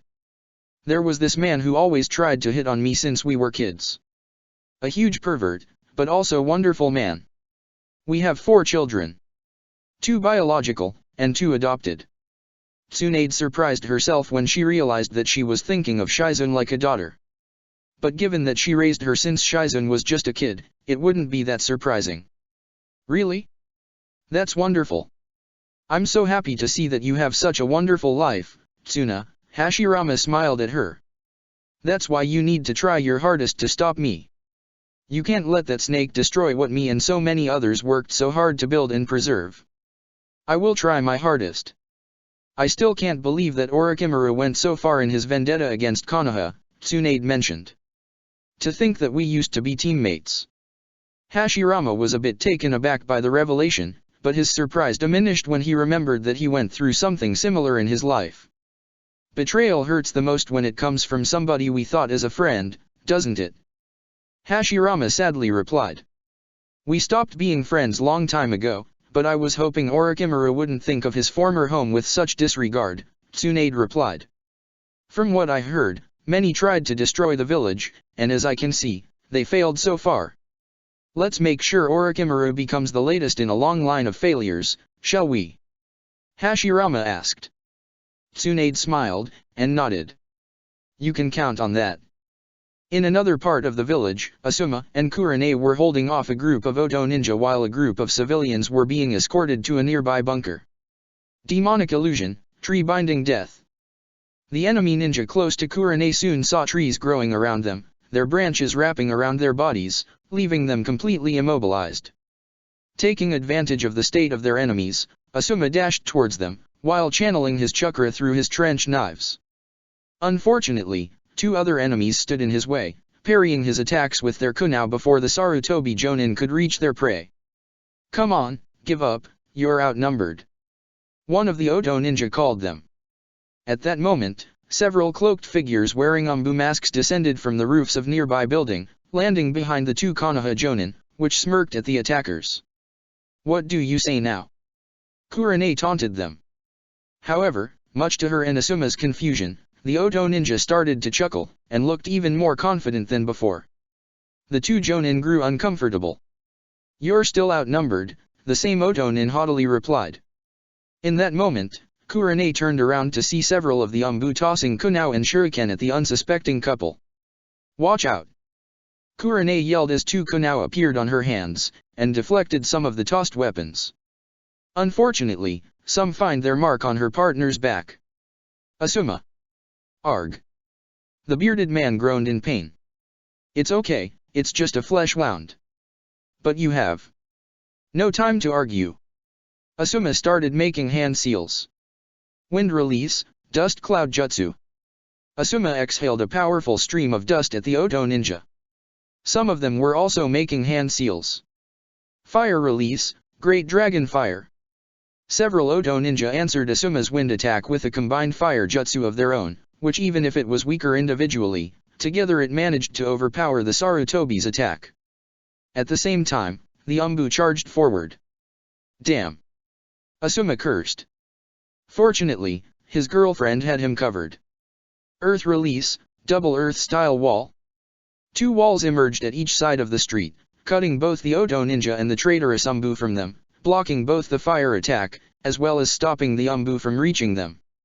The duo's enemies merely jumped above the walls, but they saw, much to their shock, that Asuma and Kurane had been replaced by multiple raging beasts, such as monstrous hounds, lions and wolves, making them instinctively step back. "You idiots! That's just a genjutsu." An Oto officer chastised upon seeing the trap, and dispelled it. Much to their shock, Asuma and Kurane were nowhere to be seen. Sir, do you want us to look for them?" an Oto grunt asked. The officer shook his head. "They'll come out sooner or later. Let's continue with the invasion as planned." Meanwhile, in a dark alley not too far away from there, Kurane had just removed the kunao and shuriken embedded on Asuma's back, and was patching the wounds with her supplies of her portable med kit. "What the hell just happened?" Asuma asked in frustration. "Those Umbu. They clearly weren't Umbu. Orochimaru was smart enough to disguise some of his troops as our Black Ops units in order to ambush unsuspecting Konoha ninja, just like it happened to us," Kurane reasoned. "We need to warn others not to trust Umbu, or any masked ninja for that matter," Asuma added. "I'll check if the area is safe," Kurane suggested. "Can you move on your own?" To prove his point, Asuma stood on his feet. "It hurts a little, but like I told you, it's just a flesh wound. I can still going on." "All right. But don't force your body too much," Kurane replied. Asuma nodded. And as soon as Kurane left the safety of her spot, an orange blur appeared before her. "Kurane-sensei!" Naruto yelled, startled the Jonin a bit. "Thank Kami I found you." "Naruto, what are you doing here?" "And don't shout, enemy ninja are everywhere." Kurane replied. "I'm not the real Naruto, but a clone," the clone explained. "Listen, something really awful happened. Thanks to Shisui's mastery of the body flicker, they managed to not only arrive to the hospital in a few seconds, but also bypass all the fights that were going on all around Konoha. Fortunately, the street where the hospital was in was tightly defended. Obviously, Konoha couldn't left such a vital spot unprotected. Hold on a bit, in no time you'll feel like new, Shisui reassured his cousin as they both crossed the hospital doors. Somehow, I doubt that. Itaki replied, coughing more blood. I told you not to speak, damn it. Shisui snapped. I need a medic right now. Can somebody help us? A pair of medic nin quickly carried Itaki and placed him on a blanket on the floor, near all the recent wounded ninjas. Can you tell us what happened to him? One of the medic nin, a woman in her late 30s with spiky red hair, asked. I think that chakra exhaustion, due using multiple high-level jutsu, as well as the main Jikyoshari non. I think he might have something respiratory, since he has a hard time breathing, Shisui explained. Don't worry, I know what to do, the medic nin replied, and much to Shisui's confusion, she rolled up her sleeve, and placed her forearm near Itaka's mouth. Bite. Too tired to protest, Itaka did as he was told. His whole body was covered by a green aura, and all the superficial wounds started to heal. His pain and exhaustion vanished as well, as renovated energy coursed through his body. After a few seconds, Itaka felt much better, albeit he still wasn't in any condition to fight. Thank you, Medic-san, Itaka said to the woman. You have an interested ability right there. Are you by any chance related to a genin named Karen Uzumaki? The woman smiled. Indeed. Karen is my daughter. My name's Mariko Uzumaki. Pleased to finally meet the family of one of my daughter's teammates. I'm Shisui Uchiha, and the daredevil here is Itake, Shisui replied. Do you believe that this guy went and fought the resurrected second Hokage all on his own? So it's true what they say. Mariko replied, intrigued. To think that a man managed to bring somebody back from the death. Shisui. A female voice he knew too well called his name. Hey, Shizun-chan. Shisui greeted her back. What are you two doing here?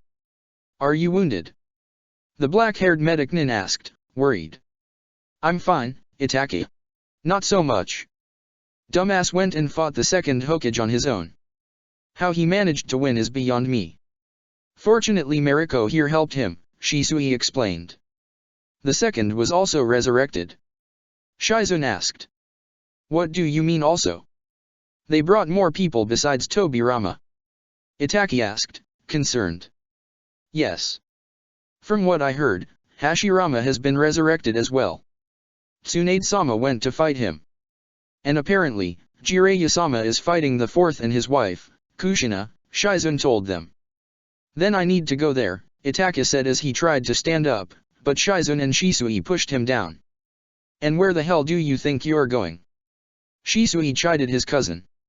You already risked your life once. You're not moving from here. Not that he looks like he can move too far, Shizun commented. Anyway, Shizun-chan, Mariko-san, Itaki isn't fully healed yet. I believe there's something affecting his lungs, so a medic should check that, Shisui instructed the two medics. Why you don't understand? Itaki insisted. Those reanimations are also immortal. I'm the only one who can stop them. That, dear cousin, is where you're wrong, Shisui replied, as he gave a confident smirk. You already did your part, Itake, now it's my turn. Shizun-chan, do you know where Tsunade-sama and the first are fighting? Back in the forest, Jiraiya and Anko continued fighting Minato and Kushina. Despite getting rid of the marked Kunao, Minato proved to be quite resourceful by marking random spots in the ground, allowing him to freely teleport to those areas. The two Konoha ninja made sure that the yellow flash did not mark any part of their body, and so far, they had been successful. With Kushina back in action, Jiraiya ordered Anko to deal with her so he could fight his deceased student without distractions. Raise Non. The two spheres of pure chakra clashed against each other, resulting in a massive explosion that pushed both the Toad Sage and the yellow flash backwards. My Raise Non should have overpowered his. Why it didn't it? The Sannin asked in frustration. You were unable to infuse enough nature chakra to your attack, Jiraiya-chan, that's why, Fukazaku explained. See? This is why we told you to complete your sage training. Shima protested. Damn it, Ma. I was busy raising children, okay? And I'm now Hokage. I don't have a lot of spare time. Jiraiya snapped back. Excuses. Shima scoffed. Can we save the lectures for later? Jiraiya shouted while dodging Minato's punches and kicks.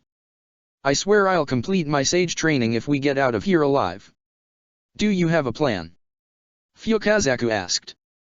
Think so. But first I need Minato to stop moving for a bit, Jiraiya replied. Then I'll bury him with my swamp of the underworld. Once buried, the swamp will numb his senses to a point of near unconsciousness. Good luck, boy. Minato-chan wasn't known as the Yellow Flash for nothing, Shima replied. Again, I have that part covered. Fortunately, Naruto helped me develop a new jutsu that will help me overpower his Rasengan, Jiraiya confidently said.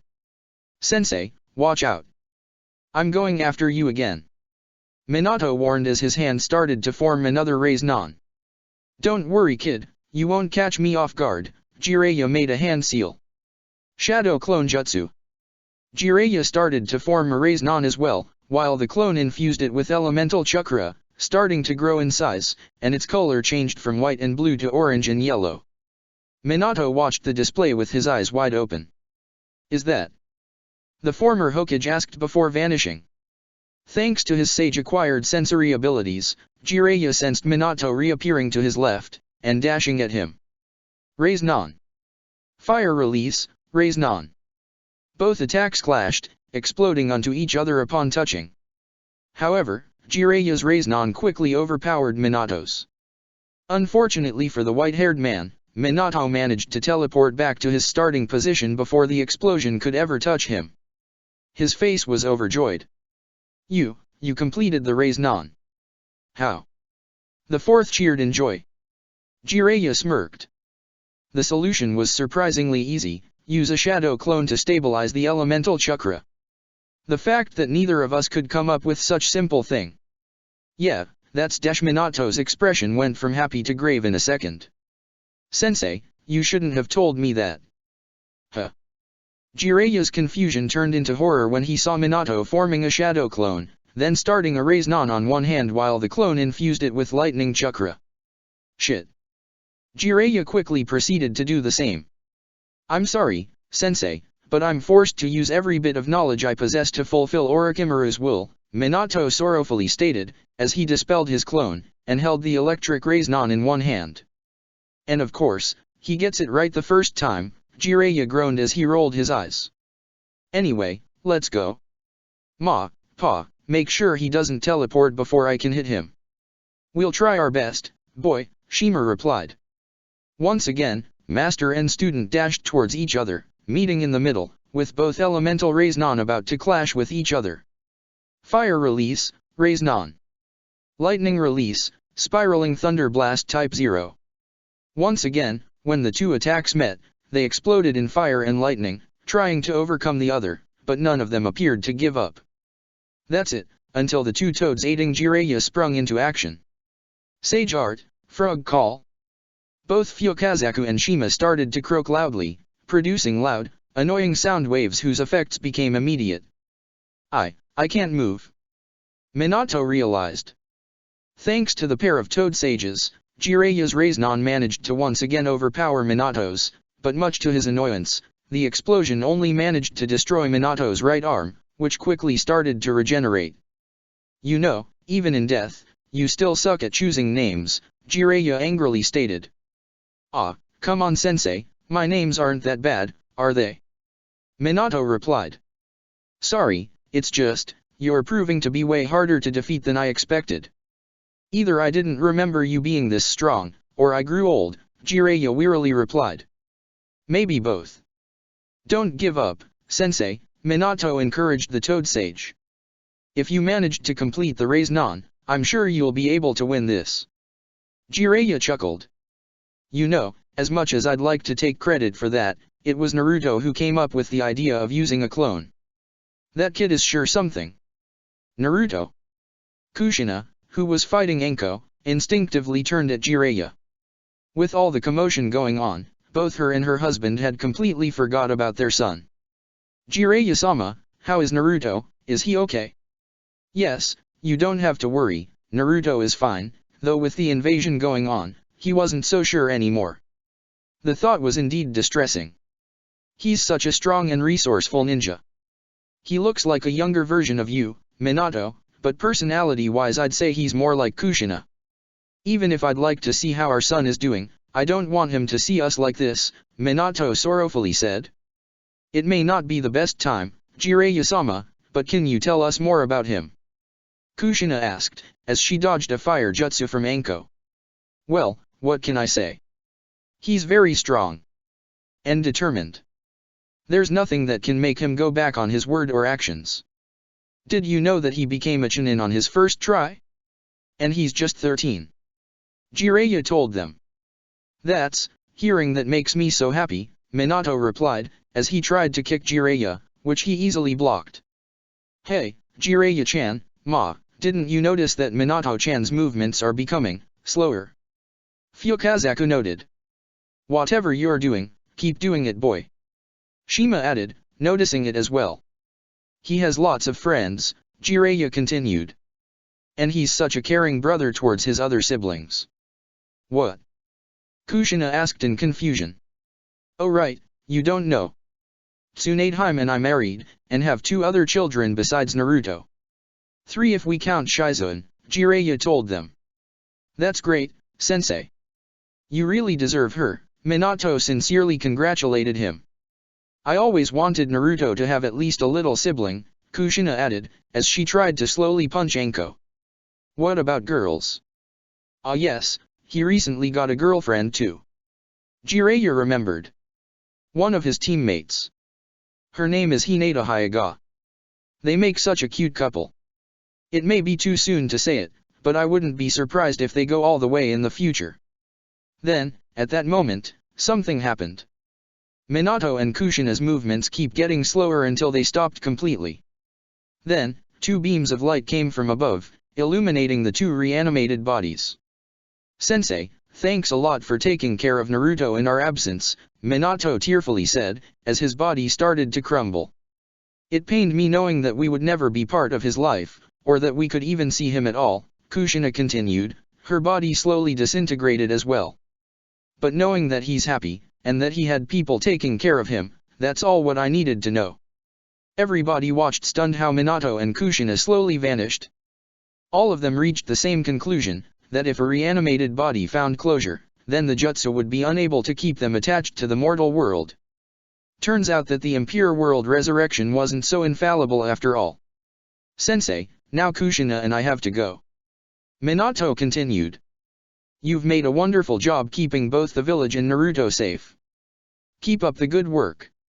And I hope both you and Tsunade-sama have a long and happy relationship, Kushina added. I will wait until we can meet the 2 of you again, but, don't be in a hurry to see us again, yeah no. And after that, Minato and Kushina's bodies crumbled completely, their souls returning to their rightful place in the pure world, leaving nothing but 2 piles of dust and ash behind. Goodbye, Minato, Kushina, Jiraiya told to no one in particular. A tear fell down his cheek. You don't need to worry. As long as my heart beats, I will continue protecting both the village and your son. We did it. We defeated those reanimations. Fukazaku cheered. Haha, yes. A fitting way to end such an abominable jutsu. Shima agreed, before noticing Jiraiya's state. Jiraiya-chan, are you crying? Jiraiya wiped out his tears, and chuckled. Am I? It feels strange, I don't remember the last time these eyes shed tears. Hokage-sama. Anko's voice drew his attention. The snake Kunoichi was kneeling beside the piles of ash and dirt that used to make Minato and Kushina's body. Take a look at this. Jiraiya got closer, and noticed that there were a couple corpses, which appeared to be from random civilians, half buried between the dirt. Their expressions were horrified, as if they saw something unspeakable as they died. The impure world resurrection requires a sacrifice for each reanimated body, Fukazaku said out loud. Guess that these poor souls were the victims Orochimaru used to bring Minato-chan and Kushina-chan back to life. Jiraiya stood up. Anyway, there's nothing more we can do here. Let's return to Konoha, and make Orochimaru pay for sullying the memory of my student and his wife, among many, many other transgressions. Anko grinned sadistically. This time, Orochimaru wouldn't escape her wrath. Tsunade was growing desperate. All her attempts to beat her grandfather had been fruitless. No matter how hard she hit, what kind of jutsu she used, the force that brought Hashirama back to life completely restored his body as if nothing happened to him. Wood release, nativity of a world of trees. More tree branches emerged from the ground, and lunged at Tsunade, either to wrap around her, or to impale her. The blonde Sannin tore apart a huge chunk on the ground, and used it as a shield. Then, while holding the chunk, she ran towards Hashirama at a neck-breaking speed until she slammed her grandfather. She repeated the process multiple times, sinking Hashirama a bit with each hit. "Maybe if I bury you, you will stay down," Tsunade shouted. Wood release, Great Forest Jutsu. Hashirama's arms turned into a mass of wooden vines that tried to wrap themselves around Tsunade, but the slug princess managed to jump back in time. Hashirama then unearthed himself, returned his arms back to normal, and dusted his armor off. Tsunade stared in frustration, breathing heavily. She wondered how long she could keep going. She was strong and resistant, but unlike her grandfather before her, her energy and chakra reserves weren't infinite. "Not bad, Tsuna, not bad. Think in a way of incapacitating me instead of defeating me permanently," Hashirama advised. "I'm trying. I really am," Tsunade scornfully said, but she was running out of patience, and most importantly, chakra. She could never imagine she'd grew to hate her beloved grandfather so much. But deep down, it was Orochimaru she hated, since it was him who started this whole mess to begin with. "You've been doing fine. You're a strong kunoichi, I'm sure you," Hashirama was saying before being interrupted. Fire release, Phoenix Sage Fire Jutsu. A rain of fireballs fell upon the first Hokage, who managed to evade them in time. A young man with black hair and a single Sharingan landed beside Tsunade. "Tsunade-sama, are you alright?" Shisui asked. "Shisui? What are you doing here?" Tsunade asked, a bit stupefied. "It isn't obvious?" "I'm here to help," Shisui replied. "While I appreciate your thoughts, this enemy is way too powerful for you. You need to leave now," Tsunade urged him. "Don't worry, I know exactly what to do to take care of the problem at hand," Shisui replied, as his Sharingan took the form of a black shuriken against a red background. "Mangekyo Sharingan," Hashirama said to no one in particular. While Tsunade knew of Shisui's advanced Sharingan, she wasn't aware of the unique power his eye possessed. "Koda Amatsukami." Hashirama stumbled back, as if something smacked him in the head, hard. Except that it felt like he was being smacked from the inside of his skull. Then, he noticed something odd. My body, I can control it," Hashirama said in jubilation, as he started to flex his fingers. "I'm free of Orochimaru's control." Shisui sighed in relief. "Thank goodness it worked." "Shisui, what did you do?" Tsunade asked in confusion. "My Mangekyo Sharingan isn't like everybody else's. It's special. It has an unique ability called Koda Amatsukami. To explain how it works takes some time, so to simplify it you can say is a very powerful form of mind control. I used it to override Orochimaru's control with my own, but as you can see I decided to give him back his free will," Shisui explained. "It has the downside that it can only be used once every 10 years, so I have to be careful when to use it. However, I thought that the situation demanded it." "You did good, Uchiha-san," Hashirama praised as he walked towards him. Thank you, Hokage-sama. I do all what's in my power to serve and protect the village," Shisui stammered.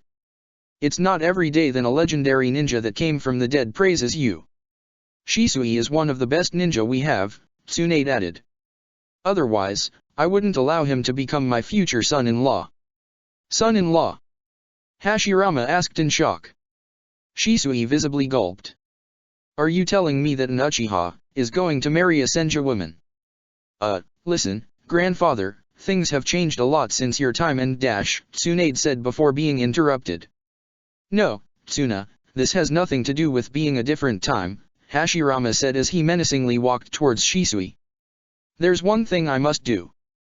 Shisui braced himself for what the Hokage was going to do. He was now regretting giving him back his free will. "Welcome to the family," Hashirama warmly said as he pulled a terrified Shisui into a bear hug. "Boy, if two people from our respective clans fell in love, maybe it would have helped to diffuse the tensions between the Senju and the Uchiha much faster. Actually, such thing would have happened, both of them would have been executed by their respective clans for treason, Tsunade pointed out. I mean, you yourself told me how your friendship with Madara Uchiha went. Come on Tsuna, don't be so negative, Hashirama replied. This is a historical event worthy of the biggest celebrations. Hokage-sama, Shisui shyly said. While I'm glad that you approve of my marriage with a Senju woman even if Shizun-chan isn't a Senju by blood, I think that there are more pressing matters to attend now, like the ongoing invasion. You speak the truth, Shisui-san. Let's find that traitor of a snake, and give him what he deserves. Hashirama declared. Before Tsunade, Shisui and himself leaped away. Orochimaru couldn't believe what was happening. First, his connection to Minato and Kushina was severed. Even if the thought was distressing, at least he was still in control of Hashirama, his most powerful reanimation. Of course, that didn't last, as the connection to Hashirama was cut as well. All of his reanimations had been defeated. How was that even possible? And to make matters worse, Sarutobi smelled Orochimaru's fear and distress, which in turn made him more confident, and thus became more aggressive in his attack. Something wrong, Orochimaru? No more grinning. Sarutobi taunted. You looked so confident when we started the fight. Where did that confidence go? I'll show you right now. An angry Orochimaru replied as he cast his arms forward. Mass shadow hidden snake hands. Many snakes emerged from under Orochimaru's sleeves, and just like it happened with Jiraiya, more snakes emerged from the mouths of the first snakes, and so on, until Orochimaru had summoned a truly ridiculous amount of snakes. The mass of snakes then took the form of a massive snake, with Orochimaru on its mouth, and lunged at the former Hokage. Die, you fossil! Orochimaru shouted from the top of his snake-shaped snake construct. Fossil? I was expecting a more creative insult, coming from a man of your intellect, Sarutobi stated as he jumped back while making hand seals. Fire release, fire dragon bullet. The former Hokage breathed a massive wave of fire at the incoming snakes, which crashed against it, filling the air with loud hisses of pain. Sarutobi then noticed that the ground beneath his feet started to shake, and jumped back again just in time to avoid the mass of snakes, with Orochimaru lodged between them, violently emerging from below. As Hiruzen kept moving, more and more snakes emerged from below, forcing the former Hokage on the defensive. There has to be more snakes here than in the forests of the Land of Fire. Sarutobi thought. Something didn't go according to the plan. Orochimaru is growing desperate, and that makes him even more dangerous. Realizing he couldn't run forever, Sarutobi stabbed the adamantine staff into the ground, and commanded it to grow larger and thicker, until it became a really tall post Hiruzen could stand on top of. He looked at the ravenous mass of snakes, trying to climb the staff. He then got an idea. Hiruzen pulled out a kunai with an explosive tag attached to it, and tossed it up, while making several hand seals. Exploding kunai shadow clone jutsu. Upon falling down, the single kunai with the explosive multiplied by several dozen. Upon landing on the ground, Hiruzen activated all the explosive tags simultaneously, creating a chain of explosions that destroyed most of the snakes. Seeing that it was safe to get down, he commanded Inma to turn into its usual size and length. Is that all, Orochimaru? Sarutobi taunted. The snake Sannin emerged from underground, casting a murderous glare on his former sensei. You talk as if this was nothing, when the truth is you're out of breath already. You can't keep my pace, old man, Orochimaru grinned again. While I admit you put up a formidable fight, all what you did is rush towards your demise. Wood release, wood binding jutsu. That moment, multiple wooden roots emerged from below, and wrapped themselves around Orochimaru. It happened so fast and so suddenly that not even his Sharingan was able to foresee it and allow him to react in time. It is you who's near his demise, traitor. Hashirama's voice said as he, Tsunade, and an Uchiha Orochimaru didn't know landed near the third Hokage. What the hell are you doing? Orochimaru screamed in shock. You can't do this. You are supposed to be bound to my will. Not anymore, villain, Hashirama replied, as he crossed his arms, and shot Orochimaru an chilling glare. I told you I'd find a way to make you pay for this, and I never go back on my word. Orochimaru tried to break free, but the vine's grip was too hard. He found himself unable to gather and mold chakra properly. Don't bother. Those vines have an special poison that it's absorbed through the skin and greatly difficult the use of chakra, Hashirama explained, as he smiled confidently at his prisoner. Hashirama-sensei? Is that you? Orochimaru brought you too as well? Sarutobi asked in shock. Hashirama narrowed his eyes at the former Hokage, before he opened wide in shock upon realizing who was talking to him. Saru? Is that you? Yes, sensei, it's me. Despite the situation, it's good to see you again, Sarutobi sincerely said, as his stance relaxed. What happened to you? You look so old. Hashirama exclaimed. Well, that's what happens when you get to live as much as I did, Sarutobi chuckled, as he shrugged a bit. Wait a minute. Hashirama said in confusion as his gaze switched back and forth between Tsunade and Sarutobi. How long have I been dead? I'd say a little less than 4 decades, Hiruzen replied. Hashirama looked at Tsunade again. Wow Tsuna, it's amazing how young you look. Time seems to have no effect on you. What's your secret? Shisui cleared his throat. I believe we should deal with Orochimaru first. There's an invasion going on. Plus there are more reanimations as well. Jiraiya and Anko are fighting Minato and Kushina, Hiruzen informed them. Stopping this accursed jutsu should be the first course of action. Ah, yes, very true, you too. Hashirama replied, before his stare rested on Orochimaru once again. I know that the caster of the jutsu can cancel it, so do it already.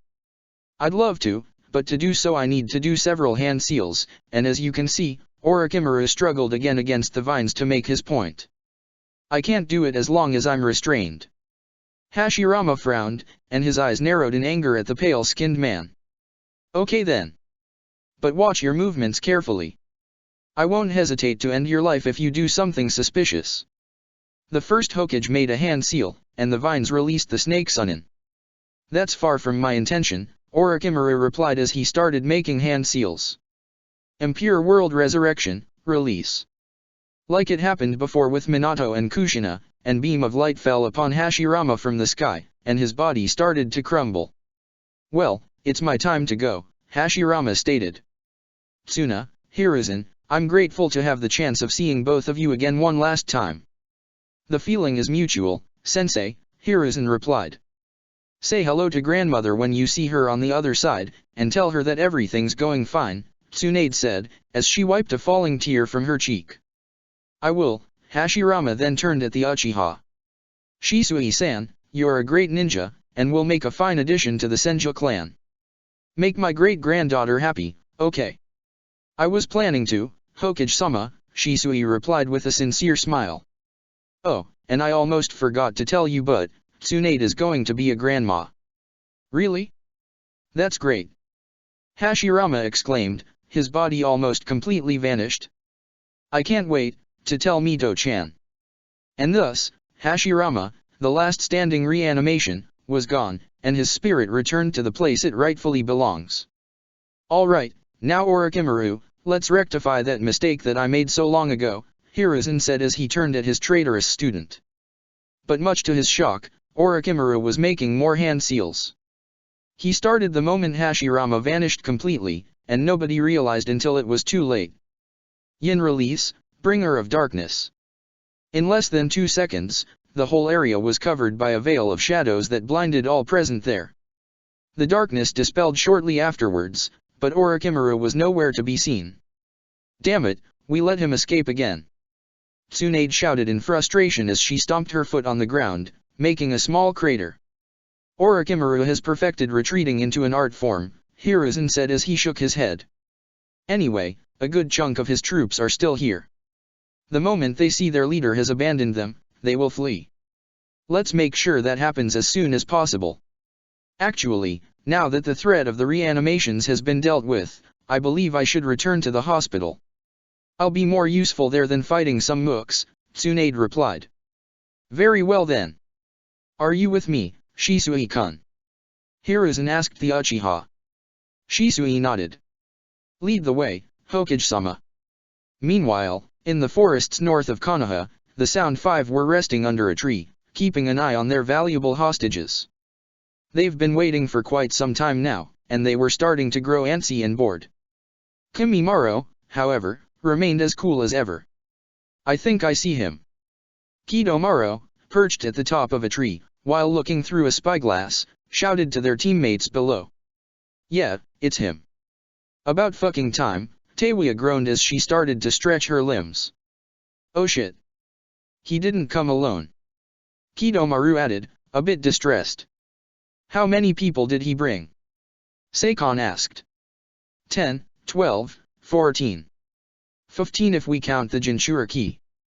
Kidomaru asked, as he descended down.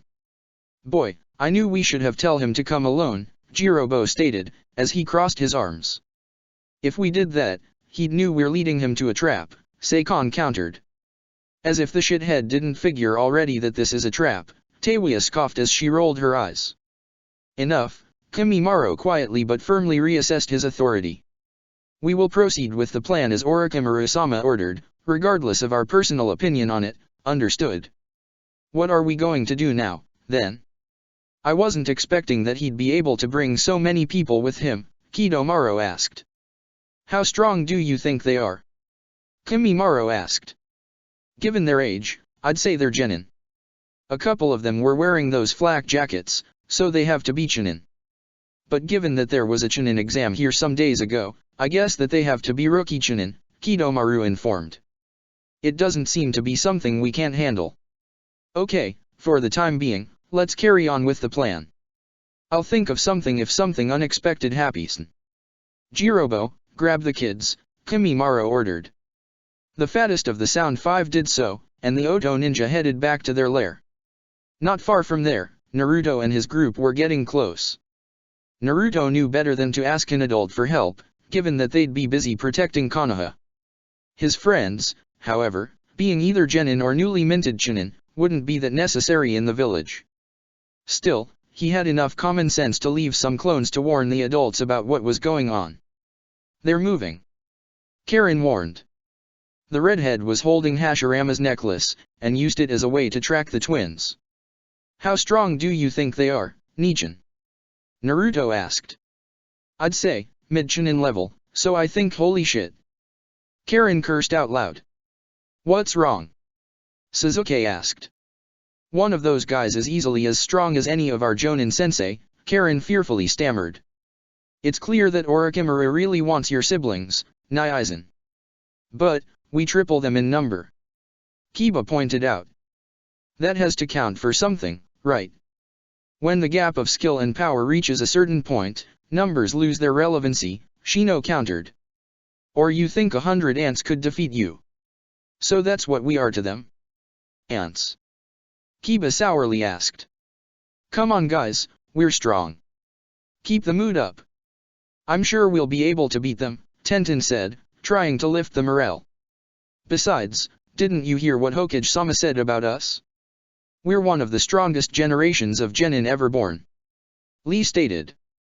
That doesn't change the fact that most of us are still genin, and the strongest of the genin is still no match for the weakest of the jonin, Niji countered. Then again, we can't go back. The children of the Hokage possess some pretty powerful bloodline limits.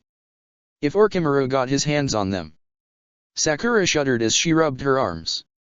I don't even want to imagine. Listen guys, if you're afraid, you can leave. Despite being your commanding officer, I would never force you to go on a mission like this, Naruto gravely said. Feel free to go back to the village and help there if you think this is too much for you.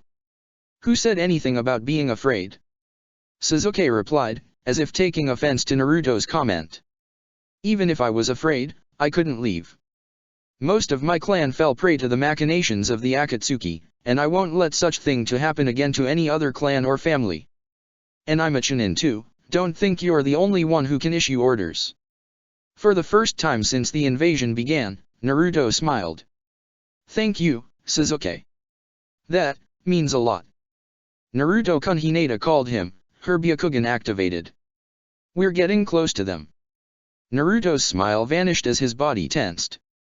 Alright, everybody, prepare to battle. Fight like you never did before. Check the description for the links to the author.